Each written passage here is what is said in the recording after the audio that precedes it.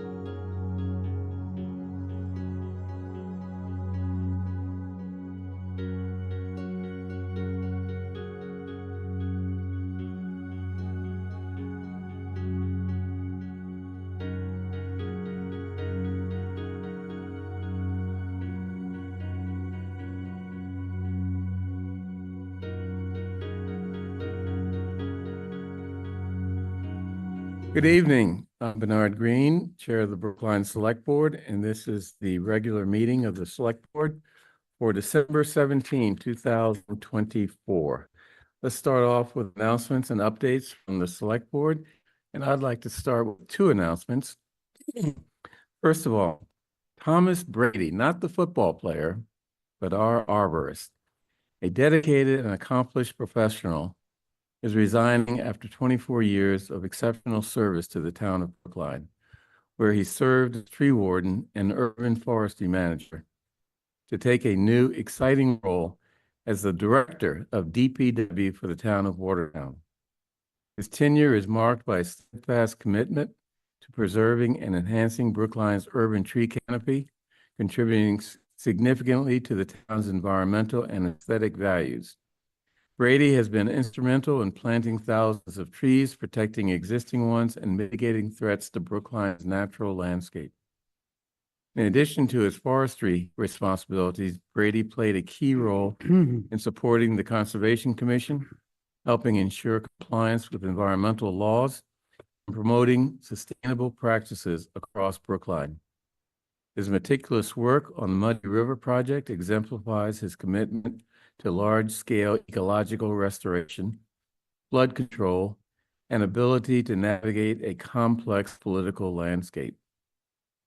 Tom's leadership was also pivotal in guiding the Department of Public Works here in Brookline through the accreditation process, elevating operational excellence and making us the first accredited DPW in New England.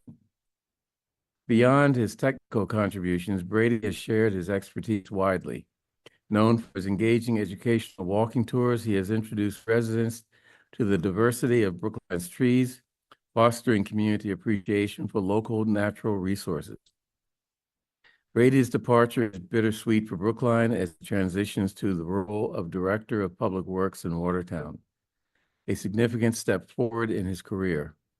While his leadership will be deeply missed, his legacy in Brookline's thriving urban forest and land conservation practices will endure. We wish him all the best in his future endeavors. And, you know, it's bittersweet also because we're losing someone very important to our community, but we should be proud of the fact that we actually helped develop him into the leader in urban forestry that he has become. So yes, we're losing someone that was very valuable to our town, but we're helping him move up in his career, and we should be proud of that.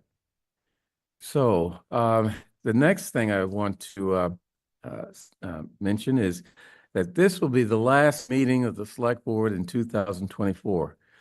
We will return in the new year on January 7th, but the town will not be closed down just because the Select Board is not meeting. Police and fire will be on the job even on the holidays, and town departments will continue working, although on reduced schedules, to give them time with their families or significant others. So as chair of the Select Board, I think I'm speaking for the entire board. I wish everyone a happy and safe holiday season. I put an emphasis on the safe part because we want to see you next year as we start this process over again in calendar year 2025. And we don't want to overwork our police and fire departments during the holidays.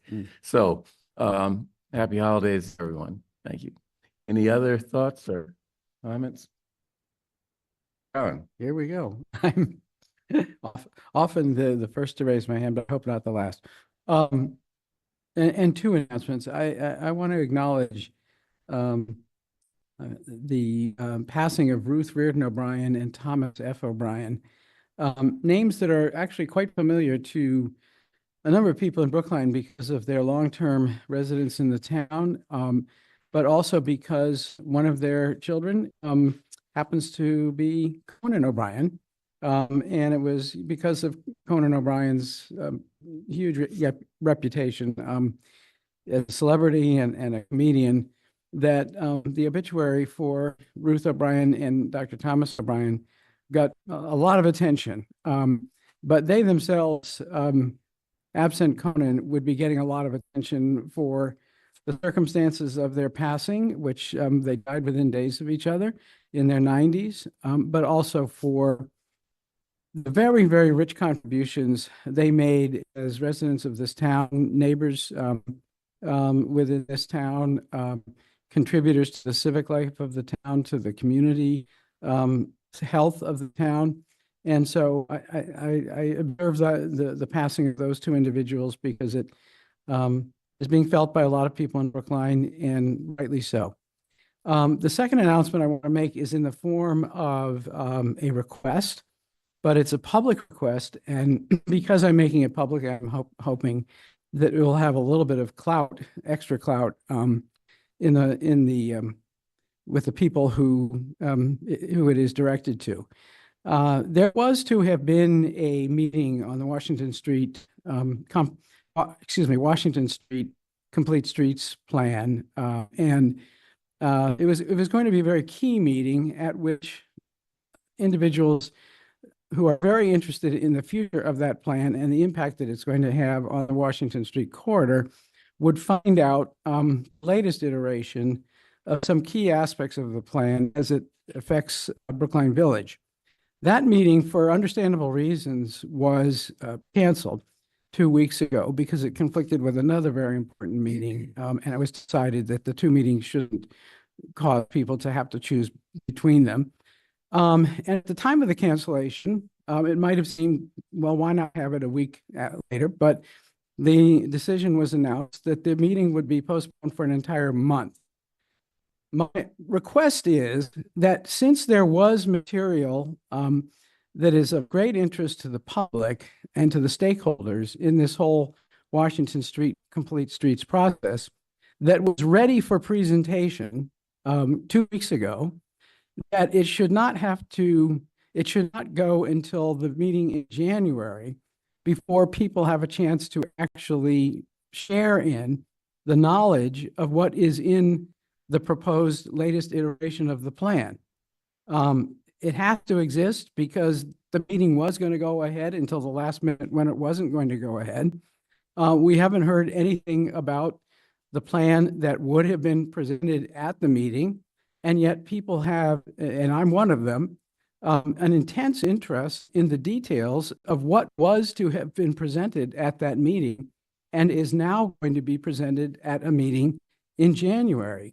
And quite honestly, when it comes to transparency and open meetings, I think it would be unforgivable to withhold that information and then only present it on the day of the next meeting at the meeting, which is kind of a pattern that has been followed in the past. So that's my request. If the material exists, and we have every reason to believe it does, don't wait until this next meeting and withhold it from the public.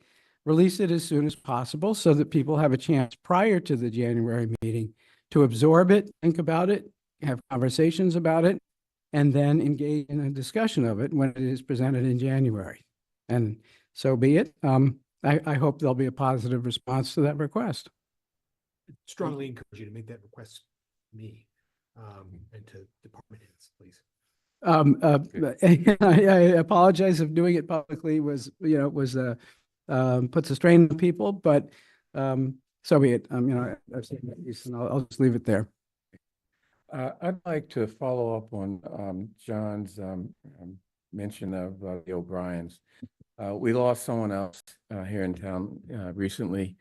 Firefighter at Engine Company number 6, Richard Gillis, who was appointed to the fire department in 1998, and he died December 4th of this year. He was a young guy, not that young, but he was not old.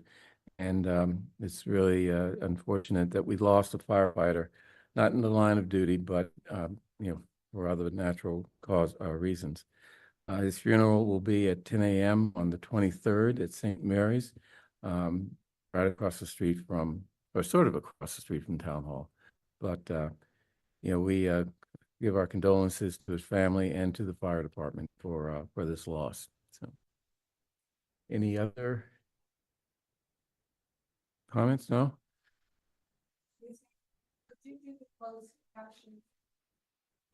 Okay.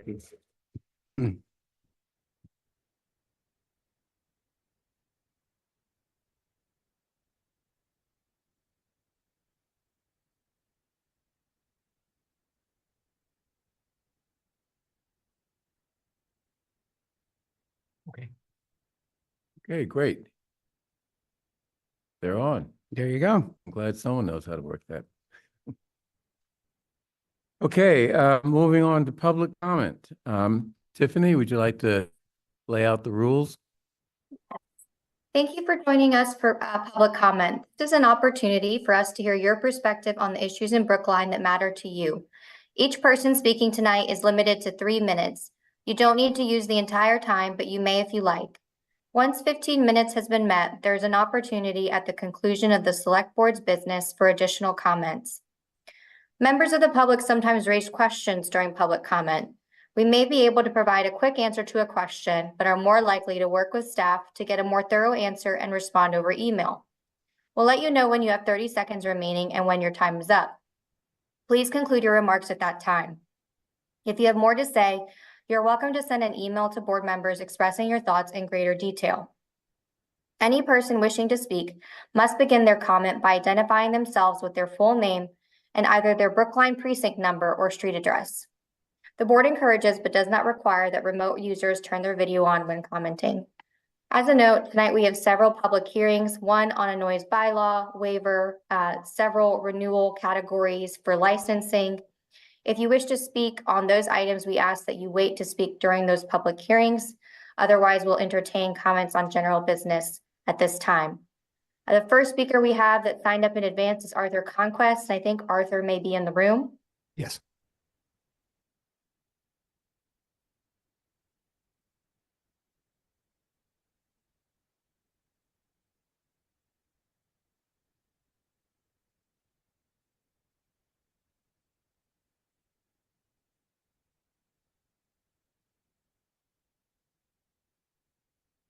Can you hear me? Yeah. Yep. Thank you.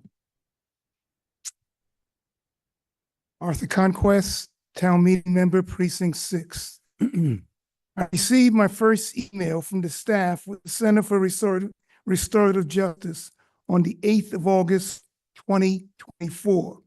I have 50 back and forth emails with them as of December 4th. I'm submitting for your review that email since your names don't appear. What's more, there is no possible way I can explain in 3 minutes allowed to me the Restorative Justice Center and the 13 individuals who were ultimately invited to participate in the meetings and discussions that took place. I'll say something is very wrong, and it showed. The questions we must ask is, what was accomplished? What was the outcome of whatever the Restorative Justice Group did? Specifically, how many individuals participated? Their report should include the specifics. To say that the Black community in Brookline is a total sad mess is a gross understatement. And my words spoken at town meeting a year ago were, President Lincoln's a house divided cannot stand. But some of the problems we have created by some of the members on the select board and the town administrators. The Black community doesn't want to air their dirty laundry in public, then do it in private. But do it. We're shortchanging the future of Black children when the problems, issues fester like the little dirty Black secrets, stealing from each other, cheating one another, and backstabbing one another. The Restorative Justice Program started out with erroneous and confusing information.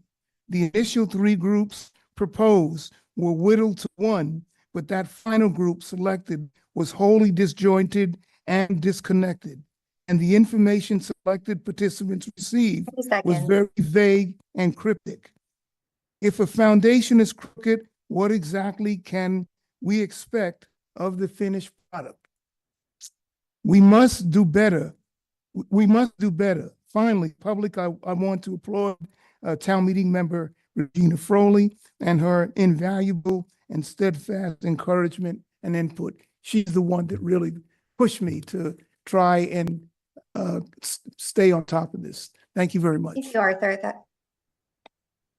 Okay, there are no other speakers who signed up in advance. If you're online and wish to speak during public on this at this time, please raise your hand using the raise the hand feature. And if you're in the room, please make your presence known to the town administrator.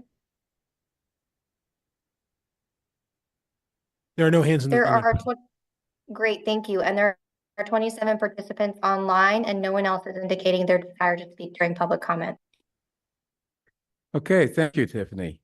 Next, we'll go to our miscellaneous calendar and approval of meeting minutes from, oh, what was the date of those minutes? Uh-oh. The 10th. I don't have it in my notes. And December 10, 2024, which was last week. Any comments or edits to the minutes? I had a minor edit Okay, did you? that I believe was made. Is that correct, Tiffany? Yes, that edit was made. Yep. Okay. All in favor of the minutes as amended, please indicate by saying aye. John Van Scoyac. Aye. Michael Sandman. Aye. Paul Warren. Aye. David Perlman. Aye. Chair votes aye.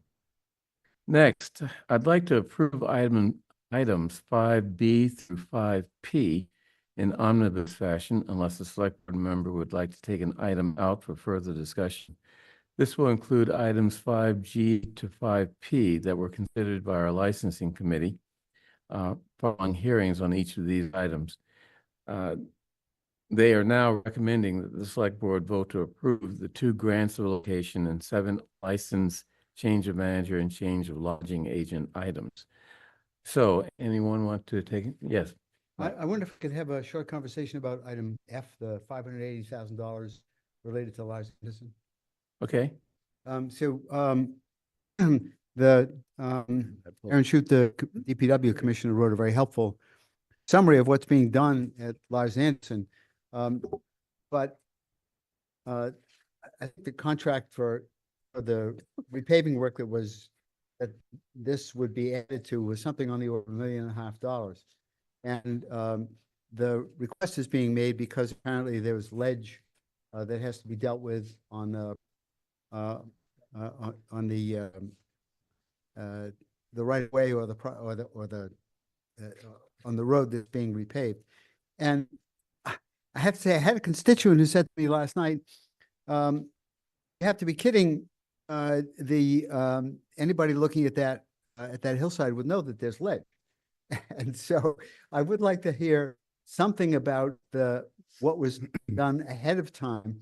And I can appreciate that there are always unforeseen circumstances in construction, particularly in highway construction and a hillside and so forth. But I would like to get a response to that concern that was expressed to me.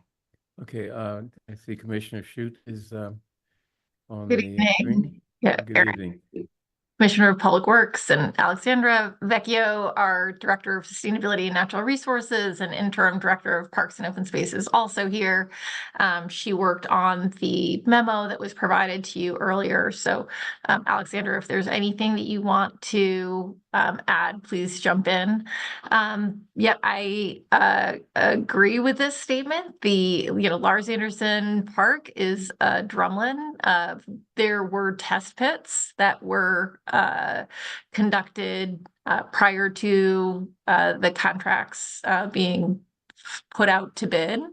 And so these were large excavation trenches, looking at soil conditions, looking at soil depths, looking at base conditions to ensure that we had the conditions that would allow the storm drainage structures to be installed as part of the construction. So there were various test pits. We know there's ledge as well, but given those test pits, they felt that they had the space and the area to install the drainage solutions that had been envisioned and designed by the consultant team. When the construction was underway, it became clear that that was not the case and that we were going to have to modify the design, which meant some regrading and shifting the drainage solutions on both the front and back side of the hill to get that surface water and flow, which is in pretty steep conditions, away from the edges of the road. So if you know, historically, we've had a lot of erosion along the side of the road, which has undermined the condition of the road. And so this solution, because we could no longer rely on on-site, you know, simply the structures, infiltration and you know, piping the water off-site, that we're managing it on-site, but we had to get it to the appropriate locations for infiltration. So into the wet, lower lying areas, which is appropriate to those portions of the park. This extra work order includes that work. But, you know, we also with this, so we have an extended route with a 12-inch plastic pipe. It's the stone, it's the restoration, loam and seed, some additional drain manholes, catch basin. We also had some additional granite that was required to manage some of the water around the entrance to the Auto Museum. And as part of our initial plan, we also added some additional filter fabric and perforated pipe to improve sort of some of the water movement as we're trying to manage it, again, both up and down the slope. This is a huge project. It's the full roadway through Lars Anderson Park. It's the parking areas, it's new granite curbing, a huge amount of grading, intense coordination around all the other users in the Auto Museum. So this has had a lot of oversight by the department and by our consultant team. And this will ultimately get us to a successful conclusion of this project. And frankly, the road itself has not been upgraded or renovated for over 3 decades. Right. Okay, that's very helpful, especially the comments about some changes that you've made to actually improve the whole package. Okay, Well- thank you very much. Yep, and thank you, Commissioner Shooten, Alexander, for providing the response to my initial inquiry, which was, how does this particular component of the project fit into the broader picture?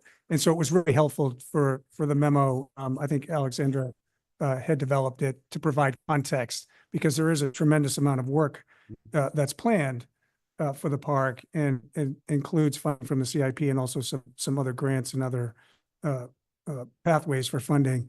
My quick question is, there's an increase in $500,000 that seemed unexpected. Is there something that's not going to be done or done differently in the future in order to fund that? Sure. Good evening, Alexandra Vecchio, Director of Sustainability and Natural Resources and Acting Director of Parks and Open Space. Ultimately, when we're looking at this comprehensive work at Lars Anderson Park, we're really looking at obviously leveraging the dollars that we have through the CIP, but then also looking for grant resources to either serve as matching funds or to extend the life of those CIP dollars. So while it's expected that we will still be able to move forward with all of the other work that we have outlined, it will require that we continue to look for additional funding sources to support that.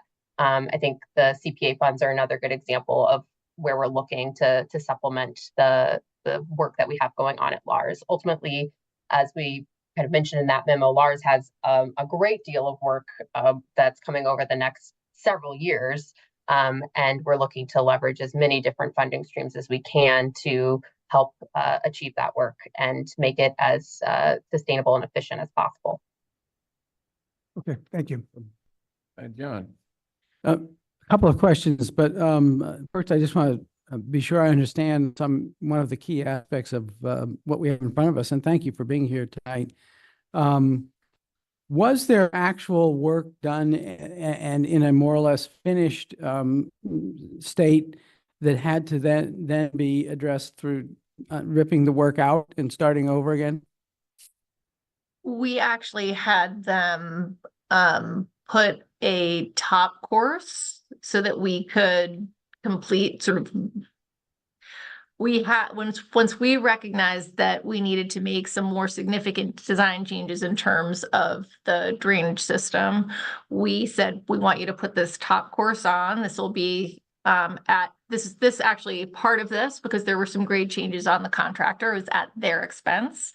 We said, we're going to do a pause on this, work with you on the costs, and then come back. So that is not a cost that we are paying for again. Oh, okay. Yeah, you got ahead to the second part of my question, and thank you very much. Because my familiarity with projects such as it is includes there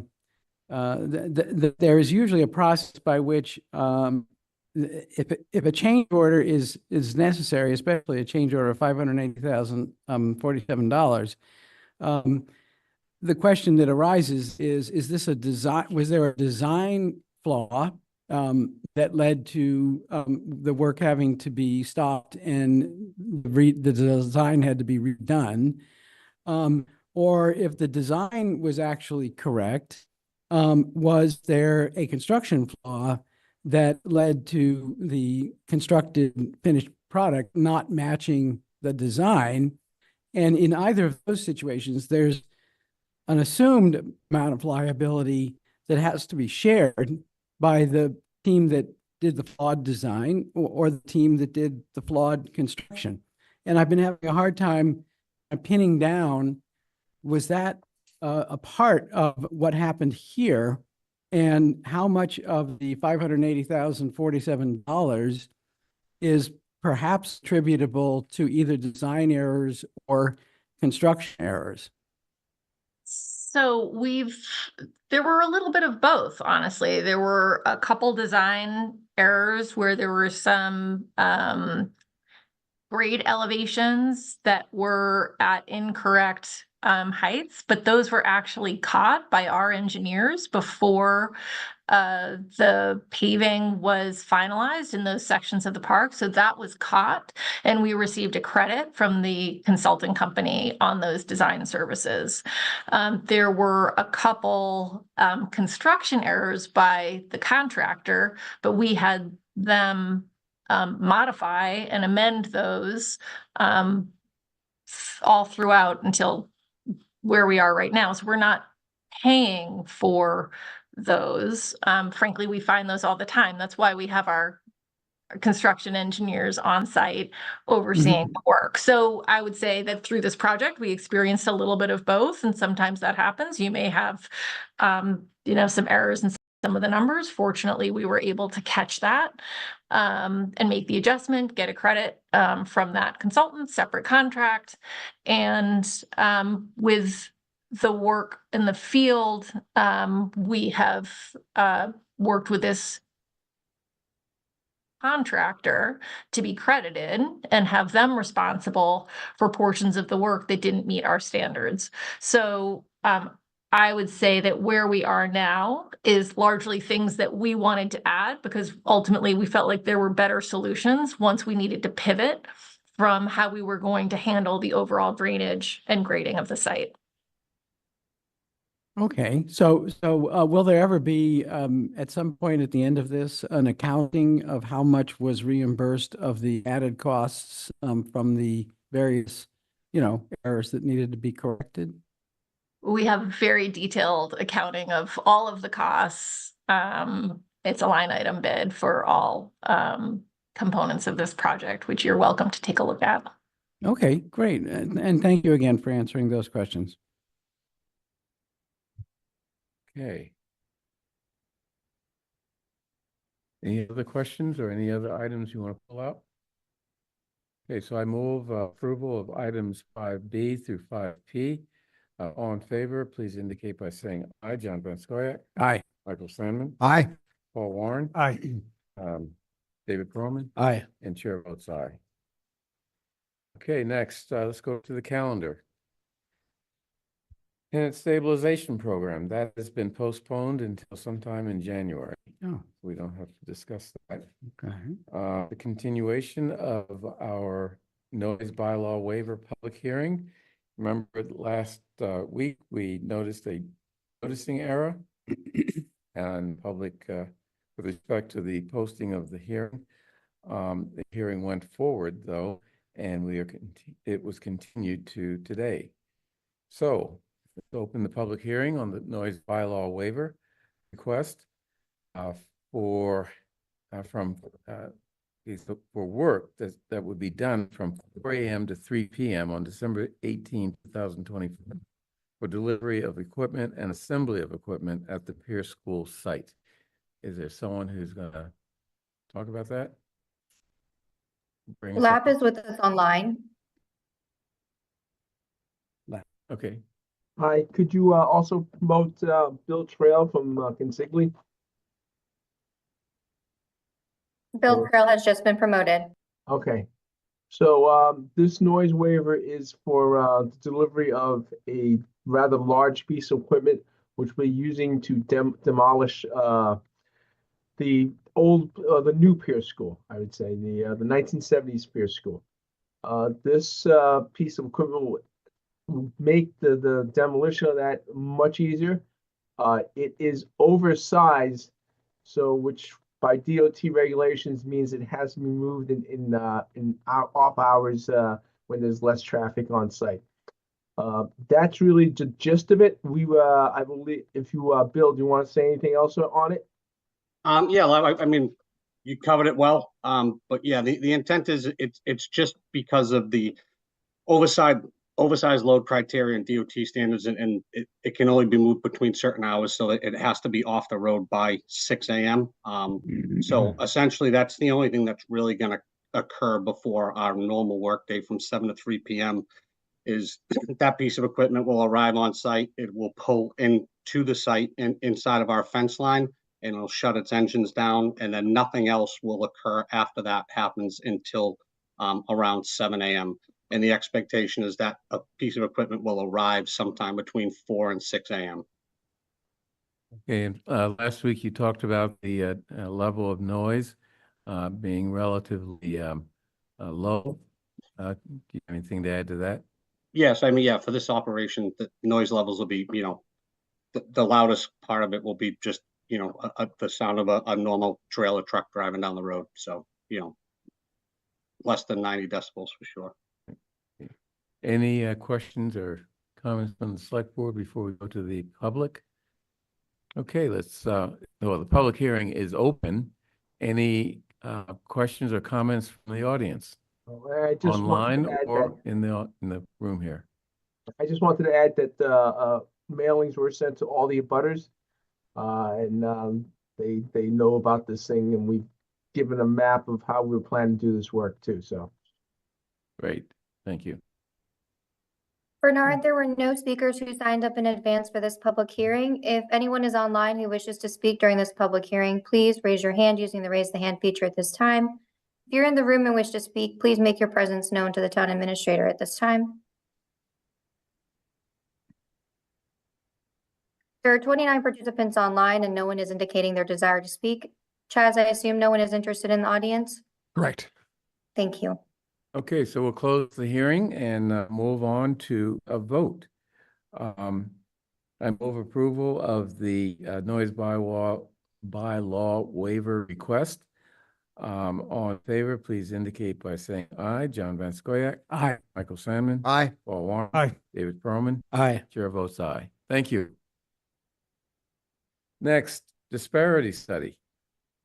And who is going to do that? David Janikakis and the team from our Procurement office. yes, and from our consultant Griffin and Strong, who are part of the joint presentation, the joint operation with the city of Somerville. Hello, everybody. David Janikakis, Chief Procurement Officer. I also have Lincoln Heineman, the Finance Director, and Richard Seville, the Procurement Officer here. And I'm not going to say a lot. This is really Griffin and Strong has done a yeoman amount of work, and I want to give the time to present from them to you the findings and the general content of the disparity study that's been going on since September of 2023. There'll be time for question and answers afterwards. And if there's anything you need from me or Lincoln or Rick, please let me know as well. Thank you.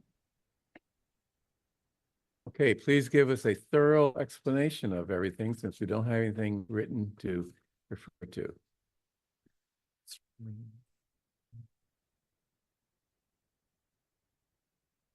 Jess, I do want to, I have a quick question before they begin because he's pulling up the slides. I'm just curious, what prevented us, it's been being worked on for 2 years, from getting a copy of this for public view and also the select board before the presentation? I would ask the consultant that question. Is there a reason why this didn't make it in the packet in advance? And we did have a draft. Yeah, So- is there anything substantively different between this and the draft? So let me introduce myself. Or you? Sorry. Hi, everyone. My name is Kevin Vega. I'm the Deputy Project Manager on the 2024 Town of Brookline Disparity Study. I work with Griffin and Strong, and I'm here with my colleague, Dave Marr. And to answer your question, Select Board and Chairman, we've provided all of the chapters consistently throughout the duration of the study, along with, we hosted a findings and recommendations presentation about a month ago, and the presentation itself did not change. We also submitted a draft report as of about a week and a half ago, and we didn't receive any comments. And so to directly answer your question, no, there have not been any changes. Thank you. Okay, so at some point, someone failed to provide. Right. That's on our end. I'm seeing this for the Yep. first time. We'll dig into it. Yep. So, because there's clearly a breakdown there. We'll figure that out. Okay, proceed All right. in detail, of course. Slowly. Yes, of course, of course. So, already introduced myself. I'll let my partner introduce himself too. Hi, good evening. Thank you for allowing us to present. My name is David Maher. I'm with the Legal Division at Griffin and Strong.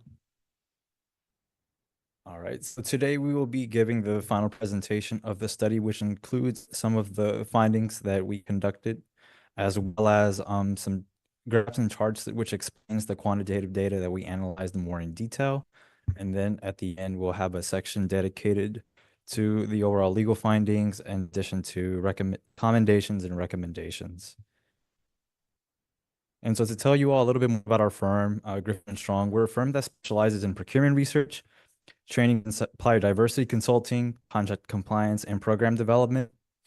We are based out of Atlanta, Georgia, and with regards to this specific field, we are the most qualified team. We have 7 JDs, 2 PhDs in economics, a PhD in social psychology, and 1 PhD in anthropology. And so just to kind of break down the agenda, we'll talk about the technical approach, the study parameters, and then all of our findings, which each has a designated chapter in the final report. So it's the policy, quantitative findings, marketplace disparities, anecdotal findings, and then the overall legal findings in the end. And like I said, the sections dedicated commendations, recommendations, and then in the end, we will give you all the opportunity to ask any questions as it relates to the study. So to explain the technical approach, the overall report consists of legal analysis, policy review from the documents that we collected in the duration of the study process. We've also collected and cleaned data that we received from the town of Brookline, which we utilize to conduct the relevant market analysis, the utilization analysis, availability analysis, and then ultimately the disparity analysis, which is composed of a ratio that is calculated from utilization and availability analysis. Then it's also composed of a private sector analysis, which is conducted by our senior economist, and anecdotal evidence collection and analysis conducted by our anecdotal analyst. And then in the end, we have our final report with recommendations, which will be provided by Friday. So now the study parameters, the study looked at the utilization and availability of firms and contracts dating from July 1st, 2017 to June 30th, 2022, or fiscal year 2018 to 2022. And the 5 industry categories that we analyzed were construction, architecture and engineering, professional services, other services, and goods. And now I'll hand it over to David to talk about the policy findings. Great. Thank you very much. Excuse me, as Kevin indicated early in the process, the policy review and analysis is conducted in policy chapter was circulated quite some time ago and evaluated by the town of Brookline. But ultimately, these are kind of the highlights that are part of a larger document. There is, again, a policy chapter that contains each and every one of these findings. But for purposes of the presentation, we break it down to some of the core findings, which is with respect to professional services, the analysis showed that contracts with architects, engineers, or related professionals are exempt from Chapter 30B, the state statute. Under the Commonwealth, there is a mandatory advertising, competition, and qualifications-based selection process for choosing designers for building projects. The town also has an on-call process for construction-related professional services. With respect to construction services, blanket contracts are applicable to individual project tasks with construction labor costs up to $50,000. Blanket contracts create a roster of possible professionals in the specific trade areas, enabling the town to request quotes from at least 3 vendors on that list for the separate construction tasks as they come up, and use a combination of blanket contracts and state construction trade contracts, excuse me, for the many of those trades. Blanket contracts were typically 3-year durations. In Massachusetts, awarding authorities have the option to use construction management at risk, or CMAR techniques, or design build approaches for certain project types. The methods are applicable when the estimated construction cost is over $5 million. And the town has used these two construction procurement methods during the course of the study period. Finally, Massachusetts employs a filed sub-bid system for selecting subcontractors on certain public projects. The system applies when the project is in excess of $150,000, when the subcontractor's work is within a specified category, and when the subcontract cost is over $25,000 on that larger contract. With respect to bonding and insurance, there is a requirement for 100% performance bond for building projects over $150,000. The town procurement staff did not report significant vendor concerns about bonding requirements or levels. The town procurement staff also did not report specific vendor concerns about insurance requirements. There has been, nevertheless, some discussions among staff about lowering the insurance requirements. Regarding prompt payment, Massachusetts law requires progress payments to the prime contractor on public projects.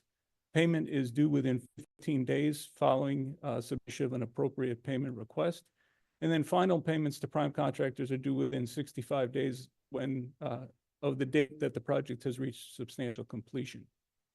Final payments to subcontractors are likewise due within 65 days following substantial completion of the work that that particular subcontractor did. In the event of delayed or unjustly withheld payments in public projects in the Commonwealth, the outstanding amounts are subject to interest payments.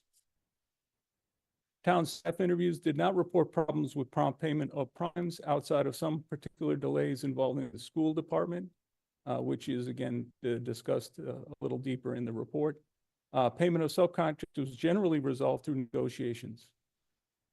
In the anecdotal analysis, 39.2% of the survey respondents stated that it took more than 60 days to receive payment from the town, and 26.1% of the subcontractors reported that it took 60 days for them to get paid by the prime contractor.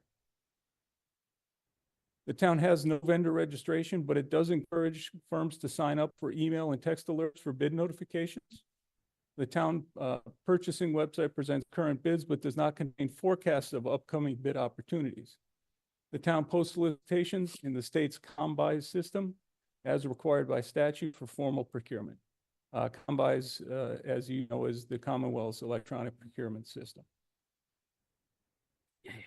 With regard to certification, the town does not certify minority or women-owned business enterprises or small business enterprises, but the State Supplier Diversity Office and the City of Boston do certify disadvantaged firms. There is reciprocal certification with the state of Massachusetts and the City of Boston. As you can see in the table, these are the certified firms located in the town of Brookline as of 2024. And the Office of Diversity and Inclusion in collaboration with Brookline Economic Development and the Long-Term Planning Division, created a diverse and inclusive business directory, which focuses on marketing local businesses and not on firms seeking procurement opportunities with the town of Brookline. There are over 40 firms and organizations currently listed in the directory. The town currently does not have any MWBE or SBE goals, set-asides, or preference programs. In the Commonwealth of Massachusetts, MWBE goals must be included in procurement processes for both design and construction phases of capital facilities and assisted building projects that receive any form of funding, such as grants or reimbursements from the Commonwealth. Staff reported that on school projects funded by the School Building Authority, they did not recall MWB project goals resulting in any bids being rejected for failure to satisfy those established state goals. With regard to shelter markets, the state law does allow for local governments to have a shelter market for disadvantaged vendors. The town does not currently have a shelter market program, however. The town has not provided small business development assistance or partnered with small business development organizations at the current time. The Town Economic Development Department will be directing firms seeking assistance to SCORE and to the Center for Women's Enterprises. The town does not also routinely provide small business loans to firms. During the COVID pandemic, the town did issue some federally funded forgivable small business loans for about $450,000 in several rounds of funding. The town prioritized the small local businesses financing to MWBEs and to LGBTQEs. I'm sorry, that's a typo. Reporting MWBE utilization. The town does not currently track or report utilization of minority and women-owned business enterprises. Vendor demographic status is not indicated in the town munis financial system, although it has the capacity to track such information. The town has not conducted a previous disparity study before this one. Finally, staffing and budget. The Office of Diversity, Inclusion, and Community Relations. I'm sorry, could I jump in really quick? Thank you. I wanted to just flag for you. This is a really busy meeting tonight, and I appreciate that you're reading from the slides, but can we, if you can summarize some of these things that we can move forward? Thank you. Certainly can. Or actually, and again, this actually, what we really need to know is why this study was produced and what we can do as a result of it. And appropriately so. So these, as you'll see at the end of the report, there are recommendations and commendations that are made. Those are based on the findings that we got. So again, what you have is statistical findings, you have anecdotal interviews and other findings, you have policy-based findings. Those lead to the recommendations, the commendations that are at the end of the report. But if the select committee would like to, we could move forward to the recommendations and the commendations. Okay, so we're not voting tonight on this. So why don't we? Pardon me? What is the objective of tonight? Okay. Let me.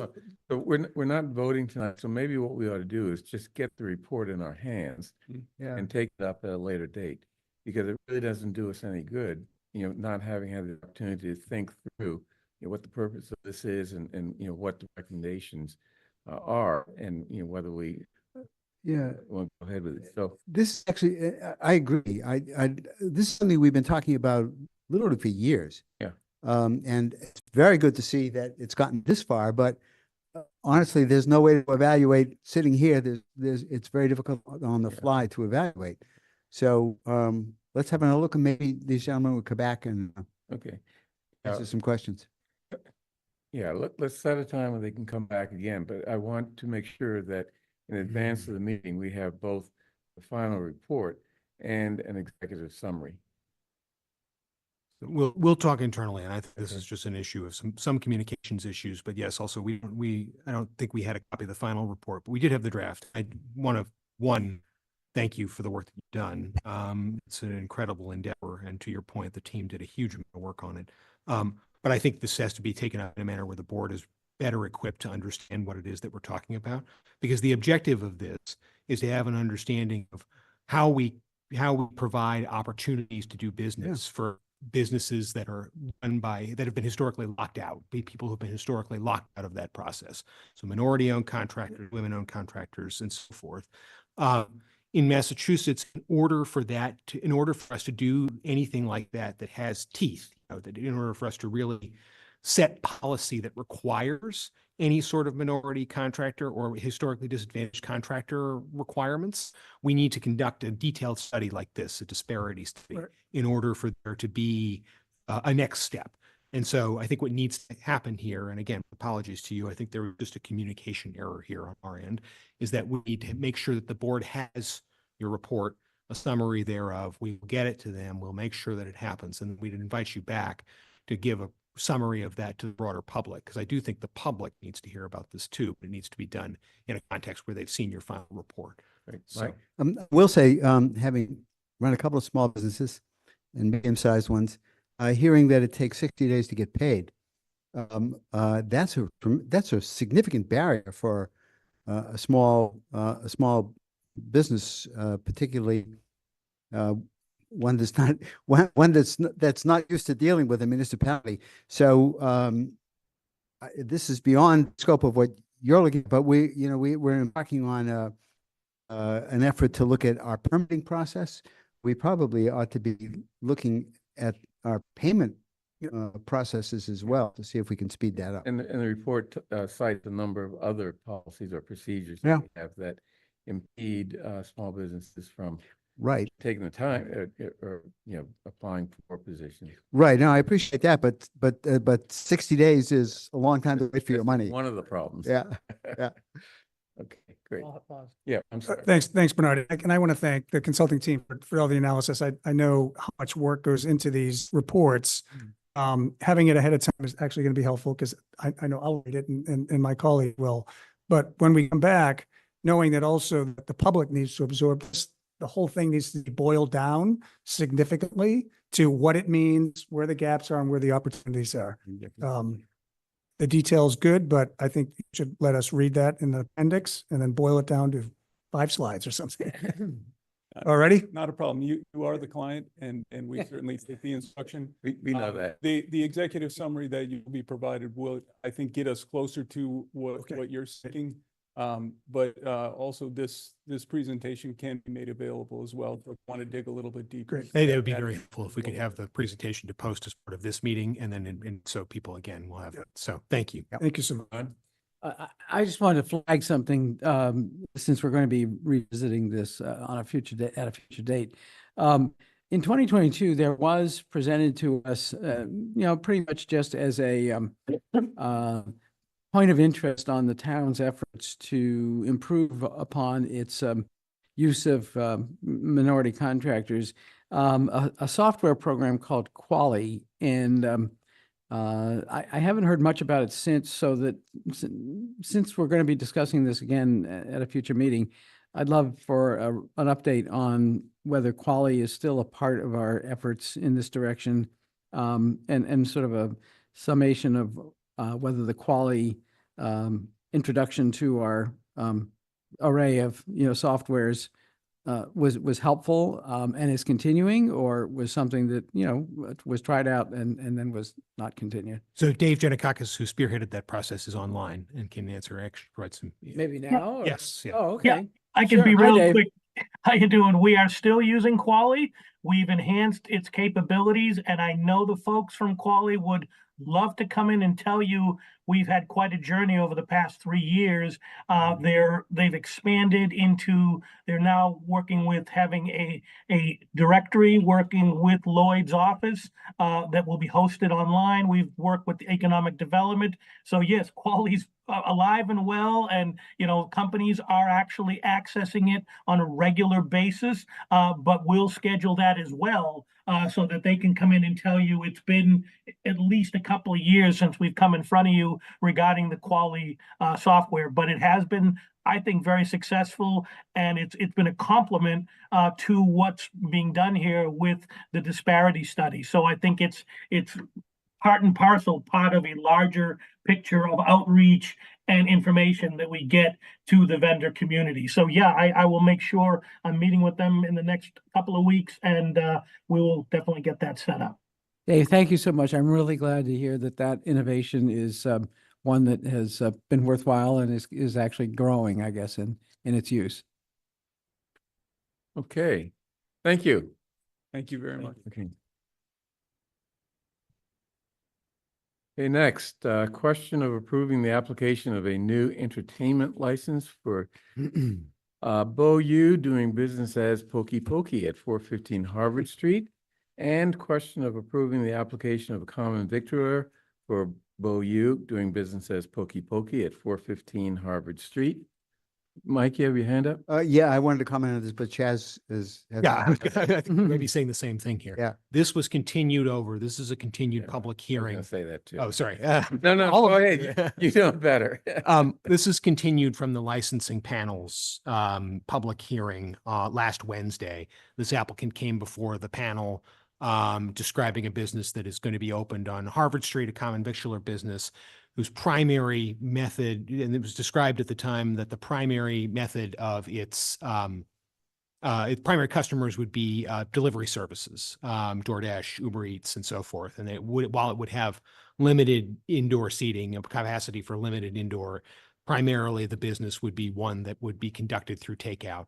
At the time, the panel identified that that's a very busy street, and there's not a lot of loading space on the street directly, and that there have been complaints about delivery drivers using that space, blocking bike lanes, and so forth. We also had a member of the public appear and raise the same issue. Accordingly, as we do with these licensing panel hearings, if there is an issue of public concern, we elevate it to the select board, and that's what we've done here. So we asked the applicant to come back with some detail about what it is that they're going to do to ensure that their operations do not disrupt the flow of traffic along Harvard Street. It's my understanding that the applicants have retained counsel and I wasn't sure whether or not they were prepared to present, but I believe they are prepared to present. I do have one question that, as long as we're going to hear from the applicant, I hope that they can address. One question I have is, have they signed a lease for this space, and what, how far down the track are they? Because I've actually gone and looked at the space, and the storefront is tiny, and that's a really busy part of the street.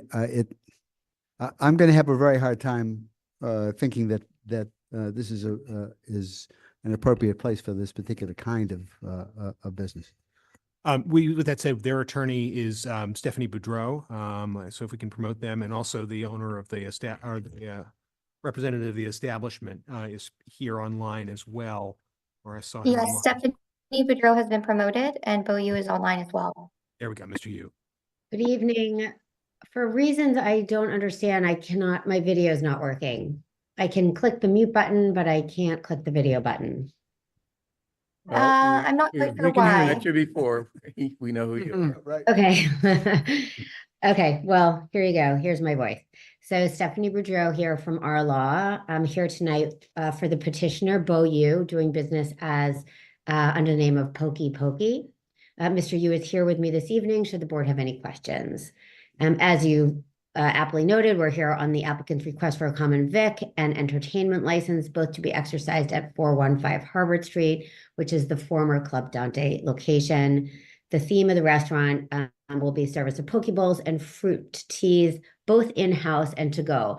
And I'll note to your comment, Select Board Sandman, this is going to be the same kind of operation that was in Club Dante, the same number of seats. So it really isn't going to change. As it relates. I think the question had to do with pickup and deliveries. Right. So I That's think it. that the extent and amount of pickup and deliveries will likely be the same or similar. It will be dine in and take out. And to address this issue, because obviously we knew it was going to come up, we reached out to the transportation department and spoke with Amy Ingalls, the transportation administrator, thinking that possibly we could have transportation carve out a short-term parking or one parking space that could be used just for this tenant or this applicant for the DoorDash and Uber during the busy hours. And what Amy reported is that currently this is an issue in all of Coolidge Corner, not just this neighborhood. And the town has hired a consultant to undertake a comprehensive parking study for the whole Coolidge Corner area. Findings and recommendations are expected in January, specifically relating to food delivery issues. And they expect that once that's complete, the town will advance a comprehensive approach to dealing with the parking and delivery issues, which might include designated short-term parking spaces during certain times of the day to reduce double parking and other like ideas. So we do expect a resolution of this issue to come through the town. I think, like I said, they're going to consider, because in this neighborhood, there is Anna's Taqueria, the Kosher Walk, the Daily Catch, Genki Ya, and Tate, just to name a few. There's many restaurants that are creating takeout issues, double parking issues, Uber Eats issues. So it's not just, it certainly is not limited to where Club Dante is and to what this applicant will be. And we anticipate with that resolution, the concerns of the neighbors will be addressed. But it does not seem, and to answer your second question, the tenant has already signed a lease, is already incurring lease payments. And to further delay them when all of these other applicants or licensees are operating under the same types of restaurants with the same amount of delivery seems to be unjust and unfair, and could really be financially disruptive to this applicant. So we would ask that the license be approved, the CV license be approved, the entertainment license be approved. The entertainment, just so you know, is for typed in radio, and the television is going to be the menu. So it's not really a television. It's going to be kind of a monitor with the menu live. So anyway, we would ask that the board consider and approve these license applications, and understand that we will do everything we can to work with the town to make sure that any issues with delivery drivers and pickup are reduced in whatever way we can. Yes. So two quick questions. One, I take your point, but I think the issue that we encountered on the panel was that when we asked the owner, do you have a plan for this? The answer was no. So that's a pretty tough issue. You know, you're right that other businesses operate in this community, but other businesses have an understanding that if there are backlogs, if there are people blocking traffic, the board has said, the transportation division has said, you can't do that.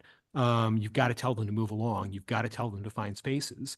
You've got to have some process in place. So to say, no, there's no plan, that's not similar to the other businesses in the community. The other question, hold on, let me have another question. The other question I have for you is, what about around the back? There's a parking lot back there. Do you have access to that lot? Is that a possibility? I'm going to turn to my client for that. I don't know if he has also been promoted. He has, yeah. Okay. So Bo, can you speak to that? Can you speak to whether there's access from the restaurant, from the parking lot in the rear? Yes, there's an access parking lot at the back, but those are leasing to the resident like nearby. Is now like a private parking lot. But you're not talking about parking, you're talking about pickup, aren't you? Yes, but like there's a very limited like space. I don't think it can More be than like a front. pickup. But I mean, theoretically, the space on, there's a space on the right side of Fuller Street, for example. It says no parking. I don't know if there's the, and then on the westbound side of Fuller Street, there is, I believe, parking on that side. Theoretically, might you, while you wait for the town to finalize the loading zones, utilize Fuller Street as the place where you do pick up and drop off of, again, and I would be clear, not impinging on the people who live on Fuller Street, but using that little strip on the corner of Fuller and Harvard to potentially do delivery there, as opposed to having people flip on their hazards in the middle of Harvard Street. Absolutely. I think that makes a lot of sense. And one of the things the town said is they want to deal with this and they want to help these restaurants figure out the best way to address it, to work with the neighborhood. And they just didn't want to do it piecemeal. So they weren't willing to work with us initially, but we will stay on them and make sure that this issue is resolved. And in the meantime, we can definitely direct the Uber and DoorDash drivers to utilize Fuller Street. And again, I don't think that the traffic or business or parking issues will be any different than they were when it was Club Dante. Okay, as the town administrator mentioned, you don't have a plan. So I think that I would like to request that you put together a plan that includes the use of Fuller Street as well as the parking lot and back, so that we at least have an idea that you've addressed this question and have a way of dealing with the problems that are created. Mike? Maybe there's I'm sorry, somebody had me? Oh, go ahead. I was just going to ask, because we didn't benefit from the public hearing. You heard. Yeah, I if heard you the could whole. Summarize. Right. I mean, look, I trust you, Yeah. and for you to elevate this, you heard something Mhm. about the business model, and also from the residents that caused you to say, this is different. Please share what. Sure. So did you hear? there were two residents who made the point that this is a tight neighborhood. It's very difficult to park there. The traffic is heavy on the side streets. They feel the effects as well. And so I'm sitting here thinking, we want them to use Fuller Street. That's a side street that that's it's not a totally perfect solution by any means. And then the other thing is the restaurant owner actually going to be able to get the Uber Eats drivers to pick up on Fuller. It's much more convenient for them to stop on Harvard right at the curb and run in and run out. And speaking also as a cyclist, when I ride up that street, and I do, and there's somebody parked there, I'm pushed out into a live traffic lane, as are the other cars. Attorney Boudreau's absolutely right. There are lots of restaurants operating there. They're all causing problems to one extent or another. The question is whether there's any way that we can prevent this one from adding. That's why I thought that it was sensible to bring it in here. It seems to me like it might be possible to, or is it possible to have as a condition of the license that they have a plan to have their drivers pick up, and that way we have at least a little bit of a way of twisting the rhymes if we find that that's not the case. I think that's fair. I want to double check. Yeah, I think that's fair. Okay, David? So a couple questions I have. So it was referenced that there's the possibility of reserving a space on Harvard Street for delivery service vehicles. Is that something that is done elsewhere in the Harvard Street corridor? Not in the Harvard Street corridor currently, but that's an idea that other communities have taken up with the proliferation of DoorDash and Uber Eats and so forth. So we're thinking, and again, it wouldn't be 24/7. It would be at peak hours in order to ensure that there's still adequate parking along Harvard. Then a second question I have is, we're hearing about the importance of having a plan in place for delivery drivers. Is that something that we have consistently asked of all the other establishments in that area? Yeah, this is the issue of, I think, that Mike raised, which is, and that Attorney Boudreau raised, which I think is accurate to a certain extent, is that there was this steady drip. And in the same way that the board, at some point said with 2 a.m. licenses, wait a minute, we got to have a policy in place before we let more of these go through. I don't think it's unreasonable for the board to say, wait a minute. I hear what you're saying. You're saying this is not going to be any worse than Club Dante, but we need some assurance that that's going to be the case. And a form that assurance could take is issuing a license conditioned on providing a delivery plan within 14 days. I'm just wondering if, and by the way, we condition licenses on various things all the time. Understood. I just don't like the idea that we're holding the line on this business, but on other ones, we didn't even ask for such a plan. Yeah. And also to an earlier point raised, I'm not sure how any business owner can tell these independent Uber Eats drivers, park on this street. How are they going to know that in advance? I think that's, you know, when you sign up, right, I believe that you are able to tell them pickups have to be here. And now to your point, right, at the end of the day, the drivers are who the drivers are, and it's hard to, it's not impossible to enforce though. And it is something that, you know, we want to encourage these businesses to do. But again, think about when the number of licensees that Attorney Boudreau just referenced, how many of those licensees predate the upsurge of the delivery services, right? It's not that this problem, it's that this problem is relatively new, and that those licensees, the barrier, you know, it became a problem over time. It wasn't that same problem existed when you approved the license for, say, Anna's Taqueria. I'm just not sure that this problem is specific to this particular business. And so I just wonder why we would be addressing what will be a necessary broader policy change off the backs of this particular applicant. To me, I think it would be more sensible that we explore a policy for delivery services more broadly, but I'm not sure why we would connect that to this particular applicant. I guess you have to start somewhere. And so, and if it's possible, to put in a condition and for the applicant to tell the pickup drivers that they should park on Fuller Street around the corner. It's not very far. You can see, I've got a map up here on my iPad, and you can see it's just around the corner. Maybe that will help, at least to some extent. As I said, we have to, you have to start somewhere. And so, And we're where do you- responding to requests from residents in that community.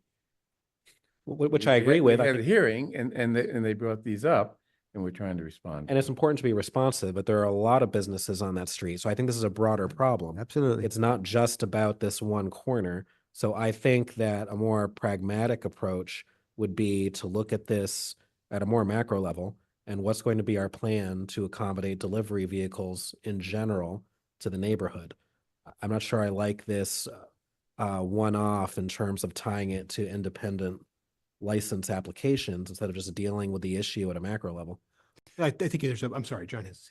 I didn't mean to interrupt, but so I have to ask a question. There are a couple of pokey restaurants in California that seem very similar to what's being proposed here. Is this part of a group of pokey restaurants? I don't believe so, but Mr. Yu, can you? No. No, yeah, not related. No. What's pokey mean? Well, you want to explain? Is that? Owner or- It's just the name, like we came out, you know, like that's it. It's a play on the word poke bowl, if you know what a poke bowl Okay. is. Yeah, right? poke bowl. Yeah. And if I may just continue the question. It's not a reference to the way traffic will move on Yeah. Harvard Street.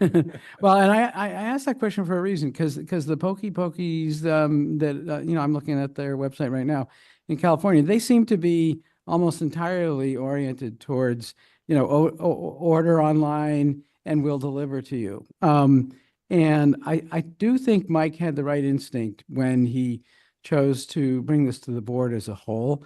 I understand David's concerns, but on the other hand, we have to be very careful about trying to preserve street life in our commercial districts. And one thing that doesn't contribute to street life in a commercial district is to have what is basically a kitchen that provides food for delivery via takeout delivery vehicles, but minimal interaction with people walking in off the street and people sitting down and enjoying a meal and people socializing from tables in the restaurant. You know, a restaurant is a restaurant, and a kitchen that does takeout service is something else altogether and not necessarily good for the health of your commercial districts. So I think we have before us an applicant that is very deserving, and you know we should perhaps figure out how to go ahead so that this person has a chance to have a successful business at this location. But if commitments are being made that this is not a takeout only operation and will have an active presence as a restaurant serving the public who walk in and sit down and enjoy dining at tables.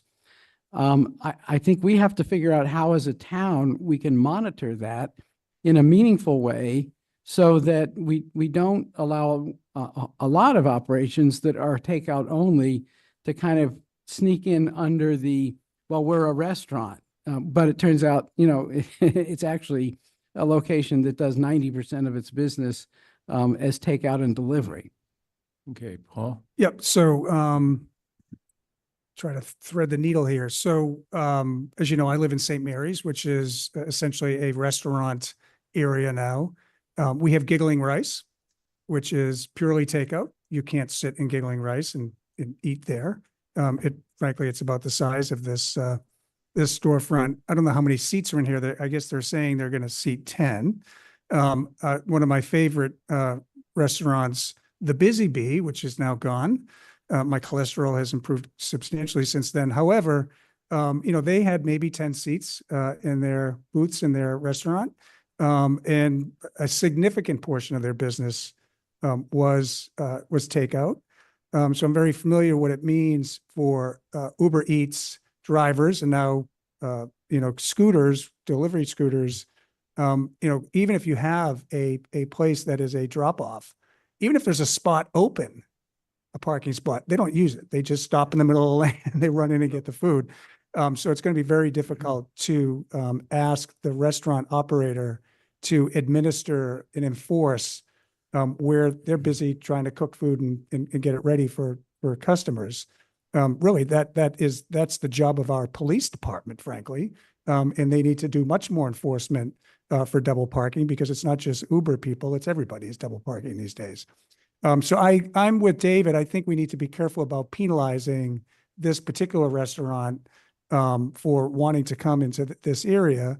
But I do think asking them to demonstrate that they have access to that back parking lot, we can ask that because this is a unique situation. They actually have a parking lot behind them, and ask that that they direct the delivery drivers to that location until such time that perhaps the parking study creates a situation where there maybe is some more quicker turnover in parking in that area. I don't know what the solution would be, but I do think it would be difficult for us to deny the license, for one.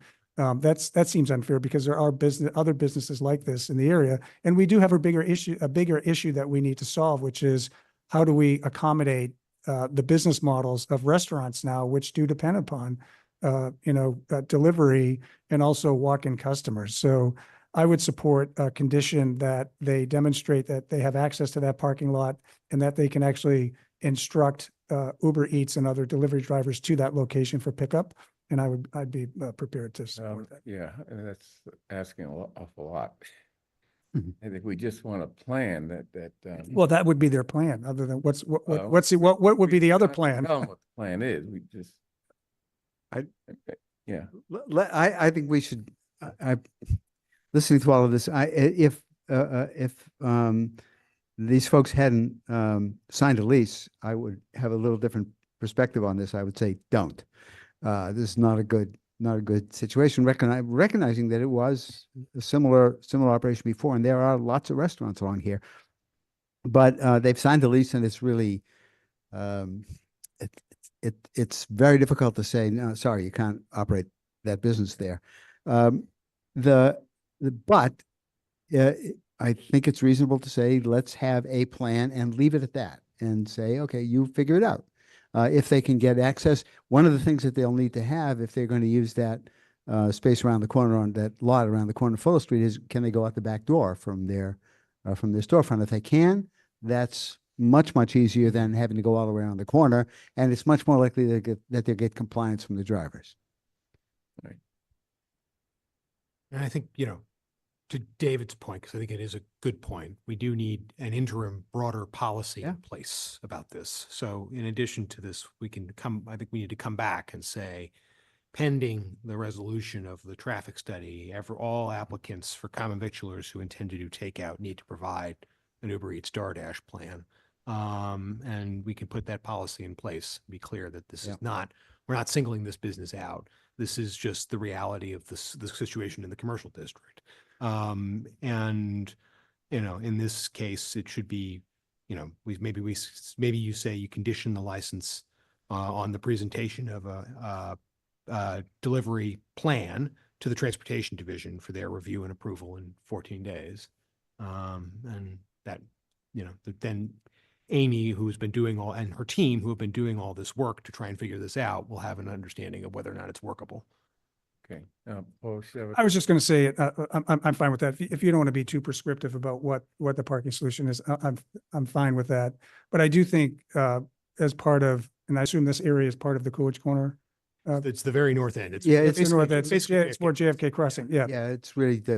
But, you know, just, you know, we have parking minimums for I think some businesses and for residential development, correct? We have those ratios. Maybe we need to start looking at ratios for, you know, blocks that have restaurants. Should there be a place that the meter can be turned over quickly, or is a delivery per number of restaurants that are in an area? Because that's really what we're talking about, is they don't have access to quick turnover delivery parking. Hopefully they would use it if it was available, but you never know. Okay, unless there are any other questions, I'd like to move approval of the application. Oh, so I'm sorry, this is a continued public hearing, so if members of the Oh, public I'm really want to sorry. be heard on this. They Okay. can use the hand raise feature online, or if they're in person and they wish to be heard, they can raise their hand. There are Hey, no Tiffany, individuals who signed up for this hearing in advance. However, if you'd like to speak and you're online, please raise your hand using the raise the hand feature at this time. If you're in the room, please make your presence known to the town administrator. There are 34 participants online, and no one is indicating their desire to speak. Mr. Carey, is anyone in the room? Nope. Okay. Okay, then I'd like to move approval of the application of a common victular license for OU doing business as Pokey Pokey at 415 Harvard Street, conditioned on okay, we already have this, I have something in here. Well, conditioned on a plan to address the delivery vehicle traffic to the restaurant. And said plan to be delivered to the Transportation Division within 14 days of this approval. I think that's about it, right? Okay. All in favor, please indicate by saying aye. John Van Scoyac. Aye. Michael Sandman. Aye. Paul Warren. Aye. David Perlman. Aye. Chair votes aye. And secondly, question of approving the application of a new entertainment license for OU doing business as Pokey Pokey at 415 Harvard Street. Hours of operation will be Monday through Sunday, 10 a.m. to 9 p.m. And entertainment will consist of recorded music and television, which, as we were told, is really just a monitor for the menu. All in favor, please indicate by saying aye. John Van Scoyac. Aye. Michael Sandman. Aye. Paul Warren. Aye. David Perlman. Aye. Chair votes aye. Thank you. Okay, thank you. Thank you for bearing with us on this. We really No, I appreciate appreciate your that. cooperation. Thank you so much. Okay. Next, we have question of approving a change in in lodging agent from Dana Hill to Kenneth Daniels at the location of 53 and 57 Beale Street. Any anything to add to that? Tiffany, do we have anyone on this application? Mike Kiley, who is the Director of Housing Operations and Property Management, might be in the room, or another PSI representative. Or Is there a online. If you're online, please raise your hand using the raise the hand feature. This is not here. No. Are they there? I don't see anyone in person. Is this a public Okay. hearing? They This is did not a public indicate that they were going to be present. However, there's nothing terribly significant on this one. I do want to note that we did receive approval from the health department after we originally loaded the packet, so that was added in later. So that's what I have to add on that one. This one didn't go to the licensing panel. We did not receive materials in time, but given the neighborhood's desire to have a housing manager on site, we wanted to make sure to move this one forward in a timely manner. And so that's why this is coming directly to you. Okay, great. Paul, you have a hand up? Yeah, I do. Thank you. This location has been the source of quite a bit of complaints from the neighbors.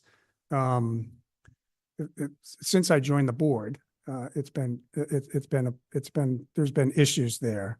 And I know that there's the thing here is that there's two lodging houses. It's not one.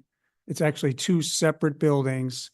And for some reason, there was an agreement, and I don't know, and I assume we can change this agreement, that this particular location only requires one lodging manager between the two locations. And what the abutters who have reached out a lot on this issue, back to Devin's days of assisting us in trying to manage this, that when you're in one building, you're not aware of the issues going on in the other building. And, you know, they have been requesting quite extensively that there be two lodging house managers, just like every other lodging house that we have in Brookline. Each location needs a lodging house manager, and for some reason they have one between two buildings.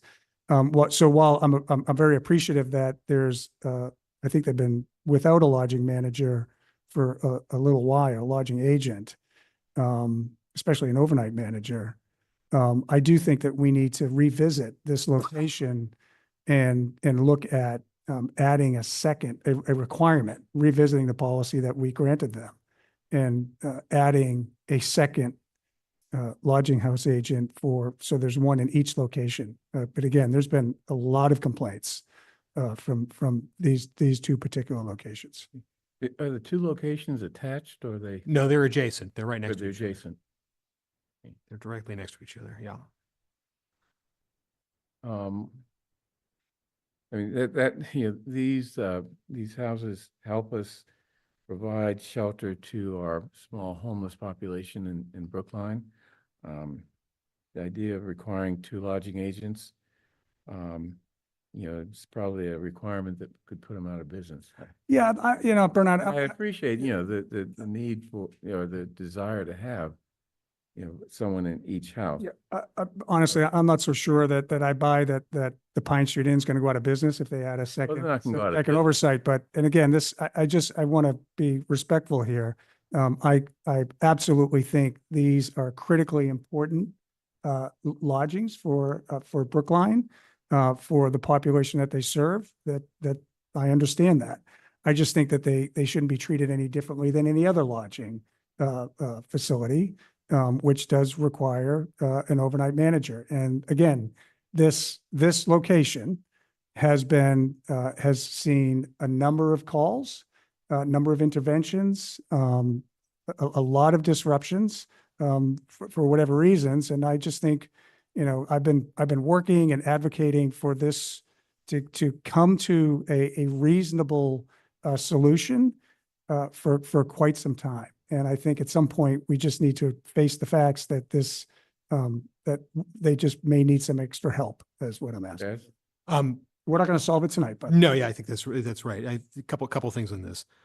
Just to your point, yes, I believe in 2004, the town and PSI entered into an agreement by which the town said, because of the proximity of the site, you're allowed to have one lodging agent for those two properties. And the issue there is, once you grant someone a waiver like that, to take it away requires a level of due process, which is to say there would need to be you would really need to look into the underlying issue there and whether it would be resolved by that, because I understand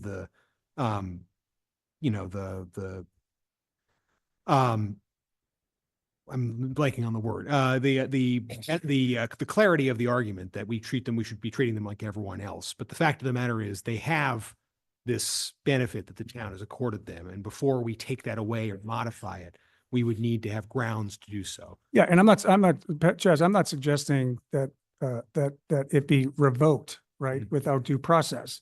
I just know that we've talked extensively about this issue, and at these two particular locations, which again, they provide a critical service to a disadvantaged and at-risk population.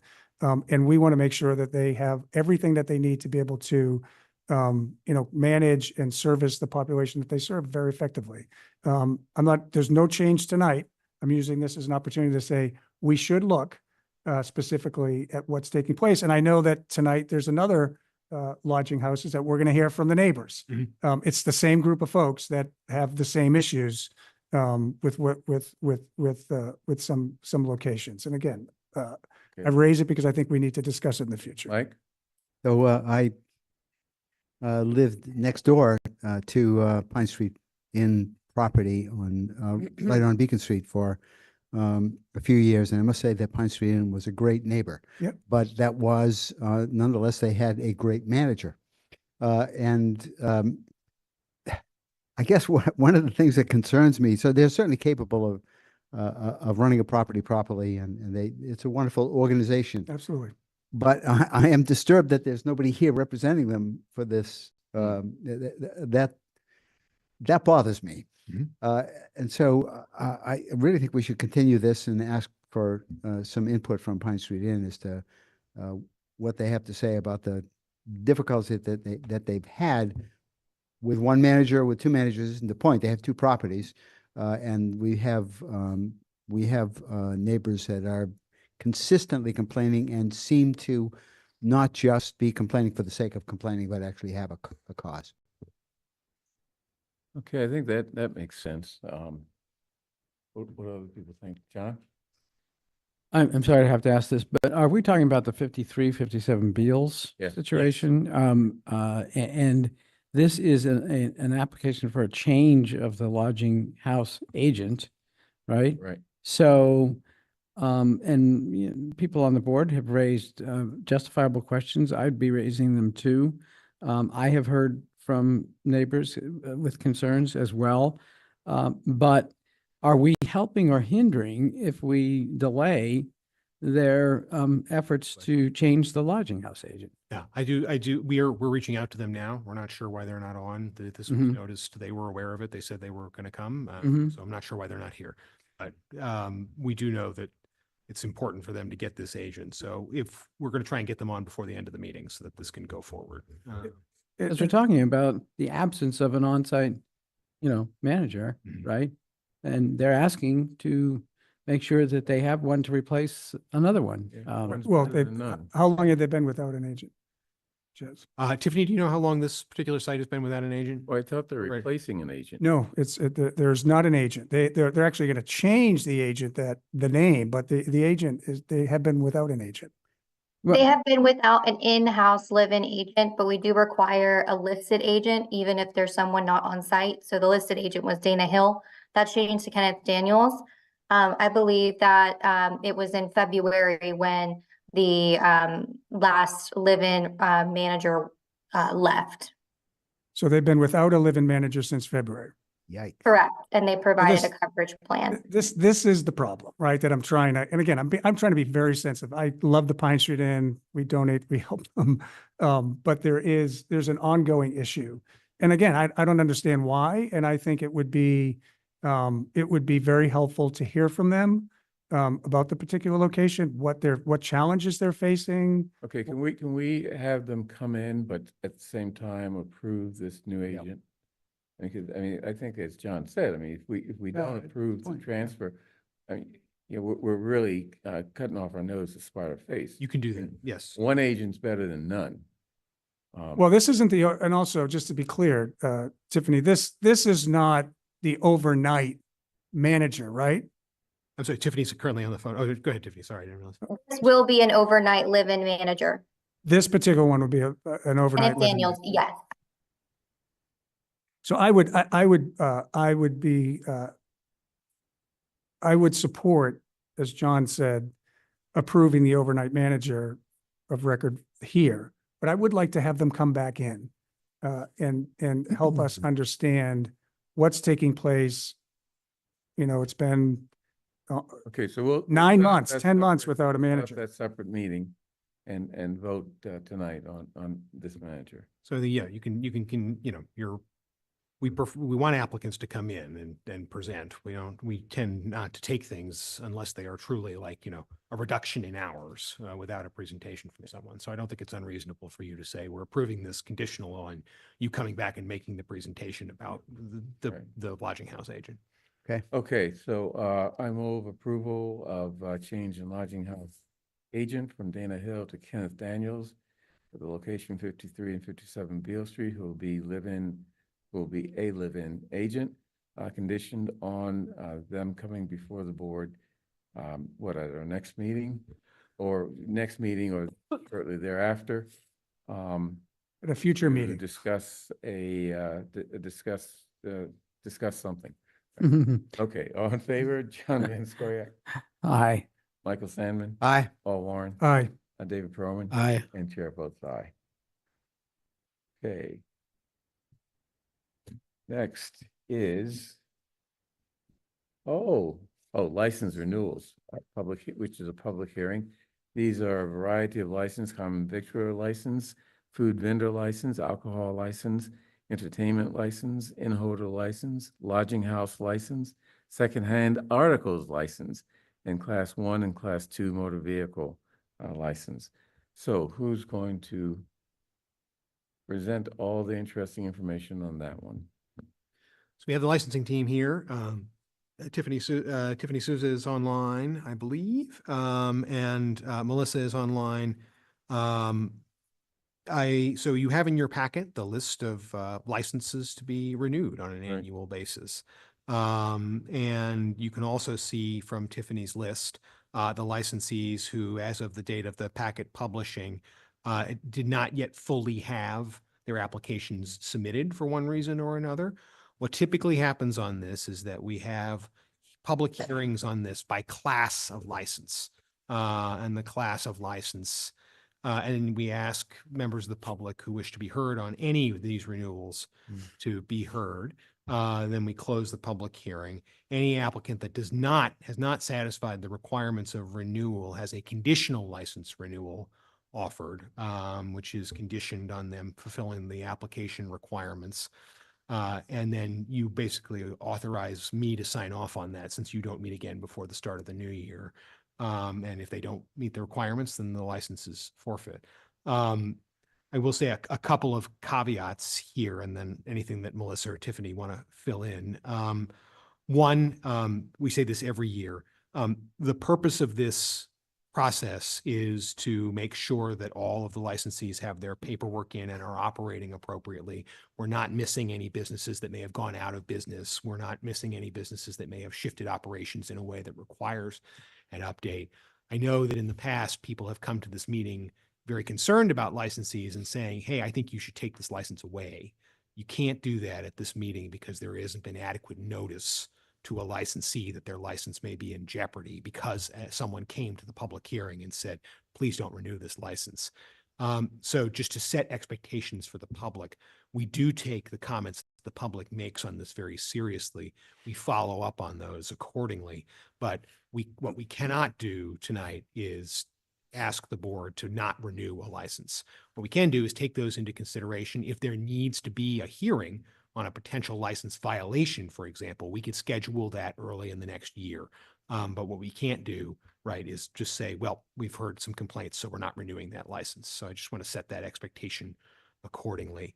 The other thing that I want to flag is that there are a couple of specific license categories for which there are just flags for your consideration. We'll get to cannabis separately, so I'll talk about cannabis when we get there. But the one that just requires a particular flag is the hotels. There's been a new bylaw passed, as you know, about trafficking, posting of trafficking, anti-human trafficking requirements, and making sure that those hotels are current. The police are still in the process of firming that up and inspecting all the hotels for compliance. So approval of the hotels this time around is to be contingent on the police signing off on that. So there will be, as they complete that process of making sure that they are all in compliance with the new anti-human trafficking bylaw. So your approval tonight would be conditional for all hotels on whether or not the police sign off on that. because they're still doing the inspections and the accommodations there. There are also several smaller individual categories of applicant whom you have asked to be present to come back and give a presentation. One of those is a hotel. You've asked for updates on their operations. They are present and they will be being able to give a presentation as part of the public hearing. And then I believe you asked a cannabis retailer to be present as well. I believe they are present and will be able to give that presentation as part of the public hearing. So those are the caveats or specifics there as we go through this process. And again, we take it through by license type. Tiffany, Susan, or Melissa, any additions there? Anything I left out? Tiffany Oliva here, and I think you've covered everything. I agree. Okay. So we'll go category by category, a hearing in each, a separate hearing for each category, Okay, right? yes. Okay, I'm looking at the list here, and let's start off with secondhand motor vehicles, Class 1 and Class 2. One application has not renewed yet. And is that Audi Brookline? Yes. Okay, so they're the one, oh, they're a big business. They should have renewed. So we're going to vote to approve their license, subject to on condition that their application be completed. Yeah, so I think Okay. for the kind of vote languages, we vote to renew all the licenses in the packet, except for those that are listed as having not completed applications. And for those applications, we conditionally renew those pending their completion of the application By category. by category. Okay, so let's open up the hearing for secondhand motor vehicles, Class 1 and Class 2. Anyone in the audience or on Zoom that would like to speak? Tiffany, do you see? There anyone are on Zoom? no speakers who signed up in advance for this one. If there's anyone online who wishes to speak, please raise your hand using the raise the hand feature at this time. There are 32 participants online, no one is indicating their desire to speak. Mr. Carey, is there anyone in the room? There is not. Okay, so having opened the hearing and given people an opportunity to speak, I now close the hearing on secondhand motor vehicles, Class 1 and Class 2. I move approval of the secondhand motor vehicle licenses conditioned on Audi Brookline completing their application renewal. That correct? Yep. Okay, so all in favor, please indicate by saying aye. John Van Scoyac. Aye. Michael Sandman. Is absent Oh, temporarily. sneaked out. Yes. Paul Warren. Aye. David Berman. Aye. And chair votes aye. Okay, I guess we have to do this one category at a time. Let's do it quick. Secondhand articles and antiques. We have 3 applications that have not renewed yet, so we will approve their application conditioned on completing their renewal application. And those 3 are Village Vinyl, Zone Design, and Yes I Can, the name of the store. Any, let's open up the public hearing, Tiffany. Is there anyone online? There is no one who signed up in advance for this public hearing. If there's anyone online who wishes to speak during the public hearing, please raise your hand using the raise the hand feature at this time.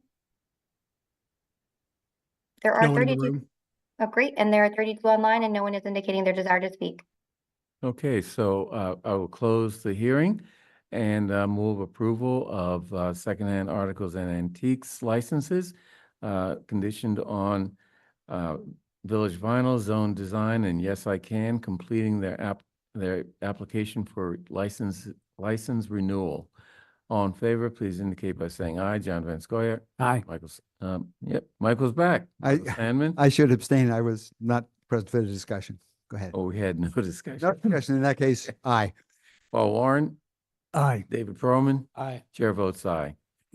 Okay, in holder, and this is hotel, right? Including hotels, Okay. yes. All paperwork has been submitted and there are no outstanding issues, except that the police department has to complete its compliance check with respect to the human trafficking bylaw. Tiffany, let's open up the hearing. Yes, we did ask that Iris Hotel be represented here today to follow up on the approval earlier this year. I believe Bob Allen or Jennifer DePazzo Gilbert are online to speak on this matter. Okay, so let's hear from them. Hi, I think Stephanie is covering this item. Let me just make sure she's still in the audience. 1 second. She is online, yeah. I will promote Stephanie now. Thank you. Chaz, while she's coming to be efficient, is Bernard, can I, it's okay if I ask a Sure. question? Do we have a time frame of when the police department would be done with their, End of the year. by the end of next year? No, by the end of this. By the end of this year. Okay. All right. Thank you. There aren't that many inns and they want. I didn't think so. Yeah. Perfect. Thank you. Okay, good evening. Stephanie Boudreau here for Wagner Hospitality Group, doing business as the Iris Hotel. Here with me this evening, and I'm not sure they've been promoted, are the manager, Igor Barukin, and the two alternate managers, Wagner Quinton Hila and Eva Kavanaugh. So all of us are here and can answer any questions the board might have.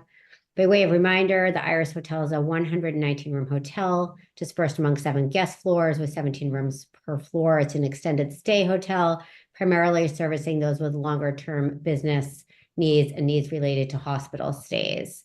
There is a 24/7 concierge on deck. Yeah, so the restaurant and bar are situated in the lobby of the hotel. There are a total of 69 seats. Current hours are 6 to 11, and for the bar, 10 to 1. The restaurant also fulfills the room service request for both food and alcohol. The hotel is before the board on July 23rd on the common vic alcohol and entertainment applications. And at the conclusion, the board approved all the applications, but asked that we come back in December to report on how things are going, which is why we're here now. 7 months in, and things so far are going great.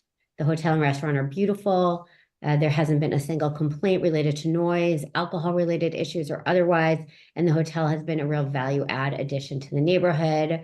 The licensee's been working closely with DPW to make some upgrades along Webster Street all the way up to Harvard Street in terms of finishing off the project. These include upgrading crosswalks and drainage in front of the property, repairing the curbing, adding bike parking to meters, adding trees, replacing sidewalk levels, cracked concrete panels on both sides of Webster Street, resetting and replacing bricks along Webster, and replacing tree grates and adding mulch just to further beautify the street. And really, we're reporting back today that there have been no issues and that things are really all going very well. Again, both myself and the manager of record and 2 alternate managers are here to answer any specific questions that the board might have. Thank you. Before we open the public hearing, any questions from the board?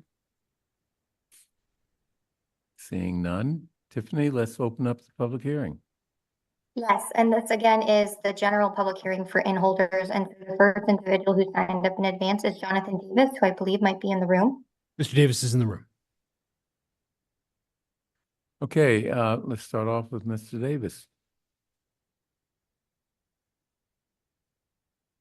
Hi, thank you very much. My name is Jonathan Davis. I live at 125 Park Street. I'm a town meeting member from Precinct 17. I had previously sent an email to the board in connection with the Marriott. And I just wanted to take this opportunity. I don't know if there's any representative from the Marriott who's here, to just reiterate, as I said in my email, that during the summers for the past 2 or 3 years, the Marriott had been given a permit, I believe, to have band performances on Thursdays in the courtyard. And there are many times, actually every time that they have the performance, the volume is ratcheted way up. And there are complaints that I've heard from neighbors. Neighbors go over in person to complain about the volume of the sound. They call in. Generally speaking, the staff is either uninterested or says, well, we have a permit, or we can't do anything, or they just ignore the complaints. So I'm here to ask you to somehow figure out how you can impress on the management of the hotel that they are not being a good neighbor in this respect, and that they, after all, have the ability to require the bands that they invite to reduce the volume. And if neighbors take the trouble to come in person and complain, or even call up on the phone, then the staff should take that seriously and do something about reducing the volume. All right, so that's, I don't know how you're going to do that. Maybe you put in something in the renewal. Maybe somebody is representing the Marriott here, and maybe, you know, you can give them a dressing down. But that's really what I'm here for. I do want to add a couple of things, just this is in connection with the introduction that the town manager had said. There are two other parts of the new anti-sex trafficking bylaw that requires submission of documentation from the hotels. That's in addition to 30 seconds. to the signage. Okay, thank you. Okay, thank you. Wait a minute. Chaz, do you have a response? No, I want to thank you for bringing that to our attention. I know that there had been a couple of noise complaints that the police responded to there as well. We will follow up with that business and make sure they understand the requirements under the noise bylaw. So thank you very much. Thank you. Great, Paul? Yeah, so speaking to that specifically, when we licensed the Iris Hotel, we did not allow them to have entertainment outside, I believe. We restricted that because we were concerned about the neighbors and the close proximity and density. And of course, the Marriott's right next door. And then also the Newbury, we also did the same thing. That there was going to be some restrictions for outside events or music. I forget specifically what we did. And again, it was because we were concerned about the carrying of the noise and the disruption. Why can we revisit the licensing conditions for the Marriott? Were they allowed to have bands outside? So my understanding is that there was some confusion there in the Marriott about what they could and couldn't do in the outdoor space. I believe the licensing officials, the lieutenant in charge of licensing, Lieutenant Brother at the police department, has spoken to them and tried to resolve this issue. So I believe the question of what they can and can't do outside has been resolved. Well, what can they do outside? I will double check on that, what the entertainment license says. But the short answer is, just because other businesses subsequently weren't allowed in entertainment licenses, it's not sufficient grounds for us to revoke theirs. There would need to be, you would need to cue it into a particular problem that they had refused to resolve. And my understanding is that after the police reached out to them, they've taken a more aggressive tack on this. And if the issues continue, then we need to make sure then that will be grounds for us to revisit that at a hearing. So is it okay, Bernard, if I ask something? So as conditions change over time, right? We're becoming more dense. We're building more mixed use housing. We're getting more people in proximity to businesses. We don't have the authority to change a license because the conditions around that license have changed. We have to wait for a complaint. You have the authority to do that, but it has to rest on something more than a sense of there has to be data behind it. There has to be something more than it's more dense and therefore we're more worried about it. It has to come from something more. It has to be, the decision to change the terms of the license has to be commensurate with an issue or a harm identified, right? So it's not necessarily a complaint. And you also have to be careful about targeting particular businesses, to David's earlier point.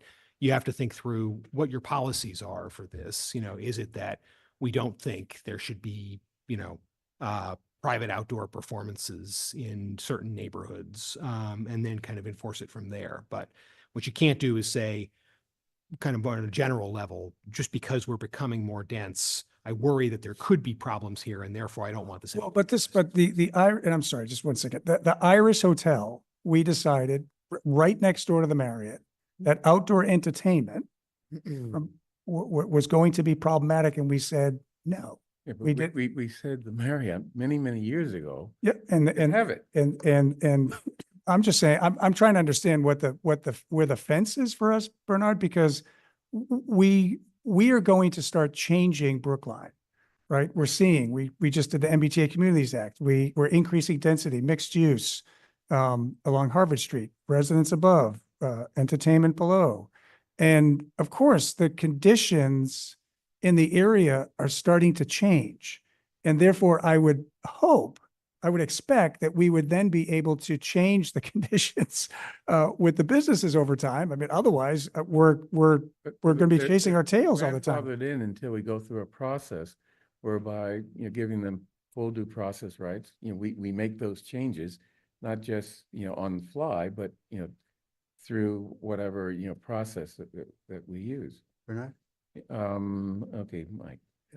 But we have a complaint or a history of complaints. It seems to me like that's the trigger to start looking at whether we should make a change.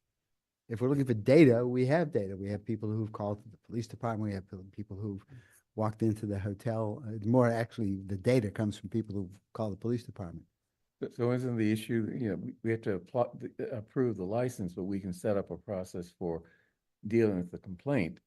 And what we can do here is, my understanding is that there were a series of complaints that related to what they could and couldn't do in that space and where they could be set up, and that situation has hopefully been resolved, but I could get more information for the board so that the board has an understanding of what the issues are. And if there is a need for a hearing on that, we can set that up. But you can see, for example, in the police department's report about the alcohol license there was a noise complaint that was attributed to the courtyard that wasn't actually the courtyard's fault.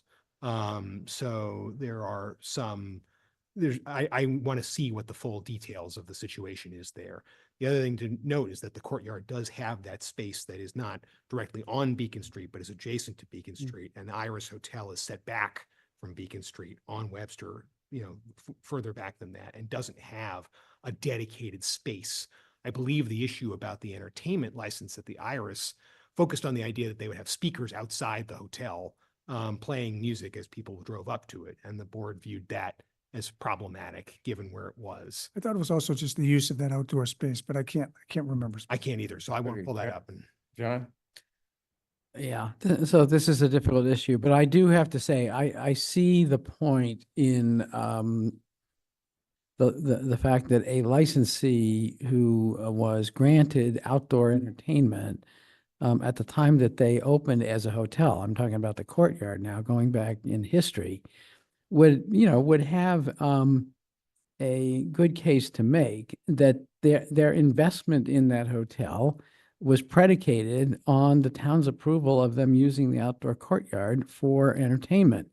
And so we cannot willy-nilly say, well, we've changed our mind about that. And this is not to put an unfair burden on the neighbors. Mr. Davis is one of our best, sort of guardians of the peace and calm of the Coolidge Corner area. But the complaints have to be pretty specific, and there has to actually be a noise bylaw violation. It can't just be, I was around when you granted this approval for them to use their courtyard for music, but I've decided I don't like it because it's kind of loud and it's kind of, not to my taste.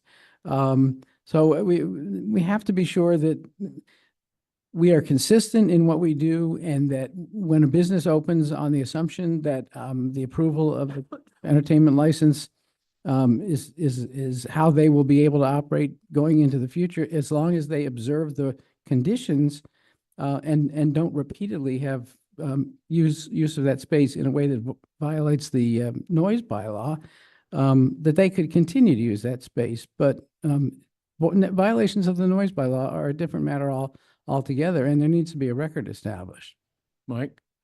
It's really very interesting to listen to, if you put the discussion together about Pokey Pokey and the and the interference with traffic flow on Harvard Street, and the discussion about lodging house manager, and the difficulty that that neighbors have with situations where the residents are not of the lodging houses are not being supervised in some fashion.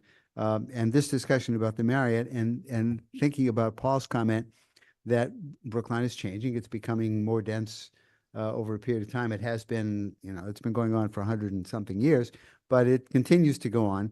And it strikes me that we're talking about doing a strategic plan for the select board. We're thinking about the comprehensive plan. That little cluster that we've just discussed is emblematic of what we need to be thinking about, what we need to be dealing with, not at this meeting, Yeah. but much more broadly and with a longer term view. So I appreciate that comment very much. I think we need to pay attention to it. David. Along the lines of what Mike is saying, I think it would be very useful for us to very purposefully look into strategic planning around issues of whether it's parking for delivery services, whether it's some sort of policy guideline around when we're going to allow for outdoor entertainment and when we're not going to do so. Because I'm a little worried that if we do this on a one-off basis, we're going to end up with a hodgepodge that is inconsistent, and it's difficult for us to defend some of the decisions later on. And I understand that there are certain legal realities around taking something away that was already granted, but it gets harder when a new business is coming up for its initial license and all their neighbors are allowed to do something and suddenly we tell them no. So I think it's important that we have some policies around this. Okay, Paul. Right, and I agree 100%. And that's the issue that I'm raising. John, I want to say, with all due respect, I take issue with you categorizing a serious issue that gets brought up by one of your colleagues and you characterize it as willy-nilly. There's no willy. Wait a minute. Hold on. This is important because words matter. Not willy-nilly. John's claiming that I wasn't referencing any comment by you. I'm not, that we're making willy-nilly changes. Yeah. It's a deliberative body. We take things very seriously. We had a member of the public come, raise issues, complaints. We know that there's documented evidence. And we should deliberate about whether we need a longer-term policy change, as David just mentioned, or whether we should actually consider having this particular licensee come back in the near future. That's not willy-nilly. That's what we're supposed to do. Okay, any other members of the audience? But Jonathan, you want to speak more? Want another 30 30 seconds. minutes? Yeah, I just wanted to clarify. I'm not suggesting that the license should be canceled. I'm not suggesting that the permit for outdoor performances should be withdrawn. I'm not talking about the quality of the music or the performances. That's a matter of taste. I am saying that I hope that there will be some way of getting through to the management that they really have to be better neighbors in this regard. And that's all I'm saying. And I'm hoping that you can figure it out. Thank you. All right, thank you. I think the town administrator indicated that we are doing that and we will follow through on it. So, But we will follow up with you, Mr. Davis. Thank you. okay, any other public questions or comments? Tiffany, anyone online? I don't see anyone in the audience raising their hands. There is no one online raising their hand at this time. Okay, then I'll close the public hearing and move approval of the licenses for the in-holder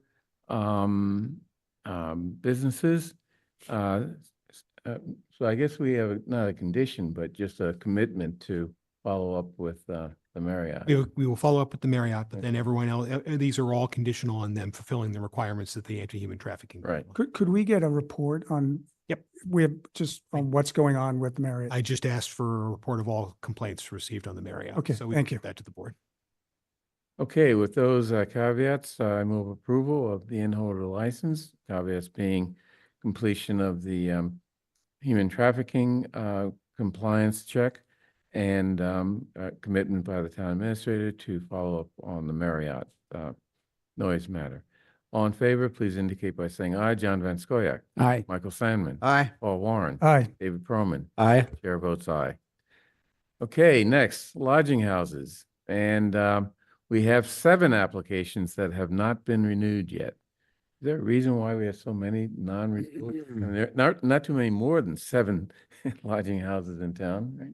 No, I'm actually not sure on this. Tiffany, do you have a sense of what the holdup is on these? Sometimes it's frankly, it's us getting the paperwork back to them. Sometimes it's on their end. So I'm not sure what the issue is on this, but we do, we have. Yes, Tiffany Souza, I think. Hello, can you hear me? Yep. Oh, hi. Yes.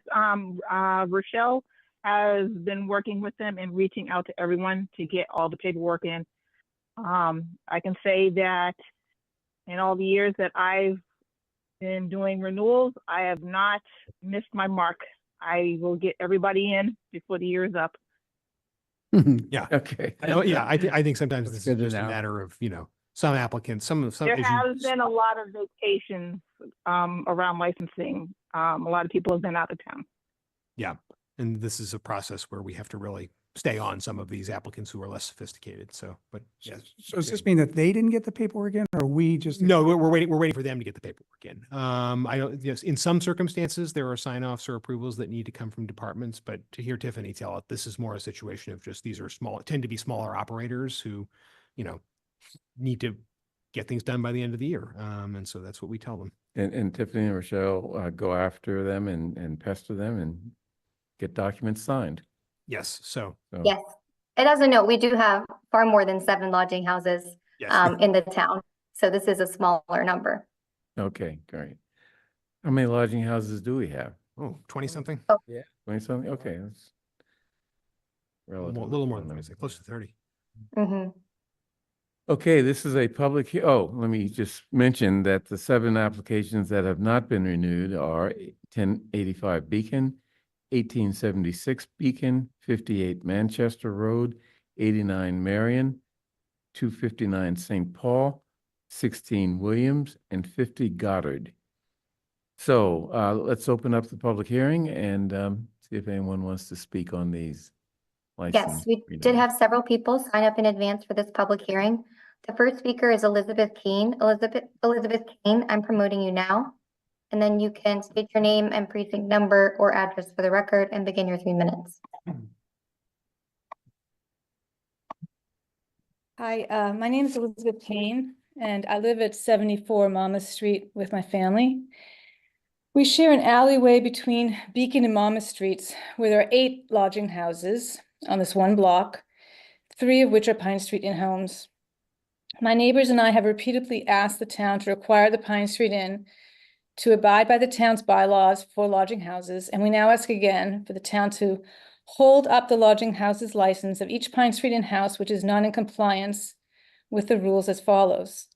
The Pine Street Inn houses are currently not in compliance with several of the town's bylaws, including providing proper supervision. 1017 Beacon does not have a building manager. They have not had one for 9 or 10 months.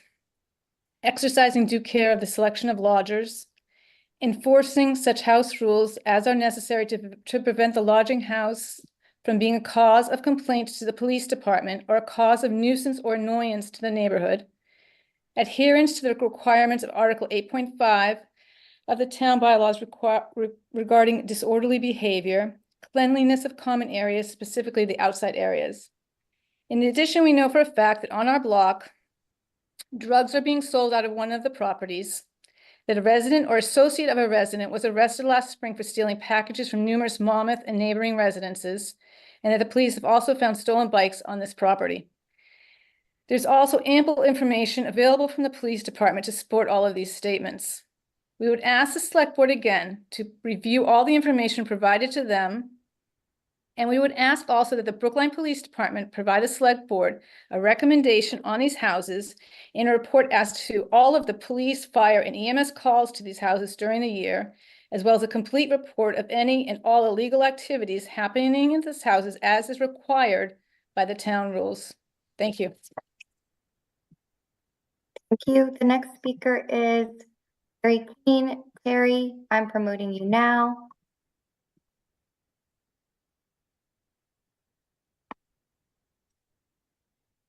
If you could please state your name and precinct number, address for the record and begin your 3 minutes.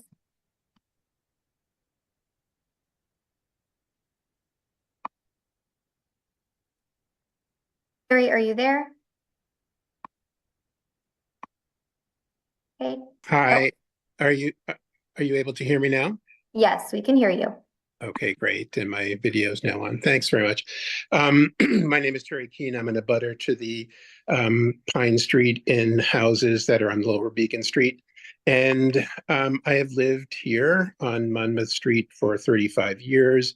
And the problems with the Pine Street Inn managed houses here began in earnest about 5 years ago. It'll be 5 years ago in May that our community saw a raft of problems stemming from these houses. Our community then joined with the Beale Street community, understanding that these houses were also managed or are unmanaged by Pine Street Inn in similar ways.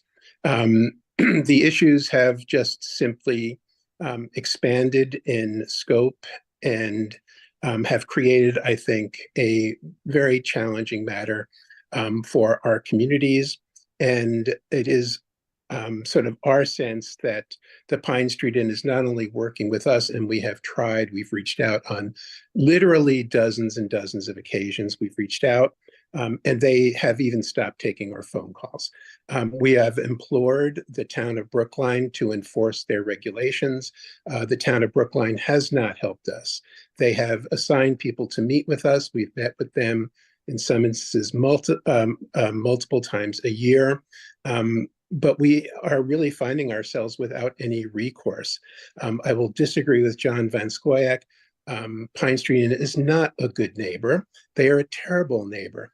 They have more than 50 houses that they're trying to manage, in addition to the huge facility that they have in the south end of Boston. They are simply unable to do it. And the fact that they cannot hire managers, they cannot provide any kind of support for the residents, makes these residents a danger to this neighborhood. I implore, once again, this is the fourth time that I've been here, I implore the Board of Selectmen to do their job, to enforce the regulations, and to deal directly with the Pine Street Inn. Mrs. Downs is the chief executive officer. She has been largely unresponsive to us now for years. And the problem for them is that the nature of the population is becoming increasingly severe, and their support services for these houses has declined. 30 seconds remaining. Thank you. It is necessary for us, before something even more violent occurs in our neighborhood, for there to be action taken, and that the Pine Street Inn should be compelled to take into account the regulations of the town of Brookline, which they are now ignoring completely. Thank you. Thank you. John Van Scoyac would like to. I want to thank both the neighbors who have spoken so far, and I respect deeply their concerns and the problems that they've had. And I just want to make sure that we can go back to the record later, but I don't think I said Pine Street Inn has been a good neighbor. I think I heard those words during this meeting. They weren't said by me. So, but if I'm wrong, and we'll check the record on that. But that doesn't sound like something I said, and it would certainly not be said by me as a way of minimizing the seriousness of complaints that people have brought to our attention. Okay. Mike? Yeah, I believe I said that when I lived on Beacon Street, going back to 1999, 2001, 2002, Pine Street Inn at 1754 Beacon Street was a very fine neighbor.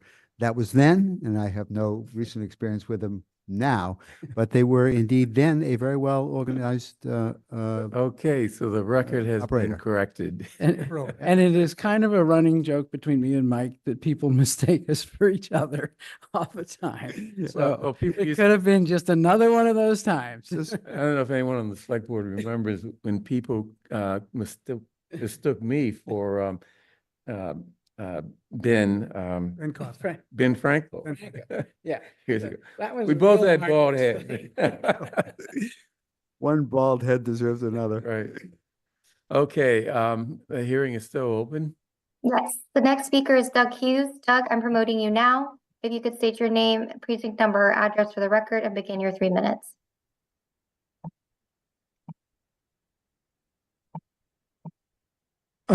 Thank you, Tiffany. My name is Doug Hughes. I live on Monmouth Street. I want to thank all of you for the work you're doing and Paul in particular. And I just want to say that, I've lived here for many decades on Monmouth Street, and Pine Street was better run than it is for the last 5 or 6 years. It's really deteriorated. There are houses on Lower Beacon, senior housing and Tufts and student housing, that are very well managed. And, I have no issue with them. I think the housing is very important. But 1017 Beacon Street in particular is very poorly managed. And Pine Street does not seem to care at all. They pretend to care. They will sometimes have a meeting or they'll send out something, but they really don't seem to care, whether it's trash, whether it's their people being aggressive, whether it's their people stealing things from us, are threatening us, are flattening tires on our cars. They really don't seem to care.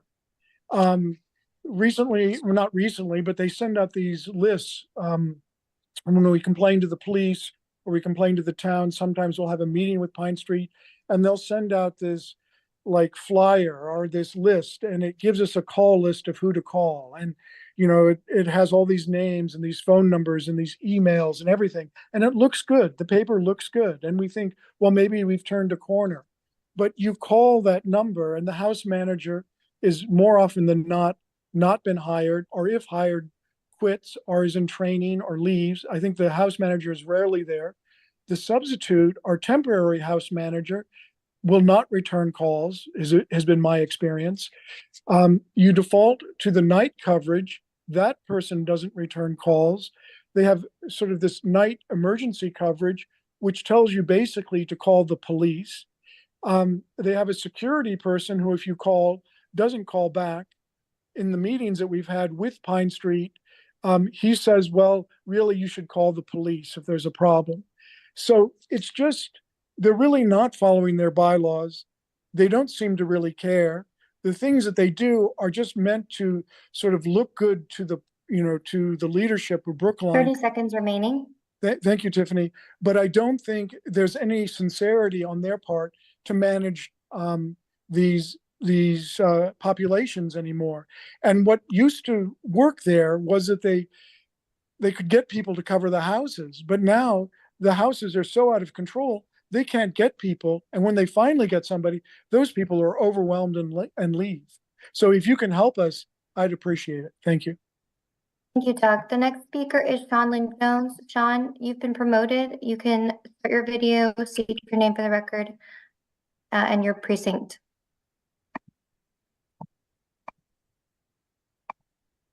Can you hear me? Yes. Yes. Okay, thank you very much. I am Sean Lynn Jones, and I'm a town meeting member from Precinct 1. And before I get to my comments, I just want to make a couple of things very clear.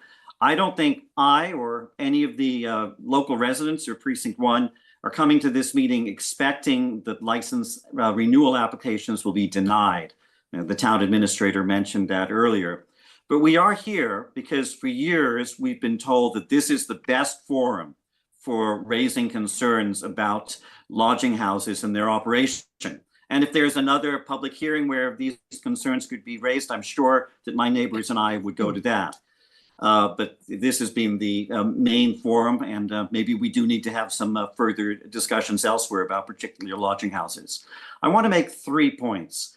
First, just to reiterate, the problems that you've heard people describe have been going on for a long time. I went through my email archive going back 4 or 5 years, and I found dozens and dozens of emails with a long litany of the same sorts of problems. It was depressingly similar to what you've heard. And in fact, what you've heard is really just the tip of the iceberg here. And I'll also point out that many of those emails from neighbors also said they recognize that lodging houses are an important component of our housing stock here in Brookline. And for some people, well, some people desperately need lodging houses. It's the only thing standing between them and being homeless. And those emails from my neighbors also emphasized that they have compassion and concern for the residents and wonder if the operators really are able to provide the services that the residents need. So just to emphasize, this is a documented long-term problem. And yeah, be happy to share dozens and dozens of emails with you. Some of them were with members of the select board.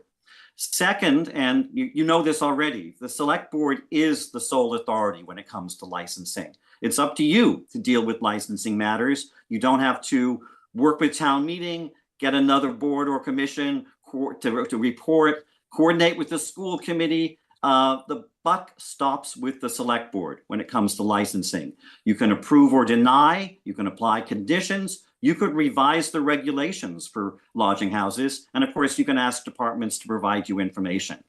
So that's an important responsibility, and you know, I hope you take it very 30 seriously. seconds remaining.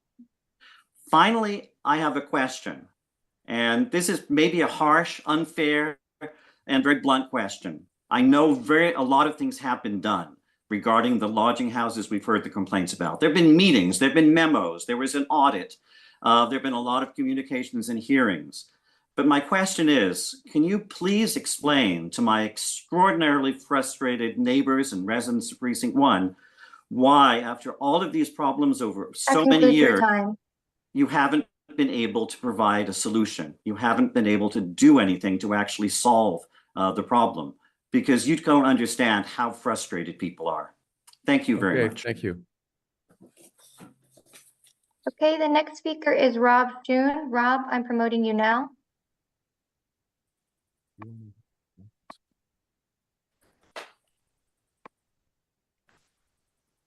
Hello, hi, Rob Schoen, town meeting member, precinct 1. I just want to echo Sean's comments. I was going to say very much the same kind of thing that Sean said. I'm kind of new to this problem, but I've been hearing from a lot of the constituents in precinct 1 in that Monmouth Street area about the same kind of thing. You know, you heard from Doug, Elizabeth, and Terrence. I spoke to a number of other people in that area that feel exactly the same way and have shared all the same experiences. Look, yeah, I think everyone acknowledges that the service that the Pine Street Inn, provides on Beacon Street is important, but it's only going to be successful if it's managed, competently. And really, there's a lot of evidence, I think, that it's been undermanaged. And where it has been managed, it has not been managed competently. So I think this is a real problem. It needs to be addressed in 2025. And I'm really grateful. I think I heard the select board say earlier that they were going to do something this year, like hold a hearing to talk about the management problems, the fact that a lot of these lodging houses are not being sufficiently staffed. And yeah, I really encourage you to look into that and hold a hearing later this, early in 2025 to address this issue, because the community has really been just super frustrated at the lack of response to this problem over a number of years. So I'm really grateful that the select board is talking about, addressing this in 2025. Thank you very much. Thank you. That concludes the speakers who signed up in advance. If there's anyone else online who wishes to speak on lodging houses, please raise your hand using the raise the hand feature. If you're in the room, please make your presence known to the town administrator. No one in the room. And there are 38 participants online, and no one else is indicating their desire to speak. Okay, so we'll close the hearing, and Jazz, you have. Sure. I want to address Mr. Lynn Jones's question, which let me begin by saying that I think all of us on staff who have worked on this across many different people who have been involved in the select board's office, in the police department, in many other capacities, understand and sympathize very much with the residents' concerns and frustrations that they have raised here. We understand that these feelings are very real, that these issues are very real, and we don't want to discount or minimize those issues. And we want to thank people. To Mr. Lynn Jones's point, this is the best opportunity to bring this in. And to the last speaker's point, yes, we are conducting an audit across all lodging houses about lodging house agents and what they can and can't do, how long it takes, who is in compliance and who isn't.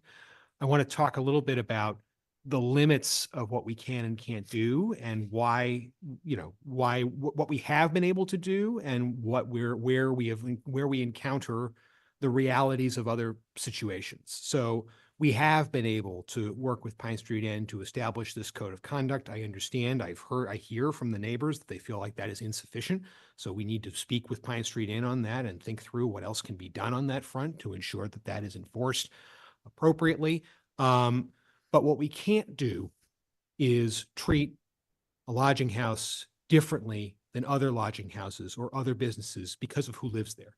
We specifically can't do that if those people happen to be formerly unhoused people, people with mental illness, people with substance use issues, substance use disorders.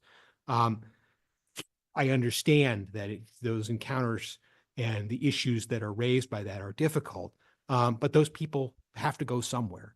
And the support that they need is obviously a concern, but what we cannot do is say that is discriminate against them on the grounds of the conditions that they have that are beyond their control. Now, I understand, for example, we don't hold other private landlords accountable for crimes that residents commit, right? We don't say to an apartment building, you have a resident who committed a crime, we're going to fine you. We don't say to, or, we don't do that.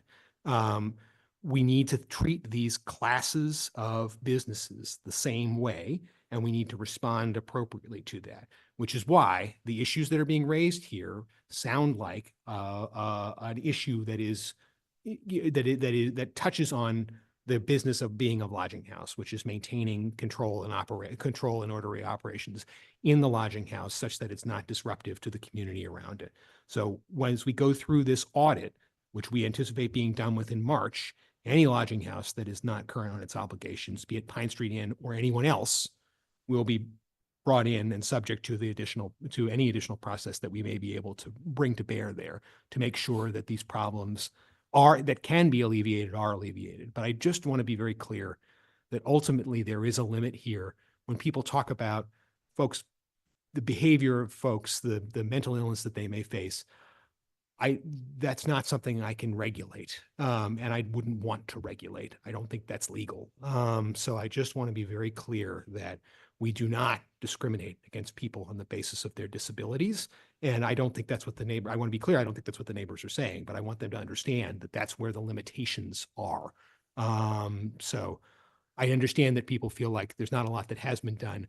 I feel like staff has really made concerted, repeated efforts on this. And we share your frustration that when you come back to us and say you don't feel that it's enough, we want to be helpful to you. We want to be helpful to you and everyone who's been involved in this. So I hope you will understand where we are in terms of what we're trying to do and trying to be helpful, but also understand the limitations and the realities of the situation, which is we cannot discriminate against people who are formerly unhoused. Paul. Yep. Thank you. Thank you, Chaz. And first, I want to thank, these are my neighbors that came out. And Chaz, you and I have been talking for 1.5 years about this. And frankly, I want to apologize to them because I'm embarrassed that we haven't made progress for you on this issue.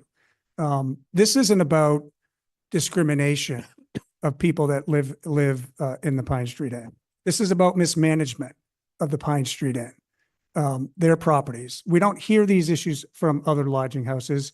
And I believe we actually have other lodging houses that service populations like that, similar to what the Pine Street Inn services, and we don't have these issues. The issues are cutting across 2 neighborhoods, the St. Mary's neighborhood on Beacon Street and also Beale Street.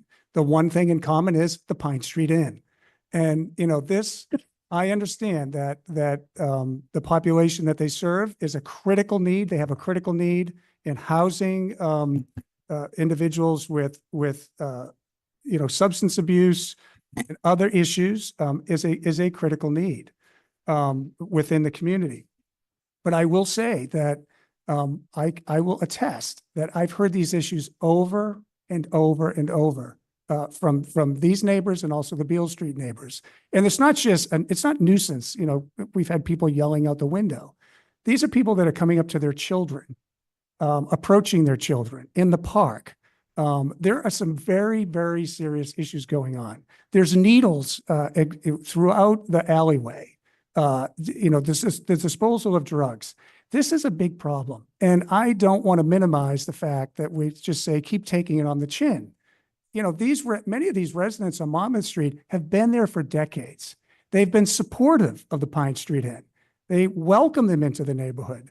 Something changed, I think, as Doug had said, within the past 5 years. The same thing on Beale Street. That neighborhood welcomed them. They supported it and advocated the 2 lodging houses for the Pine Street Inn to come into the neighborhood. Something has changed in the past 5 years. I don't know what it is, but I think the time of us keep saying, be patient with us, we'll work with them. We need to take action.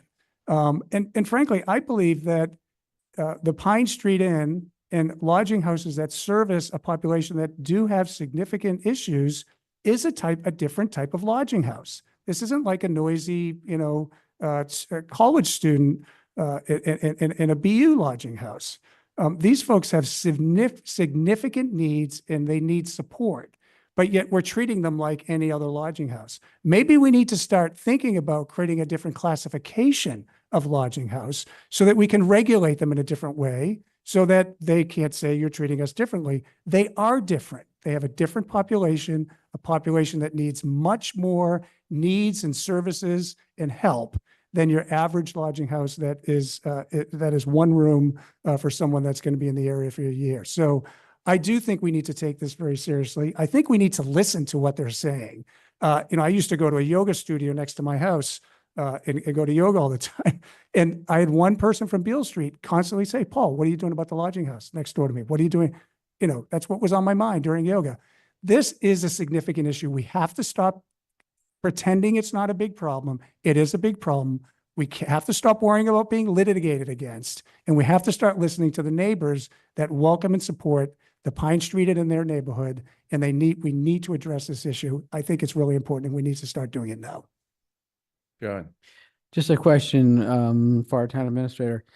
Do we have the power to compel representatives of, let's say, in this instance, the Pine Street Inn? It could be a question aimed at any other representatives of license holders in Brookline. Do we have the power to compel them to appear before us to answer questions? Yes, you can have a hearing based, but again, it has to be, yeah, absolutely. You have to, well, let me take that back. And we're going to take something away from them. There's no different type of fear. There's no subpoena power, right? You can't just say, hey, you have to show up and answer my questions. What you could say is, we're going to hold a hearing on this issue and we're inviting your attendance, and there may be consequences for your failure to appear, but you have to make those consequences. Yeah. And I'm kind of disappointed that they're not here tonight. I believe they are. Oh, they are. There was a mistake there in terms of when they were going to come on, but I believe they are present here. But I'm not sure. Because I would want them to hear this, it feels a little empty for us to be, hearing it in this room without them present.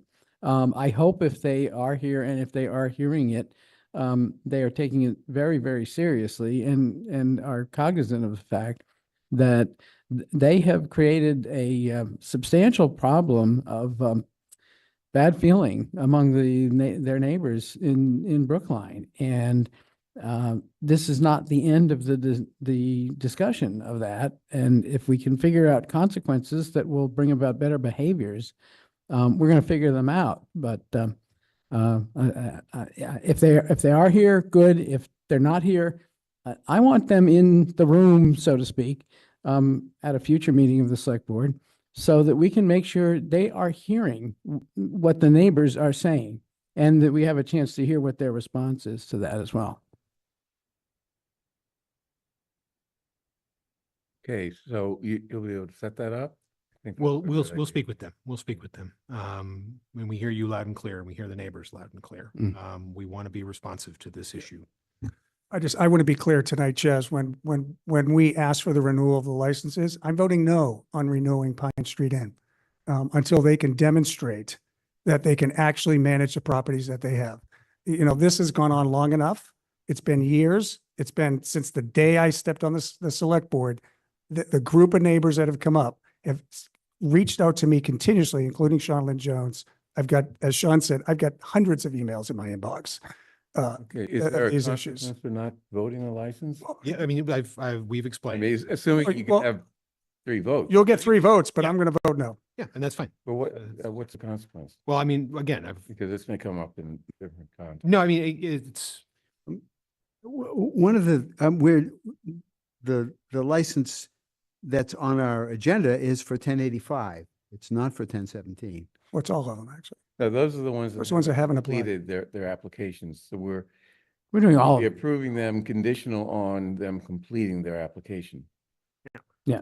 So again, you haven't noticed, But we're voting on the category. right, you're voting on the category. You haven't noticed any of them for discipline.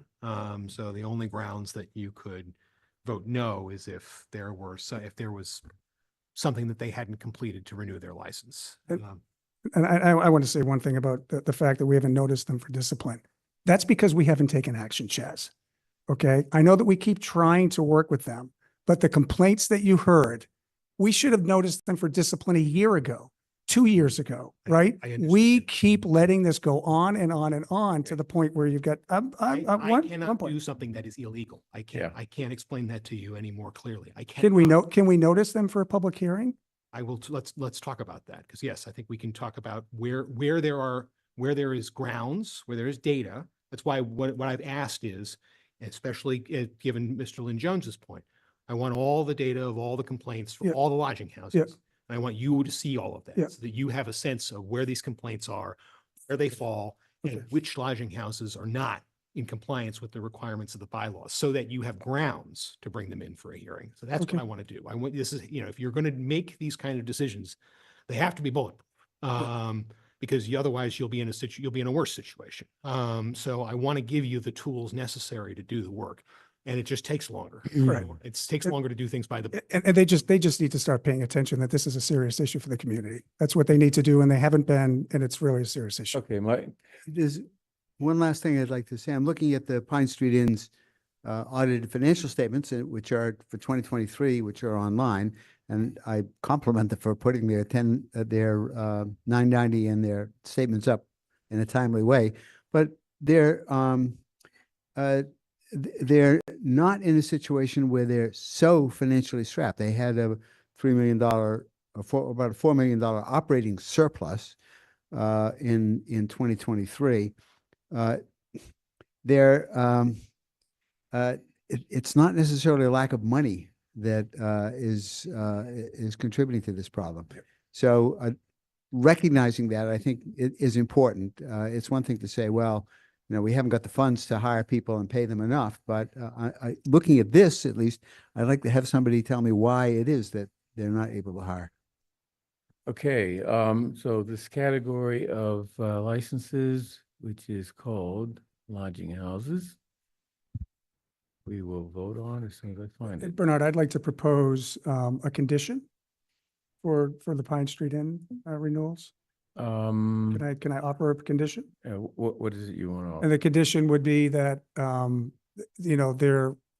their renewal would be approved, conditioned upon them coming back at a future date, where we will hold a public hearing with information specifically on the Pine Street Inn with respect to complaints and data, police reports that we know exist with respect to the properties, how long they've been without lodging managers on site. We know that Beale Street has been at least 10 months without. I understand that Beacon Street extensively without a overnight lodging manager, and hold a public hearing so that we can figure out what to do. Okay, that's separate from our approval of the licenses. You say you can, I think you have to take those things separately. You can't necessarily condition the renewal of the license on that, but what you can do is, I want to get you that information, and this will come back on your agenda such that if you want to then call a public hearing based on the full facts in front of you, you can. It's just that tonight you can't condition the renewal of the license on that because there hasn't been adequate notice to them that basically says to them, you're in jeopardy of losing your license. So you're saying you have to renew the license despite what we heard, right? And you have to notice a public meeting, hearing separately. Yes. And what we can do, but and that's why I want, in that notice of public hearing, there has to be the adequate grounds so that they are advised of what it is that the town thinks is the violation here. So I want that, if that's the direction the board decides to go in, I want that to be comprehensive. And I want it to be legally sound and clear, because some of the things that are being raised, like the violation of the bylaws, that is something where the town may be on firmer ground. Things that you raise that may be issues that are really, serious and potentially even traumatizing to residents, like people approaching them in the park. Panhandling has been decriminalized in Massachusetts. Not a panhandling issue. So we can't, that's not something that we could bring. It's not a panhandling issue. So, but again, so that's an area where, if we put a hearing notice together, it's got to be right. Yeah. So what I would suggest is that we revisit this issue, and once we've provided you with the data, and you, the board, can review with the police department, with town council, and make sure that any sort of request for a hearing is at that level that it's going to withstand scrutiny. Okay, so if we close the public hearing, if not, it's closed now. But I will say that I will put that on the list for the end of January so that you have a timeline, that we have that discussion.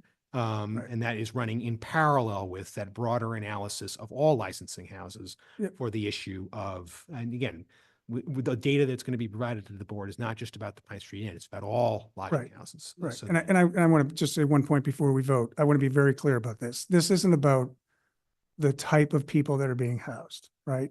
These are about the external impacts that how the properties are being managed are impacting those that support their mission, including myself.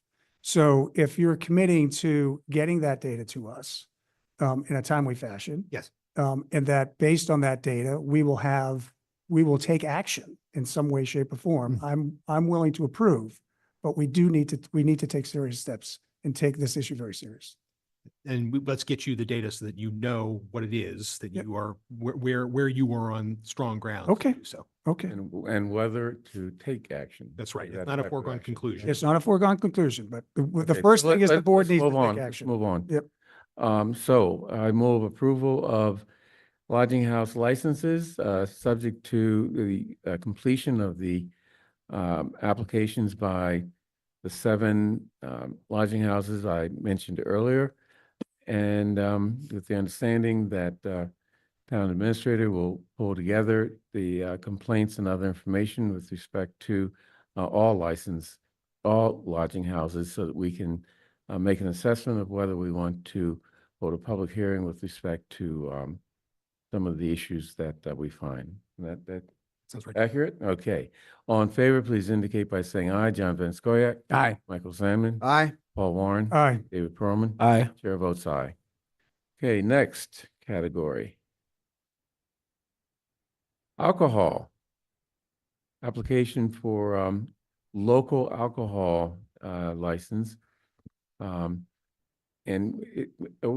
Is it a license, or is it just approval of what the ABCC is already? It's we have our own local license. Okay, so I just want to make sure I got the right terminology. Okay, we have 7 applications that have not renewed yet. Actually, it's 6, because one has apparently either renewed or for some other reason is crossed off the list. Those 7 applications that have not renewed and that will be approved conditioned on their completing their application are Alden Castle, Anatolian Buffet, Hamilton, Melissa Thai Restaurant, WBUR, and Xing Ya China. Okay. This is a public hearing. Why don't we just open up the hearing unless someone on the select board has some comments or questions? Okay, Tiffany, let's open up the public hearing on the alcohol licenses. Yes, there is no one that signed up in advance for the alcohol licenses public hearing. If there's anyone online who wishes to speak during this public hearing, please raise your hand using the raise the hand feature. If you're in the room, please make your presence known to the town administrator. No one in the room. And there are 33 participants online and no one is indicating their desire to speak. Okay, so let's close the hearing, and unless anyone has a question or a comment, I'd like to move approval of the 7 of the alcohol category of alcohol licenses, subject to or conditioned on the 6 licensees that I mentioned completing their application by the end of the year. All right. So all in favor, please indicate by saying aye. John Van Scoyac. Aye. Michael Sandman. Aye. Paul Warren. Aye. David Perlman. Aye. And chair votes aye. Now we have common victular and entertainment licenses, and there are 18 applications that have not been renewed, and I will read each one of them. Anna's Taqueria, Athens European Bakery, Baby Cafe, Bear Blends, Busy Bee. Busy Bee is out of business, right? Yes, Yes, no, So- you haven't renewed. Okay, so Neither have they that- surrendered the license though. So. Okay. Citra Fresh Cafe, Cremo French Patisserie, I think that's how you pronounce it. Lake Bakery, Fuel America, Life Alive, Mama Lay's Delicatessen, Martin's Coffee Shop, Meat Point Patisserie, Refrulo Cafe, Subway, Union Square Donuts, Village Pizza House, Ziggy Bomb. I'm sure they'll get all their papers in by the end of the year, but any discussion from the select board before we open up the hearing? Okay, Tiffany, let's open up the hearing. Yes, there are no speakers who signed up in advance for this public hearing on common victular. If anyone is in the room who wishes to speak on this public hearing, please make your presence known to the town administrator. If you're online, please raise your hand using the raise the hand feature. No one in the room. And there are 32 participants online and no one is indicating their desire to speak. Okay, I'll close the hearing, and unless anyone has a comment on the select board, Paul? I had just one question, Ches. Sunset Cantina, we've had a number of issues with Yes. them. Where do are they common vic? or- Their issue came with the alcohol license. Oh. There have been two discrete issues with Sunset Cantina. Okay, I missed them, I guess, because we'd already voted the alcohol. Yeah, sorry, that was in the memo from Lieutenant Brother. It's Okay. in your packet. The issue with Sunset Cantina was that there was the ABCC actually issued them a suspension for an issue which occurred in October of 2023. Yeah. That's separate and apart from the issue that you brought them in on a hearing for. Correct. Where you said that they were basically on probation. That incident occurred outside of the term of their probationary period. So you basically have two incidents that are fairly far apart from one another, such that they have served their probationary term for the violation that you issued them. And then separately for an issue that fell outside of that probationary term, ABCC issued them an 18-day suspension of their alcohol license. And what can I ask, Bernard, I'm Sure. sorry, because that one got past me. What was the 18-day suspension for? They identified underage patrons consuming alcoholic beverages on the premises. Now, this is the same establishment where we had a major police incident, right? That is correct. And so there's multiple issues going on here. That's correct. And Lieutenant Brother has advised that they are under monitoring going forward. And if there is a subsequent issue there, that they will be brought back before the select board. Okay, thank you. Okay, so I move, unless there are any other questions, I move approval of the common victular and entertainment license applications, subject to the condition that the 18 applications that have not been renewed yet be renewed by the end of the year. All in favor, please indicate by saying aye. John Van Scoyac. Aye. Michael Sandman. Aye. Paul Warren. Aye. David Perlman. Aye. And chair votes aye. Next, food vendor licenses. And we have 7 applications that have not been renewed, so we'll condition their license renewal on completing their paperwork by the end of the year. And those are Harvard Street Sunoco, Lacan Paris Patisserie, Party Favor, Royal Tea, 7 Subs, and When Pigs Fly Bakery. Any discussion from the select board? Their bread's very good. Okay, so Tiffany, let's open up the public hearing. Yes, now that the chair has opened up the public hearing, there are no speakers that signed up in advance for the food vendor license. If there's anyone online who wishes to speak during this public hearing, please raise your hand at this time. If there's anyone in the room, please make your presence known to the town administrator. No one in the room? And 32 participants online, and no one is indicating their desire to speak. Okay, so I'll close the hearing, and unless there are any further discussion from the select board, I'd like to move approval of the food vendor licenses, subject to the condition that the 7, or actually 6 applications, because Hong Kong Cafe has apparently completed their application. I believe so. subject to the condition that the 6 applications that have not been renewed will be renewed by the end of the year. All in favor, please indicate by saying aye. John Van Scoyac. Aye. Paul Sandman. Oh. Mike Sandman. Oh, what, Mike? I'm confusing the two of you now. Mike Sandman. He's not bald. Right? Aye. Paul Warren. Aye. David Perlman. Aye. And chair votes aye. And that is the final category, correct? Yes. Everything except cannabis, sorry. Oh, Cannabis is well, dealt with that's a separately. separate. Yes. Separate world. Okay. So, okay, let me go down and find that on the. Okay, so the marijuana license renewals, this is a public hearing. Are we gonna have a separate public, or do you think we should have a separate public hearing for each licensee? I think it was a hearing for all 4 licensees is sufficient. Okay, good. It's w- 9 o'clock. I have a couple of items on this. Okay. One is you asked Netta to come back and brief you on their efforts at diversification and ensuring equitable structure of ownership and operations. Their counsel is here and ready to present on that. The other thing is that 2 of our 4 applications are incomplete for different reasons. Missions is incomplete because of the issues that we have raised previously about them potentially surrendering their license. We are in conversations with them on how to address that issue. And we would just ask for conditional approval pending their paying the fee, which is what the holdup is. The paperwork is in, they just haven't paid the fee yet because they are talking about again, there's a hearing in January about whether or not their license is forfeit. They're talking about the possibility of transferring it. We're just finalizing basically an interim process through which they can temporarily renew the license until the select board's hearing. So we just need some time to finalize that. So we'd ask that that be conditionally approved. ComEd Canada, I believe you have their letter in your packet. They have recently, we've congratulated them several times, become a social equity business, meaning that their ownership structure has shifted and they've been certified as an equity owner business by the state. The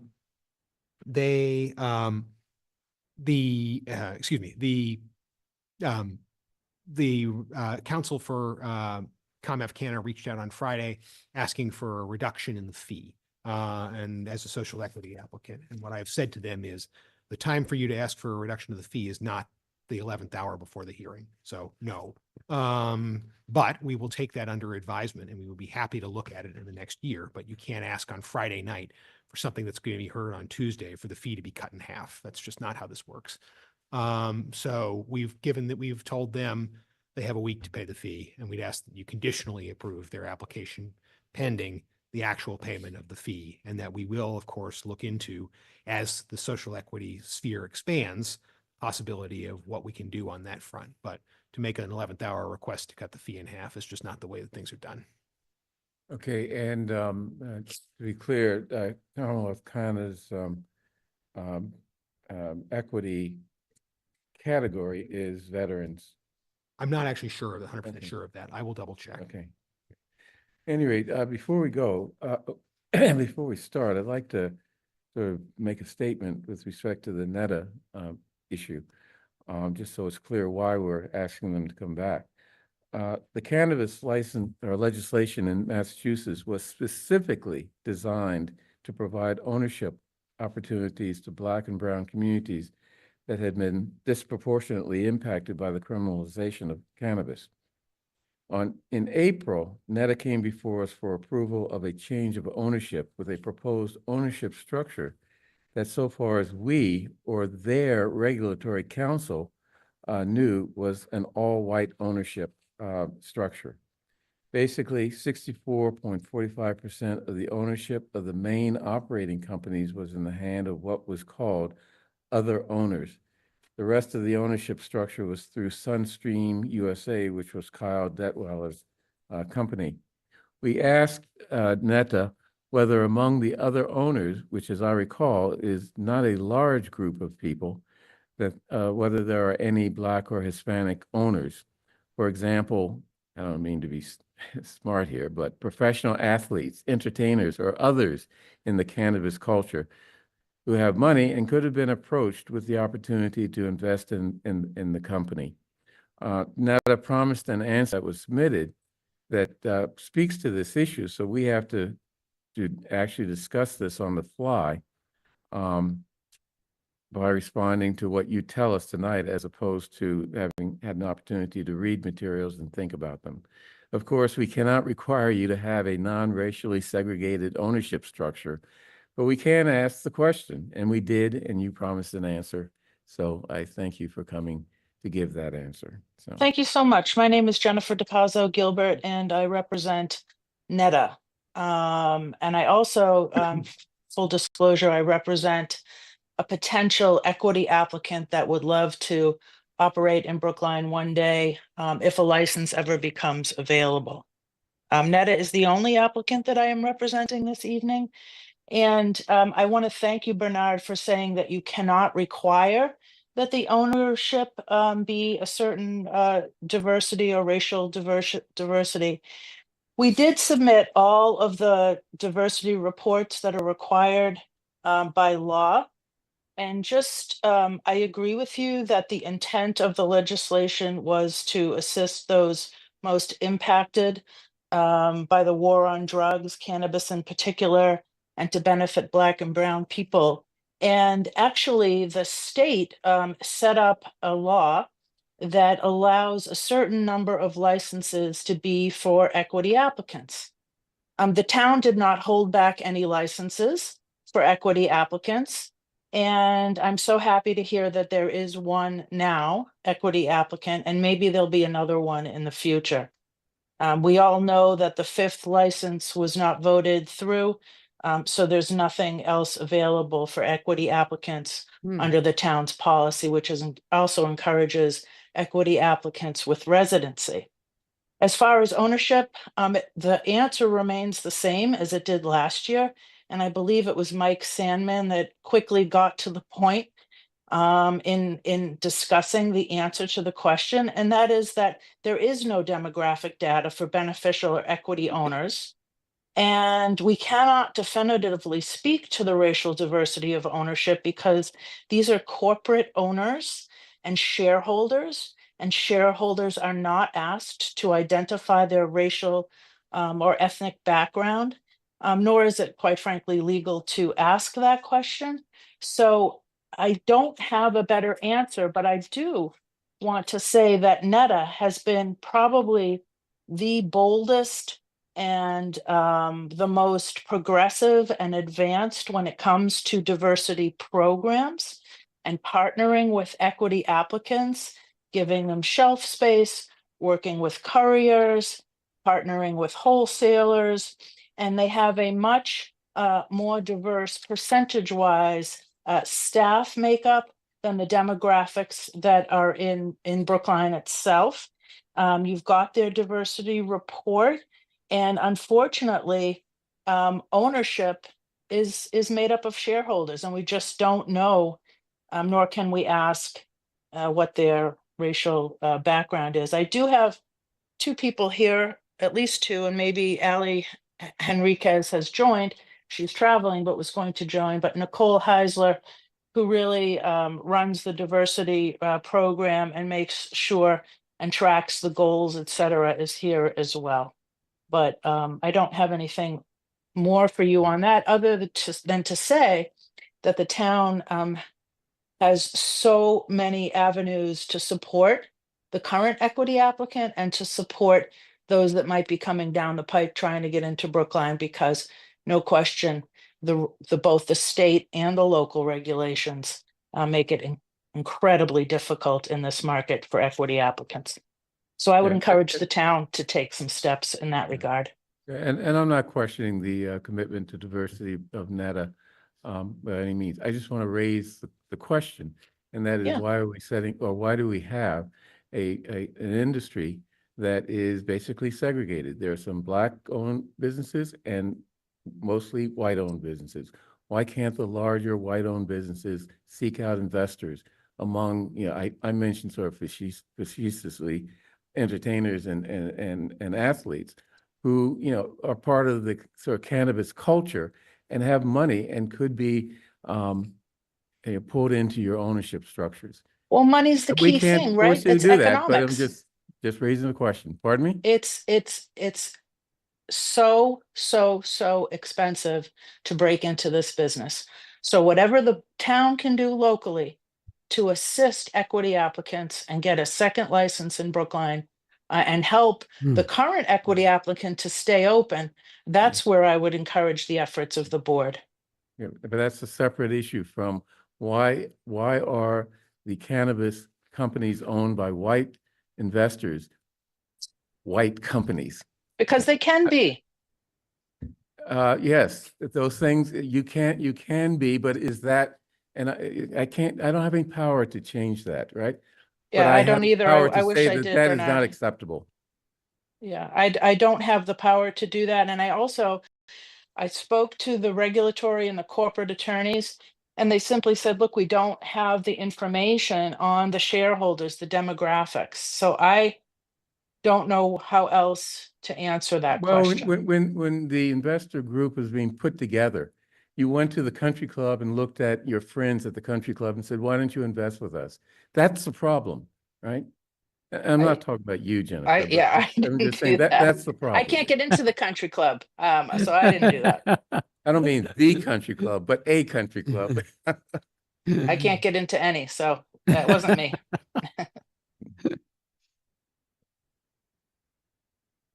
I understand your frustration with the whole industry, right? I do, but more than what I provided you, I just don't have the information. Who knows who these shareholders are? It maybe, maybe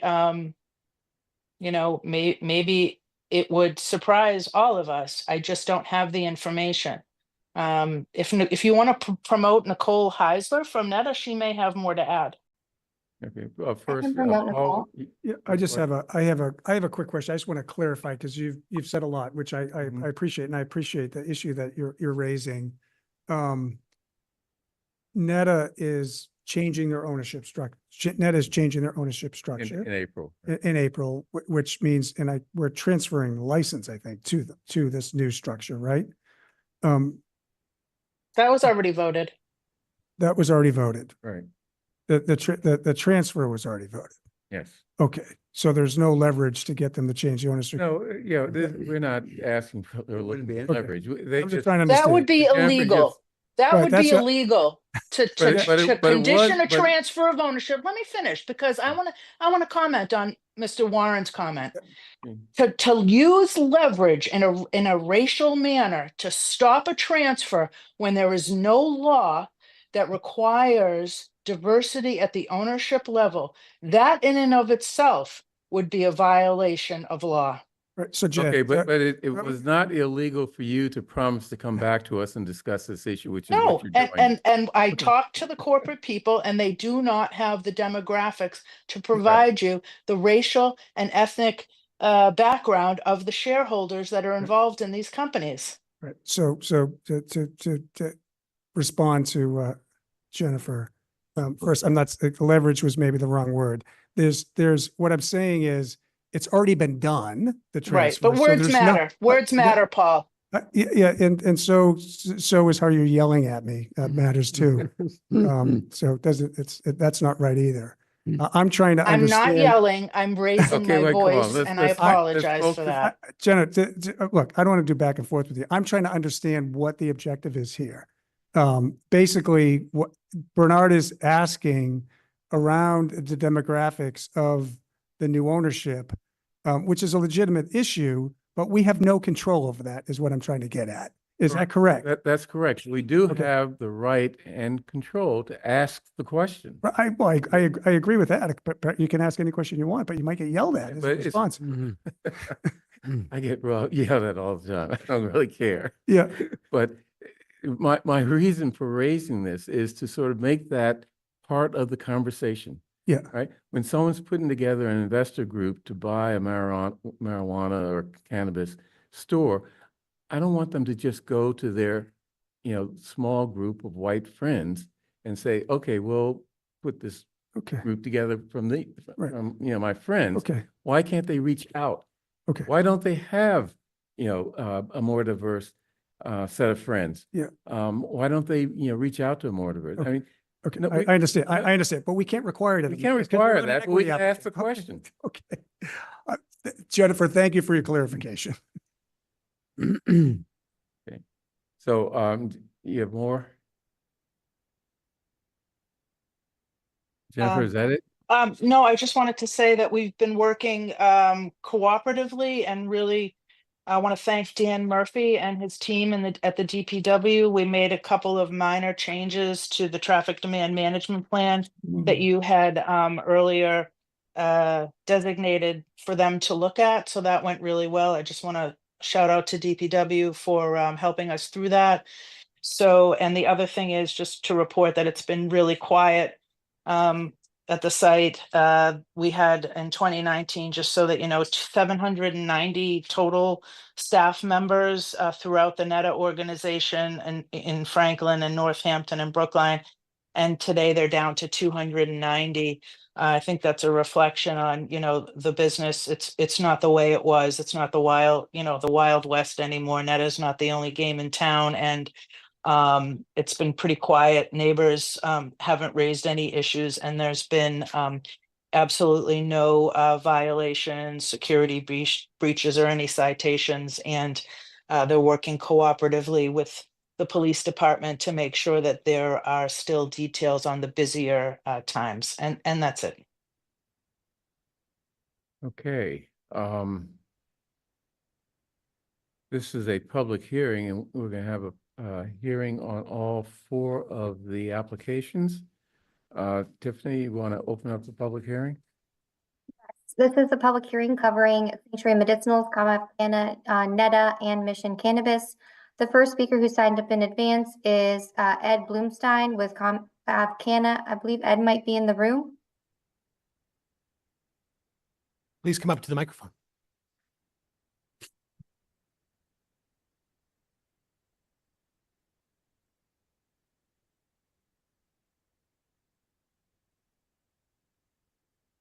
I'm Ed Bloomstein. I live on Rawson Road. That's precinct 12.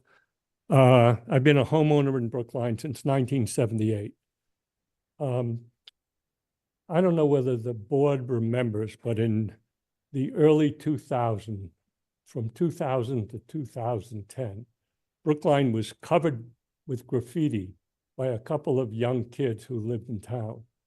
They were finally arrested in 2011, thanks to one individual who not only cleaned up their thousands of graffiti and vandalism himself, but notified the police after he figured out who they were, and they were arrested after one of them moved to East Boston. A good friend of mine who lives in precinct 12 has kind of taken up the cudgel of keeping Brookline free of graffiti and vandalism. And we have gone out, we know what colors paints to use on mailboxes. We know what kind of cleansers to use to wipe graffiti off of all sorts of objects. We were, I'll use the word shocked, but we were really disappointed in May of this year when Commonwealth Camera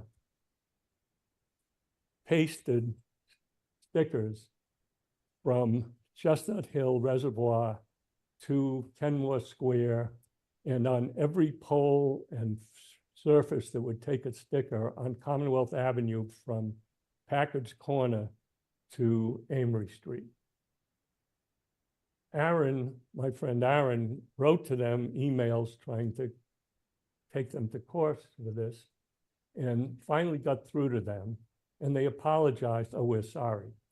To this day, nobody in that organization has gone out and taken any of the stickers that are still on Commonwealth Avenue off the poles or off of Chestnut Hill driveway or any other, or the parking meters in Cleveland Circle, or done anything except a phony mea culpa. I don't know why the people in that organization weren't arrested like the way these 2 teenage kids were. 30 seconds remaining. 2011. And we submitted to the town administrator's office. Aaron submitted a package full of pictures and emails. And we went up to the office and spoke to the assistant to the administrator saying, we wanted to protest these people having a renewal of their license because they are just the opposite of good civic citizens. I don't think they should have a license now. Thank you. That concludes your time. I don't care that anybody on Commonwealth Avenue is stoned. I choose not to drive on Commonwealth Avenue for that purpose. But there are already other cannabis companies who have taken up the cudgel and started Thank you. pasting That their- concludes your time. Thank you. the others. I've waited for 2 hours to make this comment. Thank you for waiting. And Yeah. I feel like letting the lawyers go on and on about what good civic citizens they are. So, but public comment is 3 minutes, sir. I'm sorry. Okay. Thank you. Well, Thank you you. have the package. I You've do. had it for months. I do. And we've asked your office to Sir, include I that. can't get into a back and forth with you, but if you, I'll respond to your comment because I appreciate your outreach on this. So, So do I understand now there will be a meeting of the select board to discuss the? sir, sir, yeah, this is not a back and forth. Sorry. That's all right. The next speaker for But public comment. we will follow up. Let me follow up on this before we, because I want to make sure that we get this out there.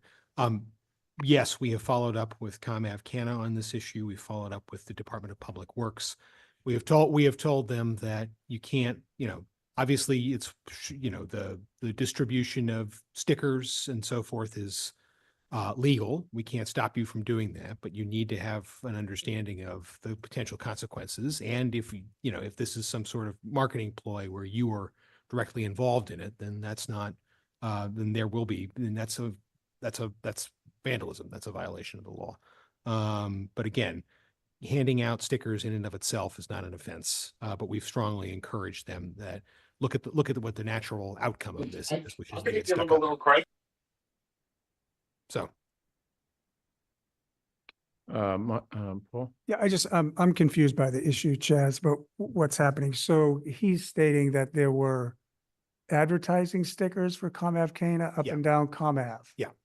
And did ComAv Cana apply those stickers, or were they handing them out at their store and then people were sticking them? It's my understanding it's the latter, is that they handed out stickers as part of the for customers, and that customers would just stick them place. So if we had a situation where there was a business in town that's non-cannabis and they were handing out, utensils that had their name on it, and we found those plastic utensils strewn up and down Beacon Street, would we require them to go pick them up? We require them to, we would talk to them about the process of making sure that they had adequate trash management in place. We would make sure that, there's, we do, condition things like outdoor dining on making sure there are trash management policies in place. We can't stop people from advertising their product or handing out stickers, but what we can say to them is the downstream consequences of this is that people are, taking this and sticking it. Now, that. And if this continues to happen, we need to have another conversation. But do we have any regulations around advertising cannabis? Is that still part of? We have regulations about advertising more broadly, yes. I'm not sure what our specific rules on cannabis are, but I will double check. Yeah, it wouldn't apply here. And the only thing that would apply would be littering, Yeah, again, you can't just introduce waste into the system. And so we work with businesses to say, look, you can't do that. But we also are mindful that at the end of the day, if someone hands out a single sticker to a customer and that customer decides to then put it somewhere where it's not supposed to be, there's that line between, is that an attractive nuisance? Is that something, so we're working with them on that. And I do appreciate their outreach on this. I understand their frustration. I don't like it either. I tear down stickers and signs in Brookline Village all the time. It drives me crazy. So I really do appreciate their outreach on this. Okay, any other comments from the public? Yes, the next speaker is Susan Park. Susan, you've been promoted and you can begin your 3 minutes. Okay, before I begin, I would like to share my my presentation. So can I share my screen, please? You should be able to share your screen, Susan. Okay, great. Thank you. Okay, so let's see. Can you see my slideshow? Yes. Okay, hi everyone. My name is Susan Park. I'm a town meeting member from precinct 17. And I'm here today to talk about some Canna ads. And when I say ads, we're also talking about the stickers. Some constituents have emailed me over the last 8 months, really upset about these stickers. One of the gentlemen, Aaron Friedman, was saying that it's a nuisance and their failed response problem is even more of a nuisance, because when a constituent reaches out to a business and then they are not responded to, that's not really being a good neighbor. So I'm here today to show you some of the stickers that were found around town. So from what I just heard, that, Canna was giving away their stickers, and maybe, one of the customers just stuck a sticker on, a piece of property here and there. But that's not what I was seeing from the emails that I was getting. Here are some examples. There's a sticker behind a meter, behind a bench, behind poles, on a dumpster. And then here's some more. You can see that the stickers, it's not just like stickers that you get from a pediatrician's office and then you stick on the trash can or whatnot. This is basically advertisement all over town, all over Washington. And according to my constituent, it was Washington, Harvard, and Beacon. Here's some more. Some more. Okay, so the timeline, if you can see this on the screen, Aaron had reached out. He didn't get a response. He finally gets a response. He talks to the town administrator's office, etc. And then he ends up spending his time scraping all these stickers off. Okay, but not only that, what was more startling, shocking to me, was on December 1st and 2nd, as I was going through my Instagram, I see an Instagram story of Commonwealth Canna. So I click on that, and these are the images I see. Basically, there's music, there's a flying dragon, there's a kid that's 9 years old having a good time, and then the caption is— You have 30 seconds remaining. Thank you. When the gummies kick in, as soon as you get in, or you can read it, kick in as soon as you get in the Uber. So when the gummies kick in, this is what you're going to feel like. Completely inappropriate, completely. It tempts kids, it looks fun, cool for kids. And the character in these images are 10 years old. What's worse is that— That concludes your time. Okay, so I just think that we really have to think about staying away from stickers. Who is the Instagram handler? These are questions that the select board really needs to ask Canna's management. Do they even know who Instagram handlers are? So please keep this in mind, since tonight is a renewal meeting for these licenses. Okay, thank you, Susan. Okay. What I would ask the town staff to do is to talk to the companies about the advertising. I mean, maybe the advertising is perfectly legal, but it seems to me that advertising Puff the Magic Dragon in an Uber may not be within the parameters of the regulations governing licensing or governing advertising. The state governs Yeah. what cannabis companies can and can't advertise at that level. So we can obviously talk to the CCC, but they are always, that's always an adventure. But Chaz, let's assume, just for arguing, that they are violating or potentially violating state advertising laws. Can we take that into consideration? Yes. And as you say, in the future, maybe bring them in for a discipline here? Yes, yes. But the first thing we ought to do is reach out to them and say, this is a problem, you better Right. fix it. Right. I believe. So we don't have to do that. Right. Are there other folks signed up, Tiffany? There are no other folks that signed up in advance. We do have a couple who've raised their hand to speak. So we do have other speakers. Yeah, Mr. Barnowski has actually counseled to come out Canna. I think he wants to speak on the Yes. social equity issues. So. We continue with the speakers then? I'm sorry. Do you want to continue with the speakers? Yes, and then we'll go to Mr. Brown. Barnowski. Okay, I'm promoting Adam Barnowski now with ComEd. Yeah, he's the counsel for ComEd Canna, Canna. right? Yes, and he's next on the list. Oh, he's excellent. Okay, let him Yes, go. and he'll have 3 minutes to comment. Adam, I promoted you now.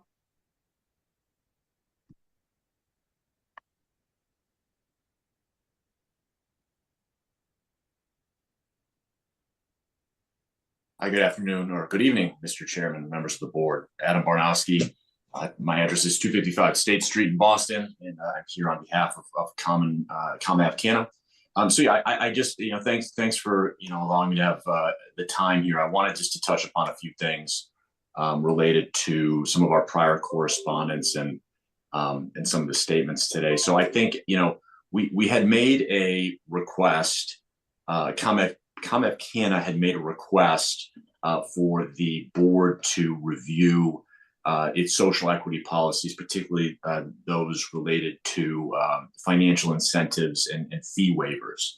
ComAv Canna is the first and only social equity retailer in town, and we provided a notice of such to the board back in May.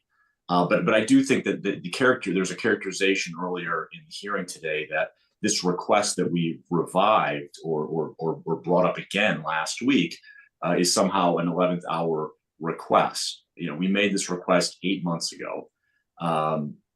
The only time this request was responded to in any way, not even in any material way, but in any way, was at 5:30 p.m. today.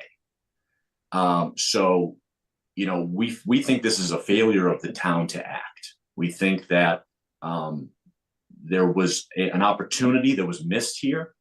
The board has consistently talked about wanting to support social equity, tried to get licenses to attract social equity businesses, and it has one now. So I think that, Mr. Chairman, you asked why. I think you asked why earlier there's not more diversity in the cannabis business. I mean, I can tell you why in Brookline. It's because Brookline's not competitive with other municipalities. You look at Boston, Cambridge, Newton, Somerville. They have the kind of businesses that this town is seeking. But they also have incentives. In Boston, social equity applicants do not have license fees. They do not have community impact fees. And you have a host of diverse retailers throughout the city. And I have to think that that's part of a result of it.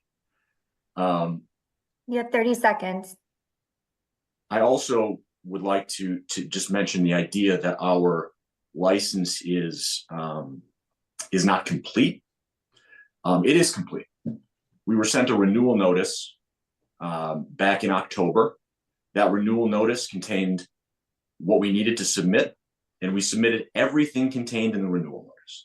The renewal notice had nothing about fees. It didn't have a fee schedule. We did not hear anything about fees. That concludes your time. Continue, if I may, until we continually asked the town about it, and a fee was published on December 12th, showing that retailers owed $20,000, and we received a statement at 4:40 p.m. today about it. So I do want to say that, for the record, we are not incomplete. We have a completed application, and we are requesting that the board reduce the fees for the social equity retailer. Thank you. We got it. Wait, hold on. Did you want to? No, it's fine. Okay. I was just going to say, like this, he's not your typical public comment. He represents, he represents the organization. So He signed up for public comment. well, I don't know how, but he's the lawyer for ComAv Canna, right? Right. I mean, Jen DePazzo talked at length. So He was invited, though. Okay, so I mean, I'm just wondering about the constraint. I'm just trying to understand our no, process he here. signed up for public comment, so it's subject to the 3-minute Okay. period. Now, if he's going to represent Commonwealth Canna in the the regular presentation, that's a different matter. And if the board has questions, since ComAv Canna is here, you can obviously ask questions. That's fine. Since they are the licensee, they're subject of renewal. You're right, they are a little different in that regard, but it's the public comment process. I know, it's Byzantine. I don't know. I'm just a little confused, but that's me. Maybe it's getting late. It's getting past my bedtime. Sorry. Yeah, mine too. John. If I may ask the representative of Kana, excuse me. You mentioned being a social equity licensee. Are you in the category of social equity license, or were you simply making the point that there is diversity in the ownership of Kana? Adam? Mr. Bronowski, do you want to answer that? You're on mute, sir. So ComF Canada provided a, sorry, can you hear me? It looks like I'm frozen up on the screen. No, we can hear you. Thank you. Okay. So ComF Canada provided a letter to the Board of Selectmen dated May 10th, 2024, where we listed the social equity categorization of the company. And requested the board take action on its policies. Now to your question, they are the social equity designation. It's obtained through the CCC certification process, right?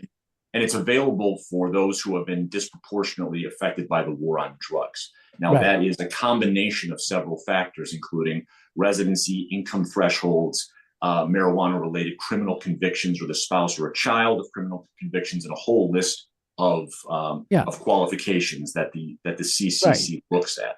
And so that that process was obtained by the individuals that were listed in the letter. Oh, and so they do have a state designated social equity license. Yes, they are a social equity company. It's not a separate licensure, but it is a category from within the license that they have. Okay. Just want to be sure I understood. Yeah. Okay. Okay. Paul. So maybe it would be helpful to hear from Chaz about the alerting to us. He's claiming May. I don't know if their social equity designation, which sounds like they obtained it through the Cannabis Control Commission, does that automatically provide them with a discount on their license, or is that? No. So the letter in May, which I believe was circulated to the board, and the follow-up letter, because it was addressed to you, Kate, and whenever we get letters like that, Kate circulates it in your packet as things that we've received that are not necessarily on the agenda. Okay.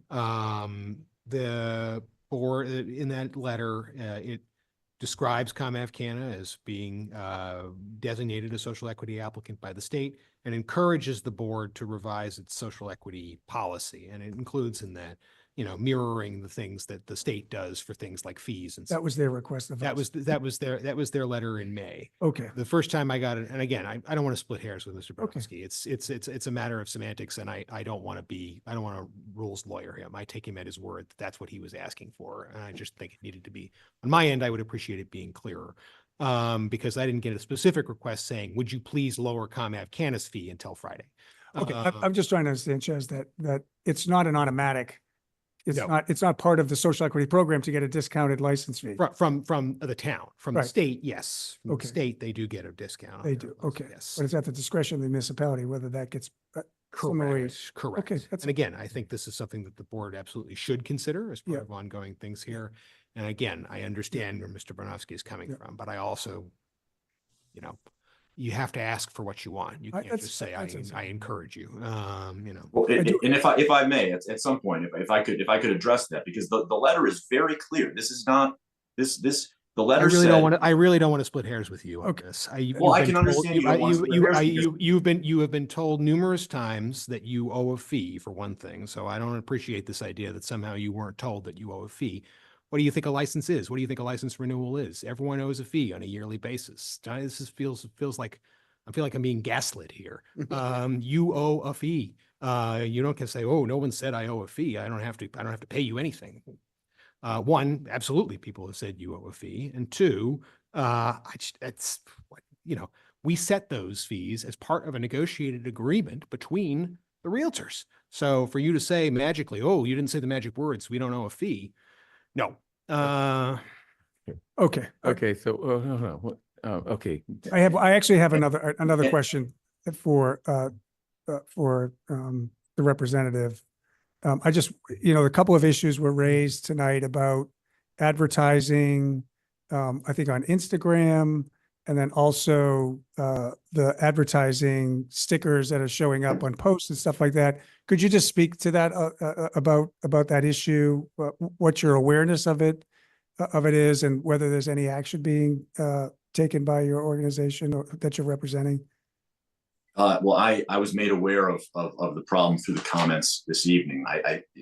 My clients are listening and watching this evening. Okay. So we can certainly take that and take the concerns of the neighborhood seriously.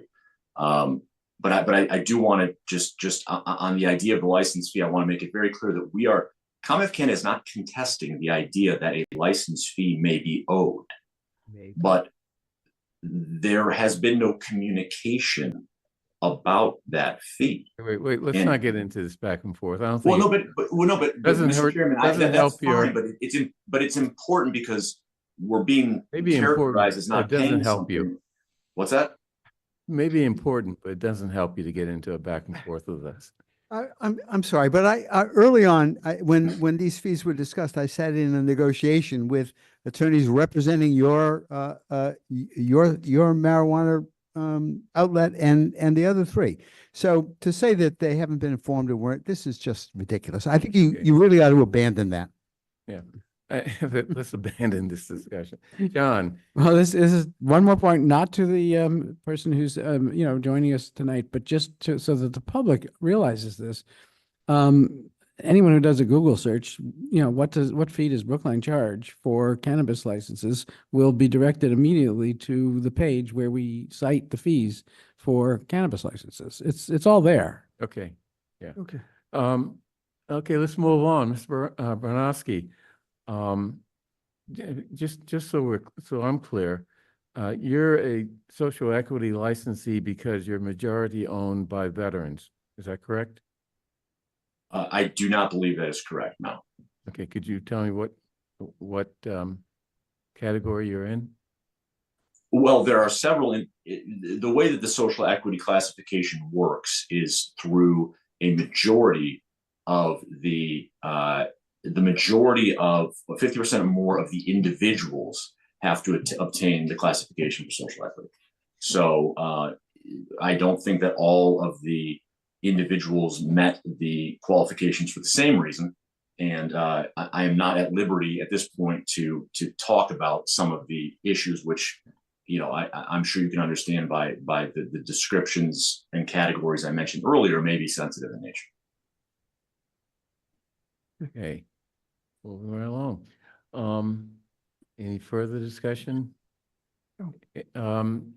Tiffany, any other people looking to make public comment? There are no other individuals who signed up in advance for this public hearing. If there's anyone who wishes to speak on this item, please raise your hand using the raise the hand feature. If you're in the room, please make your presence known to the town administrator if you wish to comment. No one in the room.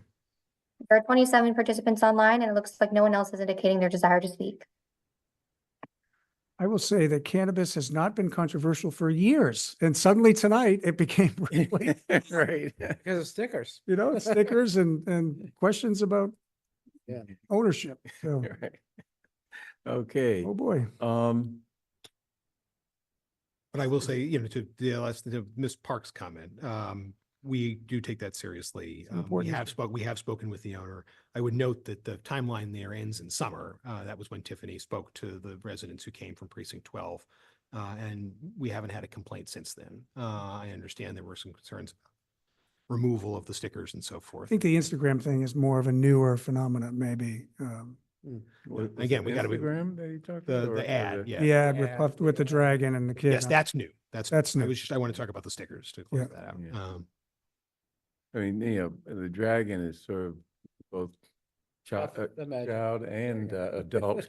Looks like a never-ending story to me. Actually. Well, there is, and remember, Susan's an advocate for concerns about the impact that cannabis can have on youth, and there's rightly so. There's a lot of data that shows that it can have a significant impact on the developing mind. And I think that's where she's coming from, that I actually think state law says you can't advertise towards a certain age group, Yeah. youth, and that's, But Puff the Magic Dragon is that sort of borderline issue because. well, that's from you your know, days in the we sixties. grew Yeah, up. yes, you did, not me, but maybe you did.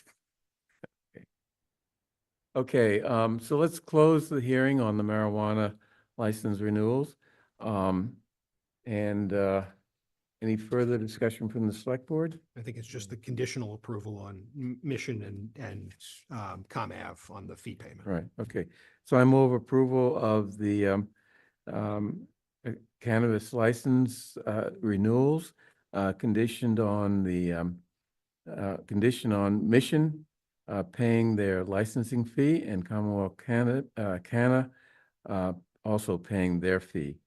So We'd like to just set a deadline by the 24th because we're close to the end of the year here, and people may not be in the office between Christmas and New Year's, so. Oh, good point. So it's conditioned on paying the fees by the 24th of December. So all in favor, please indicate by saying aye. John Van Scoyac. Aye. Michael Sandman. Aye. Paul Warren. Aye. David Perlman. Aye. And chair votes aye. Okay, thank you, everyone. And thank you, Adam Bernowski and Jennifer DePazzo. Let's see. Okay, next, police order 43, question of authorizing changes to the police department's general order 43, federal immigration enforcement and immigration raids, which is a new version of general order 43 to include the piece on immigration raids, you know, what we expect the police to do and not do if there is a raid here in town of Brookline. So any discussion by the select board? I will make one point because, you know, it's so late and we want to just keep hearing Warren talk. I did get an inquiry about this today from a resident, and they were unsure about, you know, what it was about and what were we doing. And I just think it's important for those watching that this is consistent with the will of town meeting from, I think, 2005 was a vote, 2016, there was another vote. At town meeting, a resolution. I think a former select board at that time in 2016 actually crafted a policy around issues of you know, not cooperating with immigration. That's probably the civil detain. Civil detainers. Yeah, it's probably the, I'm not phrasing it probably hard. But this is what we're doing tonight, is removing the capturing and storing of information specifically around detainers. Right. So that's not, we're just taking that out of the policy. And the reason why that was added in the policy originally was because those who are advocating to not detain people wanted a record of those who were potentially detained, thereby creating a problem that we're actually creating a record. And we don't want that record kept in the policy. And so Right. that's why it's being deleted. Okay. Is that right? Chief? Does that make sense? I waited all this time and you just took, I- that's what I was gonna Didn't say. know you were gonna speak on. No. That's okay. Good job. And that's exactly right. And actually, this policy, when it was revised in 2017, was to bring us into compliance with Lund versus Commonwealth. So it's state law as well as firmed up in our local policy. So I think I'm glad that this was brought to our attention. This is a good change. But I'm happy to take any questions. No questions from the select board? One very small question, Chief, I'm sorry. Wouldn't this be, I'm confused. Wouldn't this be 43.2? 43.2, yes. Yeah, so is just the- on the front page, we just gotta.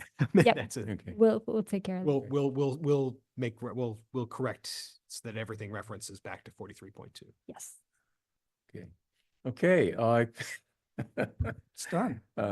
we should always be quiet and careful.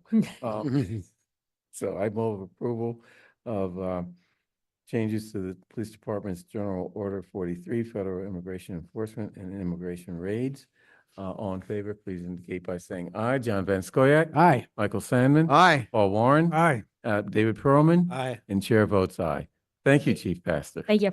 Thanks, Chief. Sorry you had to be here all this time for just that. Okay, final ARPA reallocation. Question of approving the final slate for American Rescue Plan Act funding allocations as presented by staff. Is that you? Charlie Young is on. Oh, Charlie Young. Oh, Charlie. Hi, Bernard. Thank you, Chair Green. We have Tyler Belisle on with us as well. I'll introduce it, but Tyler is here if folks have any questions. So thank you, Chair Green, and good evening, Select Board members. I'm Charlie Young. I'm the Assistant Town Administrator for Finance, and we're here tonight to request a vote to approve a final allocation of ARPA funds. Before I go any further, I just want to call out that today marks a couple of milestones for the American Rescue Plan Act funding. First of all, this will be the board's last opportunity to make a vote on ARPA and allocations of those funds. So I just think that's a major milestone for the board, and just kind of marks another major point in the schedule for getting through ARPA. The other major milestone today, and Tyler, thank you for all of your work on this, is that we have finally received approval on all $11 million of our Norfolk County ARPA allocations that we submitted to them. So thank you very much for that, Tyler, and Nicole in our office, and Nick and Chaz and Melissa, everyone who has helped us get there. Okay, Huge. So their part. Thank you. Yeah. as you know, the deadline for obligating ARPA is at the end of this month. We've had a few turnbacks since your vote in November, and we're recommending filling gaps in 2 projects that were created by that vote. The memo explains it in more detail, but we're adding funds for engineering services on the Senior Center electrification project, and we're adding funds back into recreation scholarships that we did not intend to reallocate in the November vote. There are a couple of other small allocations. We're adding $2,000 to the funds for the fire department's emergency vehicle they were granted in November, and we're adding $10,000 for the Brookline Commission for the Arts matching funds. So that is the majority of what we're looking for tonight. But the other key that we are asking you for, and Bernard, this is in the vote that is included in the memo, is to authorize Chaz to make any final reallocations of funds that get turned back in the next week or two before December 31st. We are tracking a few projects that may have some small dollar amounts to turn back, and we think we can utilize those if we have the opportunity to do so, if you'll give Chaz that authorization. So that is the request we're putting before you tonight. The full table of all final ARPA allocations, including what has been approved by Norfolk County on the last page, is included in the packet, and we're here to answer any questions. Okay, any questions from the board? John? I'm just trying to get clarity here. Sure. So this is our last vote, and we're going to authorize Chaz to make some reallocations. But is it not the case that some of these awards were awarded for funding of programs that extend out in time? So there's a second year of the program and there's a third year of the program. Yes. That money hasn't been spent yet. What happens to the recipients who don't spend that money that is, in thear future spending plan? Yeah, because they basically, over budgeted and don't have anything to show in terms of invoices for uses of the money. So, Tyler, you're welcome to jump in on this, but the essential answer to your question, John, is that at this point, after December 31st, we won't be able to reallocate any funds except for those that fail to that completely fail to come to fruition. And Tyler, you can expand on this if I'm right, but if a subrecipient were to completely fail in completing a project, could we reassign it then? Otherwise, John, the answer is those funds get turned back to the Fed at that point. Okay, it's turned back to the Feds. So that's the answer to the first part of my question. There's a second part. Who monitors from this point forward to make sure that, it's one thing to maybe not spend the money and it gets turned back to the federal government, but who's monitoring to make sure it's being spent on what was promised in the budget that was approved? And not other things, Sure. Tyler? So I'll take this one. One correction just to what Charlie said. we cannot reassign or reallocate funds after the end of this year. So if a subrecipient fails to deliver any piece of their project, that will automatically get turned back. We can't shift funding around after the end of this year. As far as the oversight piece goes, that is on us with the town. That is part of what the quarterly reporting is required. As I've mentioned in previous meetings, one of the pushes that we're aiming for in 2025 is to actually provide those on the ARPA story page so that there is complete transparency and to show the board, show the public what is going on with each of the projects, each milestone. Those are all captured in the invoices. Those are all going to be captured in those quarterly reports. But as far as what's actually being spent, we still look through these with a fine-tooth comb. So if there's any issue with some certain project budgets, we still have the capacity to come back to the board after the end of this year to amend certain project budgets if there is a change in the scope of work or just a significant change in the dollar amount. So I won't ask for specifics, but have we disapproved any invoices? what do you mean by disapproved? Seen invoices sent for reimbursement and said, wait a minute, you're spending this money, you're spending money on coffee when you said you're going to spend it on, something else. This is not an approvable expense under what you were assigned as the purposes of your appropriation. So a majority of these with the subrecipients, nonprofits, are treated as advancements. So part of that is on good faith that we're trusting those nonprofits to spend the money accordingly. When we look at the quarterly reports and look at the invoices, if we catch things like that, we will raise that to the subrecipient and try to work with them on those corrections. So far, everyone has been staying in their lane and spending what was promised, like specific dollar amounts. So we haven't seen anything yet, but then again, we're still 2 years from that final expenditure date. Right. Okay, thanks. Paul? Yep. And thank you for all your work on this. This is a remarkable level of detail. My question may be a little unrelated to this list, but it has to do with the county money. I don't know, it's been raised a couple of times that there's county money. I think there's a deadline. Chaz, is this separate from the money that might be available to us from the county? We just got approval of that. So Tyler, you want to talk a little bit about that? I think it might be helpful to have your kind of talk through there. So when funding was sent out to each of the municipalities, county governments held on to a portion of that based on a federal formula. What we're seeing in this case is Norfolk County, still being a functional county government, required us to apply for that $11 million. That was part of our overall $44 million allocation. Of course, some of the benefits were we had 2 different sets of audits that could also look at projects. So we did aim to send some of our more, I don't want to say wonky, but trickier projects to make sure that they were still eligible. But as far as the county funding goes, when we were budgeting these, we acted as if the 44 million was there. And as of today, we have received that full $11 million.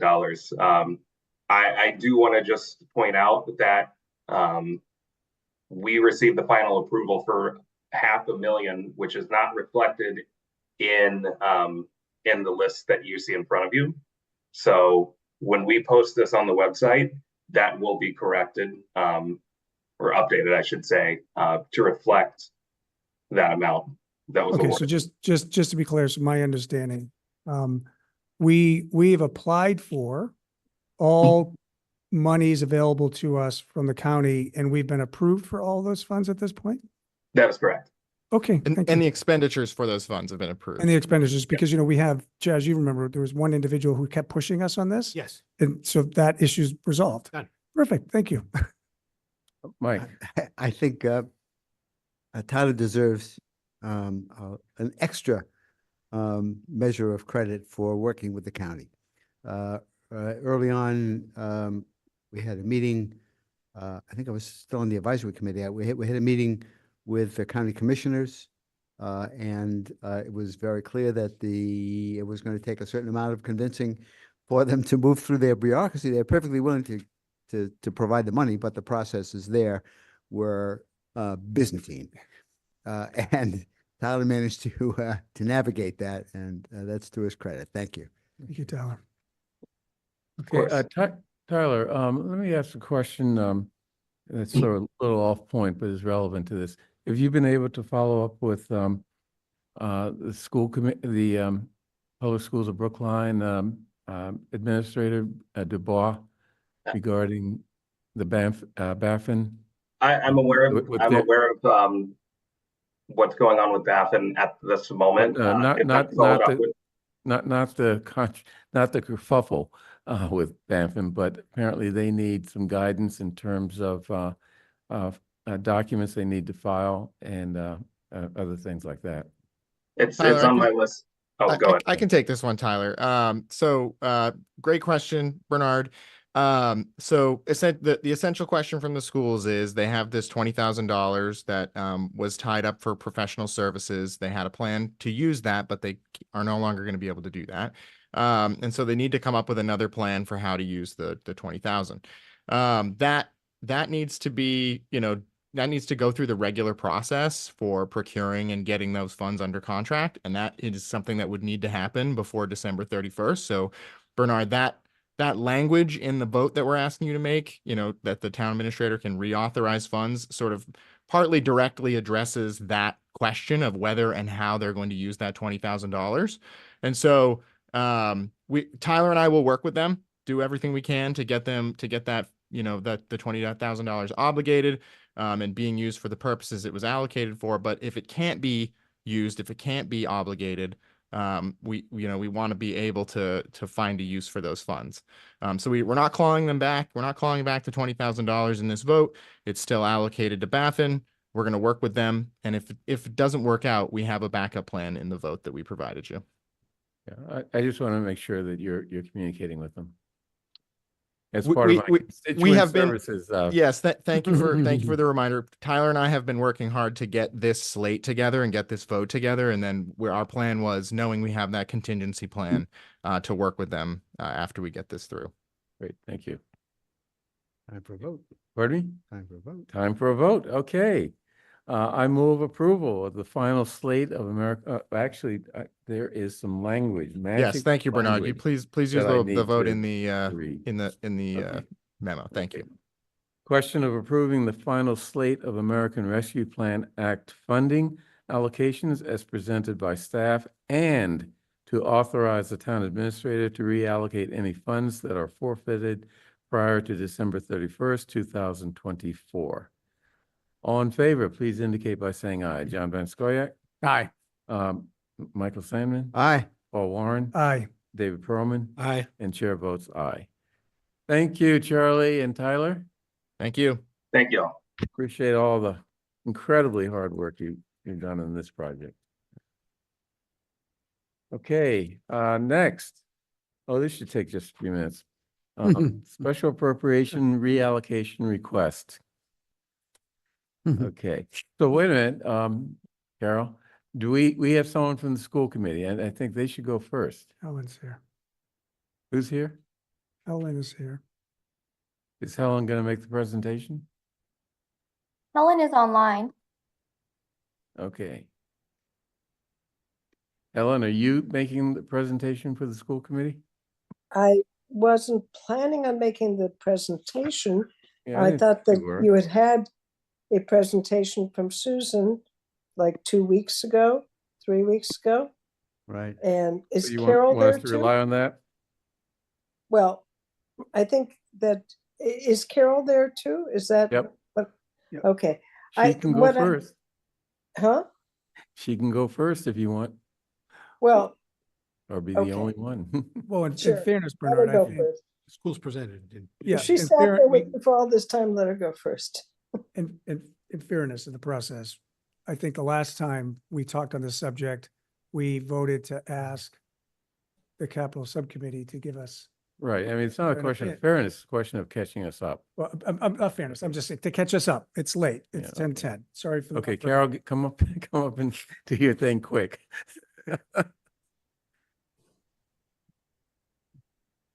Yeah, mine, I have that problem too. Okay, first, of all, before you go,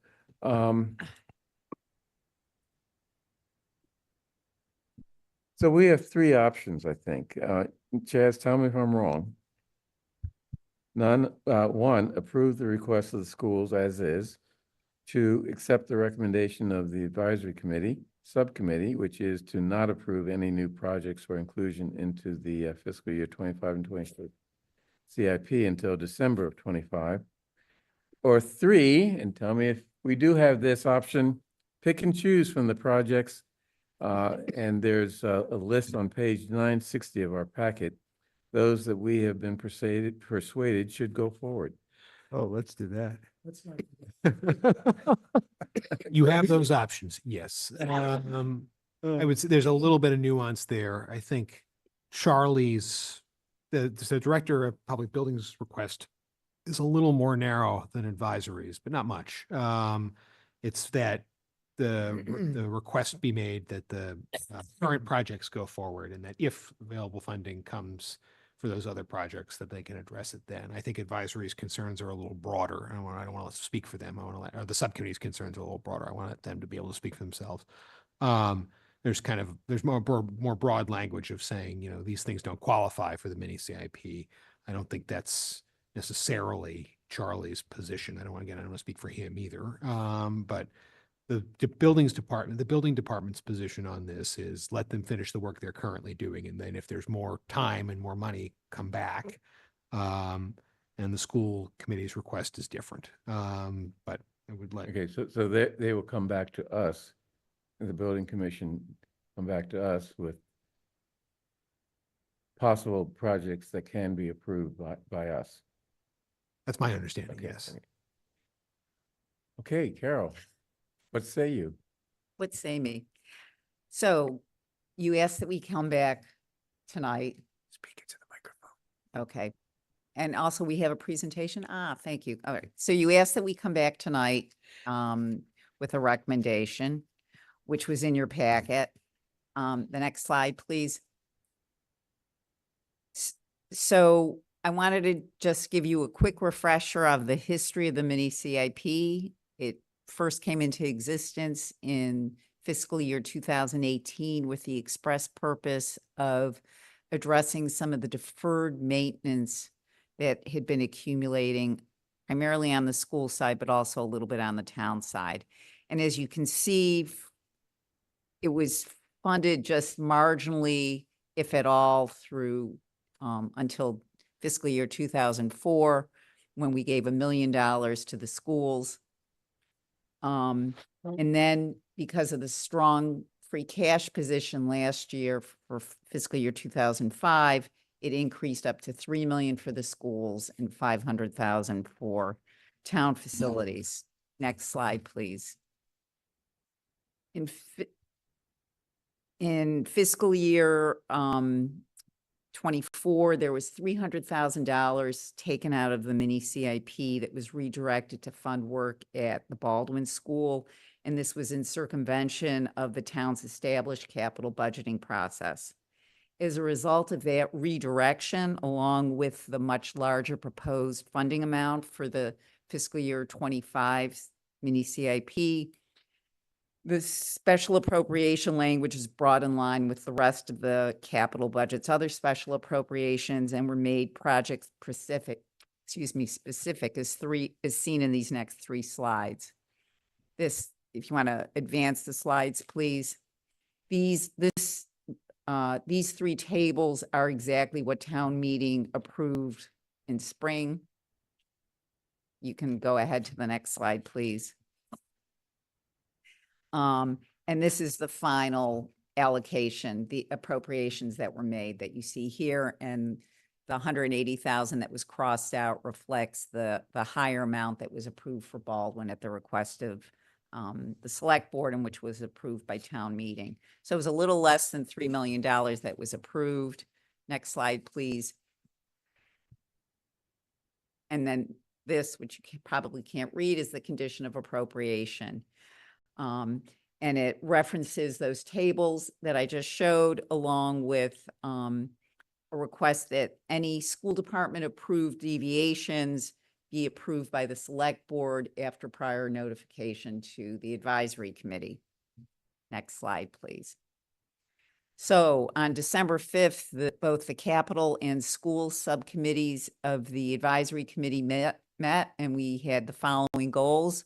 We wanted to understand what had changed since May town meeting. We wanted to determine if the proposed projects actually fit the deferred maintenance classification, and determine if the projects were historically appropriate for the mini CIP, and then recommend a course of action to the board. Next slide, please. This was what you were presented by the schools on November 12th, and I know that you can't read it, which is fine. Next slide, please. And then this is what I've put together that's in your packet, which you also cannot read. The goal of this particular table was to try and reconcile what the schools presented on the 12th with the format that was used and approved by town meeting in May. So though you can't really read it here, we've updated the third column of numbers is an update of the actual fiscal year 25 expenses. Those have increased them from what you were presented by the schools. This was done with Charlie Simmons in the building division. It includes things that were funded and also funds that were encumbered. We also have a line that shows what the new projected costs are for fiscal year 26, excuse me. Oh, thank you. That helps if you can make it bigger. And then finally, we have a total for fiscal year 25 and 26 projected expenditures. Finally, you see that it's color coded, and the goal of it being color coded was so you could at a glance get a sense for how much change is involved in what was proposed by the schools. The gray things are projects that are going to be completed in fiscal year 25. The big hunk of gray that you see there in the middle, that's the Baldwin School. Green are projects that have been expanded in scope or are new to the mini CIP for first fiscal year 25 and therefore unapproved.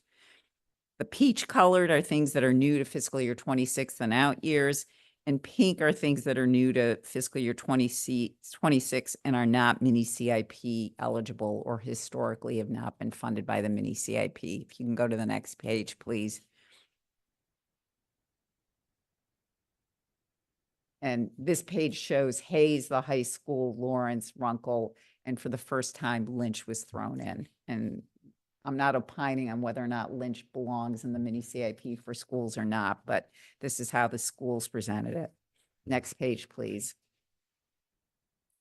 This table shows an aggregation of that information. It shows you what was approved for fiscal year 25, 26. As you see, the total that was approved was a little less than $3 million. And then the next column shows, based on the adjusted costs of what's been spent to date, along with the new expenses added in with all the requests that the schools have made, it brings us to a total of a little more than 3.1 million.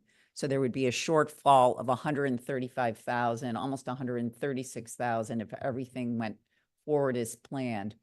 This last column also shows on a per school basis which schools have a surplus of funds projected and which schools would be in a deficit position. So you can see Baker, they've expanded the scope, or they're proposing to expand the scope of the number of projects there, and it'll need an additional $250,000 in funding, whereas Runkle now has almost $400,000 in excess funding because of a reduction in scope of certain projects. Next page, please. One of the most important takeaways from this analysis was that the actual spending to date for fiscal year 25 is much higher than was originally anticipated by the schools. The schools on November 12th, or at your last meeting, said $765,000, and it's almost $1.3 million. And as I mentioned earlier, that's in part because of more invoices coming in and also taking account for funds that have been encumbered but have not yet been paid out. Next slide, please. So we approved in May almost $3 million. As of the end of November, almost $1.3 million has either been spent or encumbered. For those projects that the schools are hoping to retain for fiscal year 26 and the remaining projects for fiscal year 25, we're currently projecting about $664,000 being necessary.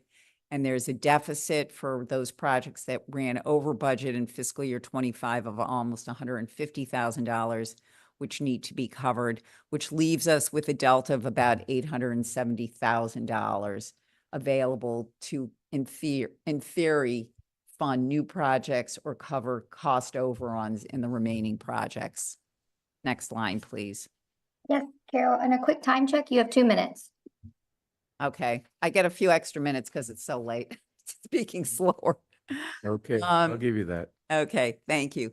This is an Unless there's attempt to objection. show the sources and uses. As you can see, this of the $870,000, there's two big chunks, sources of money. The first is a delay in the project for the Lincoln School kitchen and cafeteria redo. The schools would like to push that out to fiscal year 28. That was originally budgeted for $150,000. And then the Runkle flooring project was reduced in scope, and Charlie Simmons in the building division agrees with that reduction in scope, and that generates $400,000. Some of the completed projects are going to have a surplus of $134,000 for fiscal year 25. And then Charlie, as he always does, found alternative sources of funds for about $95,000. So I've been able to explain about $800,000, a little less than $800,000 of the $872,000 that was there. Next slide, please. So the question is, with that $870,000, what should we do with it? Well, we should retain the money that was appropriated for the Lincoln School kitchen and cafeteria, because that project is going to happen. The question is, how extensive and how expensive will it be? The scope really wasn't very well defined when the $150,000 was budgeted. And in all likelihood, it's going to be more than $150,000. Whether it's going to be 200 or 400, we have no way of knowing, but we feel very confident that it'll be higher. There will probably be overages on some of the approved projects because we know costs are going up. And then there's the question of what is actually new deferred maintenance that we need to cover. Next slide, please. These are I believe it's 10 new projects that have been proposed by the schools. And that right-hand column shows whether or not they meet the definition of deferred maintenance that has traditionally been used for the mini CIP. And you can see that there's approximately $825,000 in new projects being proposed. 445,000 of those projects would not be considered mini CIP eligible, and there is approximately $380,000 of projects that are mini CIP eligible, and those are primarily things like painting and floor repair and refurbishment. Next slide, please.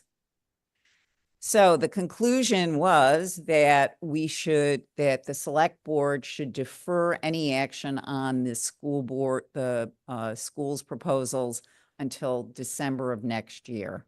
And the reasons for those are we wanted to make sure that there are sufficient funds for the projects that have already been approved in the mini CIP. We want to make sure that there is sufficient projects for those future already approved projects, such as the Lincoln School kitchen and cafeteria, rather than expecting that we'd have funds available in future years CIPs to fund it. There's also a lot of additional work pending at BHS. You saw that big block of pink on my chart for new BHS projects. There's also another list of projects that the building commission has in its possession that if there are funds left over from the BHS renovation project that the schools would like to see done at BHS. So there's a lot of work there and we don't know where the money's going to come from. And finally, Charlie Simmons requested that we defer decisions on any new projects until December of next year. And why December, you may ask? It's because most of the school work occurs during the summer months. So the fiscal year 26 projects will happen in June, July, and August of 25. And it really takes until late November, early December for all these bills to come in. Thank you. Wow. Okay, Mikey, are you So just scratching your head or? no, I'm perfectly happy to. I actually do want to comment. I think this is a very thorough piece of work. Especially where it explains the sort where funds come from, the sources, and projects that have been deferred and so forth, and where money is being spent. And I have to say, having asked for this and looking at it, I would have a very hard time not taking the recommendation. It seems to me to be a very well thought out. The one concern I do have is that whether the advisory committee is doing the school's job in, for example, reserving funds for Lincoln. If they don't want to do that work, then why are we holding that back? They're postponing it. They aren't saying they don't want to do it. They're just saying they aren't ready to do it this year because they don't have a scope yet. Okay, so they haven't finished it. Okay, got it. All right, thank you, David. Well, if they want to postpone something, another reason for that, beyond not having it fully scoped out, is that they deem one of their new proposals to be higher priority. So, for example, I've had some discussions with school committee members, and they appreciate this process that they had with you and going over what's truly high priority and what could maybe be pushed off. And so I think it's been helpful that interaction occurred. But it's been made very clear to me that the Lawrence project in particular of converting a locker room so it can be used as special education office space, I believe, is really critically important for Lawrence, and that the estimate of $250,000 was probably on the very high side. My understanding is they feel that the more basic component of being able to convert that into an office space could be done for $100,000.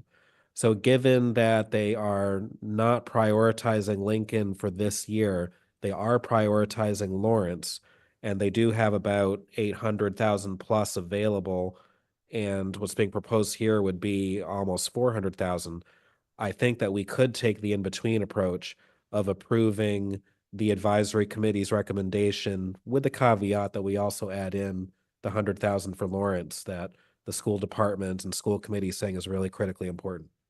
Okay, good. Paul? Yep, I want to thank you for your work. I know just what Mike said, this level of detail is really important, and I appreciate the extent to which you did do it. And I appreciate David's comment. Chaz, what's the difference between Charlie's? You had alluded earlier that Charlie has a little bit of a different view on this. It's very minor. It really is just Okay. about this idea of if you want to do additional work, it's not necessarily just Wait until we have a good sense. It's just wait until we have a good sense. It doesn't necessarily have to be until December of next year. But Okay. if the opportunity arises, we can take it back. Okay. It's much more. Charlie's view on this, my understanding is it's much more about capacity. Okay. He thinks that he has enough work to do, and that adding more work at this juncture, even if it is critical work, work that the schools really want, Yeah. you could take it out to bid all you want. He doesn't have the capacity to take that work on until the work that's currently on the docket is done. So if we want to go back to the issue of the Lawrence office space, we can. We don't have to wait until December to do it. we can see as the year progresses, Yeah. how these projects are coming along, Okay. and where capacity is. And Charlie understands that that's the priority of the schools. He just needs to make it. He needs to get out from under what he's currently under before he does that work. Okay, but the select board can make it clear that we think that that is a priority, because I agree with David, not just because I had a son at Lawrence, but because when we're going through the ninth school process, one of the issues was putting special ed kids in open hallways, which not only is just kind of disgusting, but it's also probably a violation of the federal law governing disabled students. So, I mean, I'd like to, I don't know, sort of urge Charlie to at least make that one a priority if he is able to loosen up some resources for it. May I just speak to that? Converting space from one use to another is not a mini CIP activity. Well, that's Well, sort of a technical so- issue, but we're No, talking it's about. not a technical issue because there is a well-established process in town for how we fund our capital improvements. And there's no difference between building a women's locker room at a fire station or making modifications to the public safety lobby or any of these other changes in space uses. They have a process that they go through, and a process needs to be gone through for converting that, even if it's appropriate. I don't even think that, we know yet whether or not it's feasible or where that $100,000 is coming as an estimate from. So when town meeting voted about deviations from that table, it wasn't with the intention that the select board would circumvent the budgeting process that we already have in place in town. It was to provide for the flexibility if certain projects ran over or under to reallocate funds. Or are we talking about reallocating the funds if they're available? Among the approved projects, there was, I don't think there was ever a consideration that you would be able, because this was in reaction to what happened with Baldwin, which circumvented the process. It was not. But Yeah. I mean, Yes. I would just say, even in response to that, the language of the appropriation says that it's not deferred maintenance. It's minor renovations and upgrades to school buildings. Yeah. So it's not the language of the appropriation allows something like this, in our opinion. That's what town meeting appropriated. It may not be necessarily what you want the mini CIP to be or to do, but theory under these proposals, and I agree with you, this process used to be a lot looser even than that. And then the issue with Baldwin came up, and this town meeting tightened this language, but it still doesn't say deferred maintenance. It says minor reservations and upgrades. And a project of that size probably qualifies. Mike? I have something I'd like to say that I think is much more general. And I wonder whether it's premature to say it. I think perhaps, I wonder if you'd come back to me, Bernard, I'm sorry. Towards the end of this, I'd like to throw something else in that is a much more general comment. Yeah. Well, I'm sitting here, to be honest, somewhat confused, because I'm not even sure what role the select board has in this. I keep hearing about how, there was a town meeting appropriation, and then I keep hearing about how there were, some changes of thinking in the school, on the school side as to, the projects that should be first priority and the projects that should be deferred. And then I'm hearing that the advisory committee, quite understandably, wants to have a say in this as to, is the school department's or the school committee's change of preferences in keeping with our building department and Charlie Simmons's sense of what should be the priority projects. But what's our role in this? Do we really have authority to say, Charlie's right and the school committee's wrong, or the advisory committee's right? And, what's our role in this? Well, we have the authority of what town meeting granted us, the appropriation. And the authority is we can make the changes to the CIP. Yeah, the goal of this is oversight, right? There Right. was the concern raised about Baldwin and how that process went, meant that town meeting put additional oversight onto the process, and they voted it through this language. But they still kept the idea that it is not solely. It could be changed. It could, well, yeah, the uses are a little broader than just deferred maintenance. But that said, I think Carol and the team and the process that they followed was very in-depth and very and great in the sense of thinking through what is necessary, and how to get the school committee to think through. Before we flip, I have what I wanted to say, but so David had said something about the Lawrence. Could someone explain to me what the conversion of the locker room is going to be to? Is it office space or is it to education space? It's to meet with special education students, but we have Helen on and she could probably give a more specific answer. Yeah, and I'm very familiar with the Lawrence School. I have 2 children that go there, and I see where the children meet for special assistance, and it's not great. Right now it's in an open hallway. It's in an open hallway, or they've got some barriers hallways. So the Charlie's recommendation, which is let's get some of the work done so we have a better sense of what we have for money left. Would that impede the conversion of the locker room to special ed space? It absolutely would, because if we're saying that we're only going to go with what was already approved, then that means that they go forward with Lincoln, even though even the school department doesn't want to go forward with Lincoln. No, that's not what we're saying. We're not saying to do the Lincoln cafeteria and kitchen. Well, that's what's approved. That's what's being funded. So saying that that would have to be done first before Lawrence, because Lawrence was not approved. That's not what he said. It's a matter of holding the money rather than allocating it for something else. And I think what David and I are saying, instead of holding the money. Yeah, I know, I understand, allocated but to it's not a matter of saying that you have to spend the money on Lincoln. It's a matter of saying, let's hold on to this money until we see what the costs are of the remaining work that has to be done. But if Lincoln doesn't get done for a few years, then how does that help Lawrence?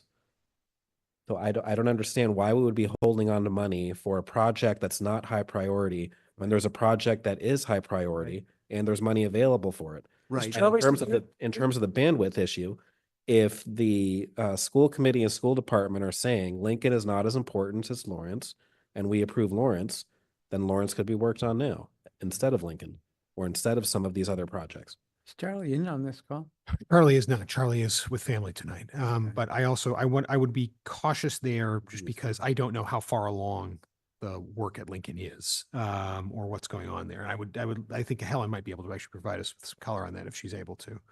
Hey, Helen, will you show yourself?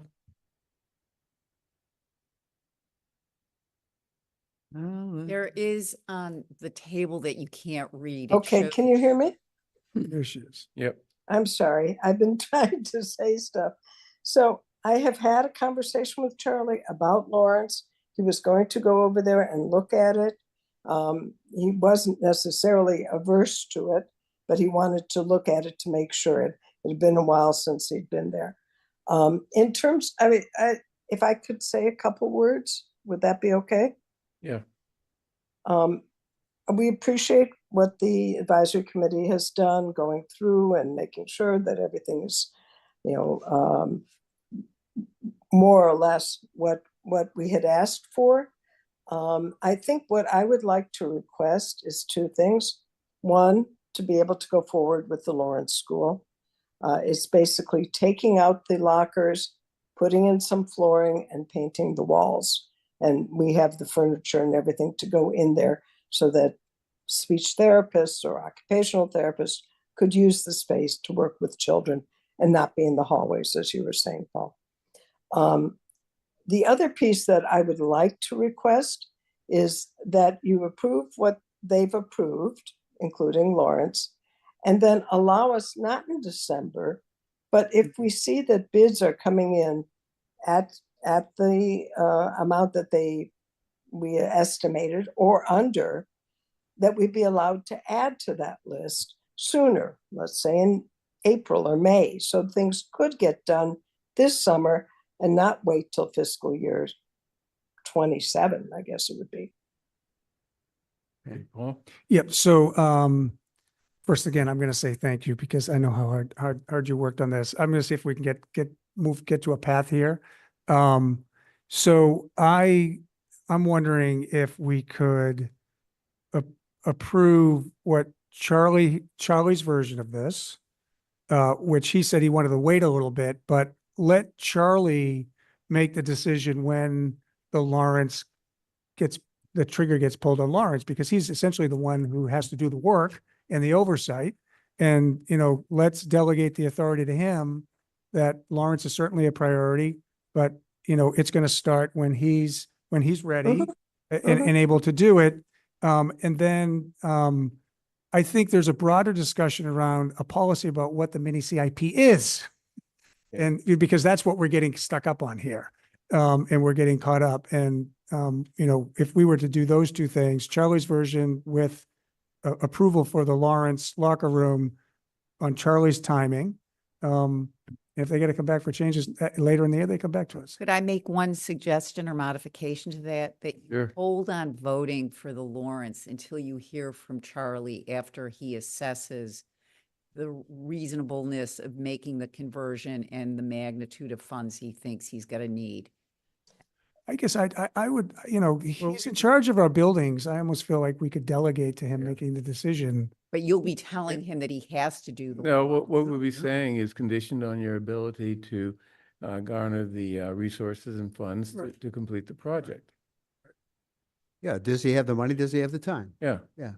If we run out, if He may say he can't get the I don't know. If I'm he just does, letting you then from a real estate perspective, he may say, I can't get the proper HVAC in there. Okay. Or, Yeah, well, or he'll to say do it, that it's and- going to cost a lot of money, or it's, or He- I he can can't say that, or go maybe he won't, because I so. don't have a window.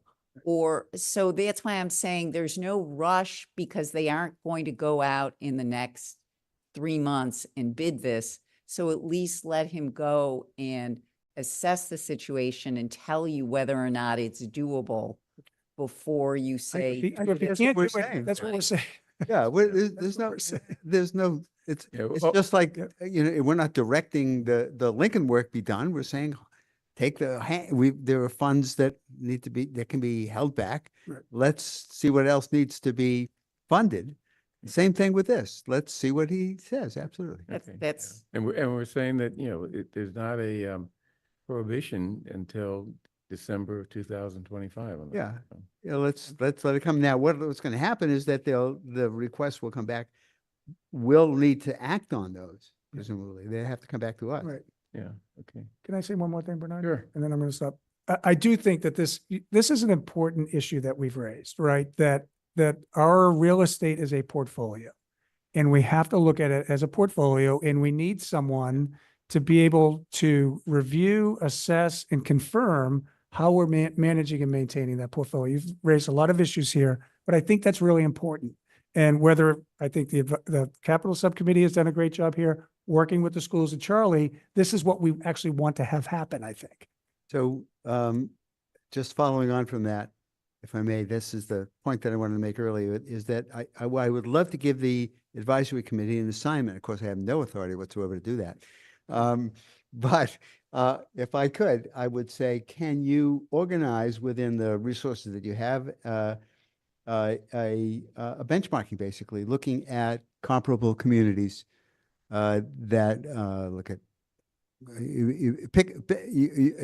I think we typically say, well, Lexington or Wellesley or whatever, but look at 4, 5, 6 comparable communities and see what their policies are for managing that portfolio, because the school building is school buildings are just as much a part of that portfolio as this building or anything else that we own. And we do have this odd, to me at least, fragmented view of how improvements and maintenance is done in these really very similar facilities.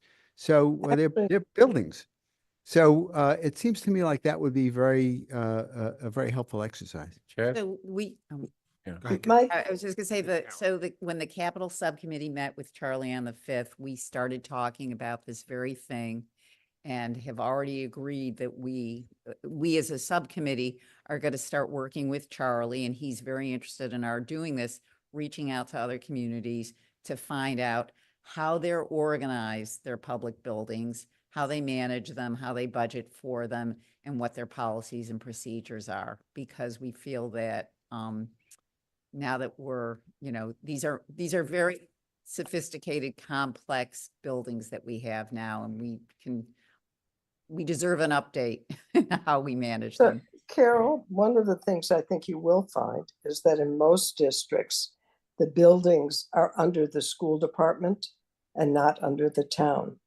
We'll find that out. We'll find that out. We're hearing mixed reports on. Given the hour, I was thought maybe I could offer a motion. Are we? Okay, why don't you take a first crack? I'll take a first crack. I would like to move that we accept the recommendations of the advisory committee, with the exception of the Lawrence School, and that the Lawrence School locker room would be added, and at the approval and assessment of Charlie Simmons on timing, feasibility, and capacity. As long as that doesn't prevent Charlie from coming back, because He can come back. The component of the advisory committee's recommendation that I think just diverges this idea that don't come back until December. He can come back earlier. Go back whenever, yeah. Come back when he's ready. Yeah. Yeah.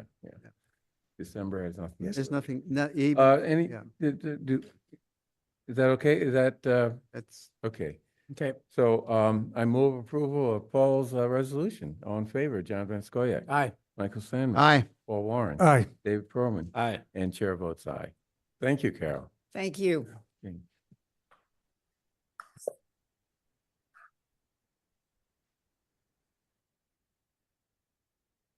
And write up your Yeah, you have to. resolution so It's, so that we get someone it. needs to So transcribe. it's in the We record. got it. We got it. Okay. Yeah. Gotta be in the record of the meeting. Kate is watching. Thank you, Kate.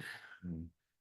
Tiffany and the whole Are team. we done? Or do we get one? No, we're not done yet. No. We have a lot more. More short things. I'm going to make this as short as Okay, humanly possible. you promise or be short? Yes, the revised charge that we discussed at your retreat, at your workshop for expenditures and revenues. I made the changes that the group suggested, particularly language about being mindful not to duplicate the work of the prior bodies, updating the bench, making sure that guidance is provided to the advisory committee as appropriate on measuring benchmarks and success, basically setting the table for advisory to take this work over, but not dictating how they do the work, because advisory is a separate body, and an independent body, and updating the membership to 9 members, and making clear that it's at least 1 member of the select board, at least 1 member of the school committee, so that if you wind up with, 2, 1, and 1, but there's a balance there that you're satisfied with, so be it. Otherwise, no changes. What about the open meeting? I mean, this assumes that this will be subject to the open meeting. Okay, any questions or comments there? Okay, I move approval of the Expenditure and Revenue Study Committee charge as revised. All in favor, please indicate by saying aye. John Van Scoyac. Aye. Michael Sandman. Aye. Paul Warren. Aye. David Perlman. Aye. Chair votes aye. Finally, 2024 Annual Town Meeting and 2024 Special Town Meeting Follow-Up. Question of transmitting the following warrant articles as home rule petitions to the state legislature as a result of town meeting action. Is anyone going to talk about that, or is it fairly straightforward? Just do it. Let's just do it. Needs to be true. Yeah. Okay, warrant article 14, an act authorizing the appointment of retired police officers as special police officers in the town of Brookline. And warrant article 18, an act authorizing the town of Brookline to prohibit or restrict the application of second-generation anticoagulant rodenticides. The first one was from the 2024 annual town meeting, and the second one was, that's a typo, 2025 special town meeting? Yep. Okay. 2024 special town meeting. Okay, Sorry. 24, okay. And you will see, Melissa has put both her memo from the 2024 annual town meeting from earlier in the year and her new memo from the special town meeting doesn't cover just this, it covers everything. Mhm. This is the basis of the town meeting tracker that we are going to Yes. go, it's going to go live at the end of this week. So again, we're a little behind schedule on this because I wanted to just touch base with Yeah. the moderator, and a series of comical maladies befell me during this month. Can I raise one? Can I raise one? Okay, point about this? one quick one. One quick point about this. So, you know, Chaz, the moderator, Ben Kaufman, and Mike Toffel Yes. really initiated this. And we ended up approving the memo for this tracker. It's never been communicated to town meeting, what was done. And I think it would be really helpful to share the memo and its genesis, especially with Mike, because he did do yeoman's work in getting us to do this. And I do think we just need to close the loop with town meeting because we've never really alerted them. Neil spoke a little bit about it but people didn't know what was going on. It was The moderator and I are going to have a conversation hopefully later this week about that rollout, because I want Okay. to be sure that I'm not stepping on his toes. Okay. It's Yeah. his body. So I want Yeah. to make sure that he gets the message out and it's commensurate with the work he's also doing on other record keeping and updates Right. and storage. Right. So But we never communicated the memo from the board. no, but And that's what I approving wanted, that. right. So, I want Neil to be able to put that out to Okay. town meeting through the email system, officially okay. when it goes live. Okay. So, Okay. Okay, thank you. So I move approval of the question of transmitting warrant article 14 and warrant article 18 I'm sorry, pardon me? warrant article 17 from the annual town meeting and 18 from the special town meeting. Okay, so there's another type one here. At least in my notes. So it's warrant article 7. 17 from the ATM and 18 from the STM. Yeah, wait a minute. Okay. What he said. Okay. As described by the town administrator. Sorry, as described. I move approval of the warrant articles as described by the town administrator. And you will make sure that our minutes are accurate. Yes. Okay, all in favor, John Van Scoyac. Aye. Michael Sandman. Aye. Paul Warren. Aye. David Perlman. Aye. And chair votes aye. And that is the end of our meeting, unless someone in the public would like to speak.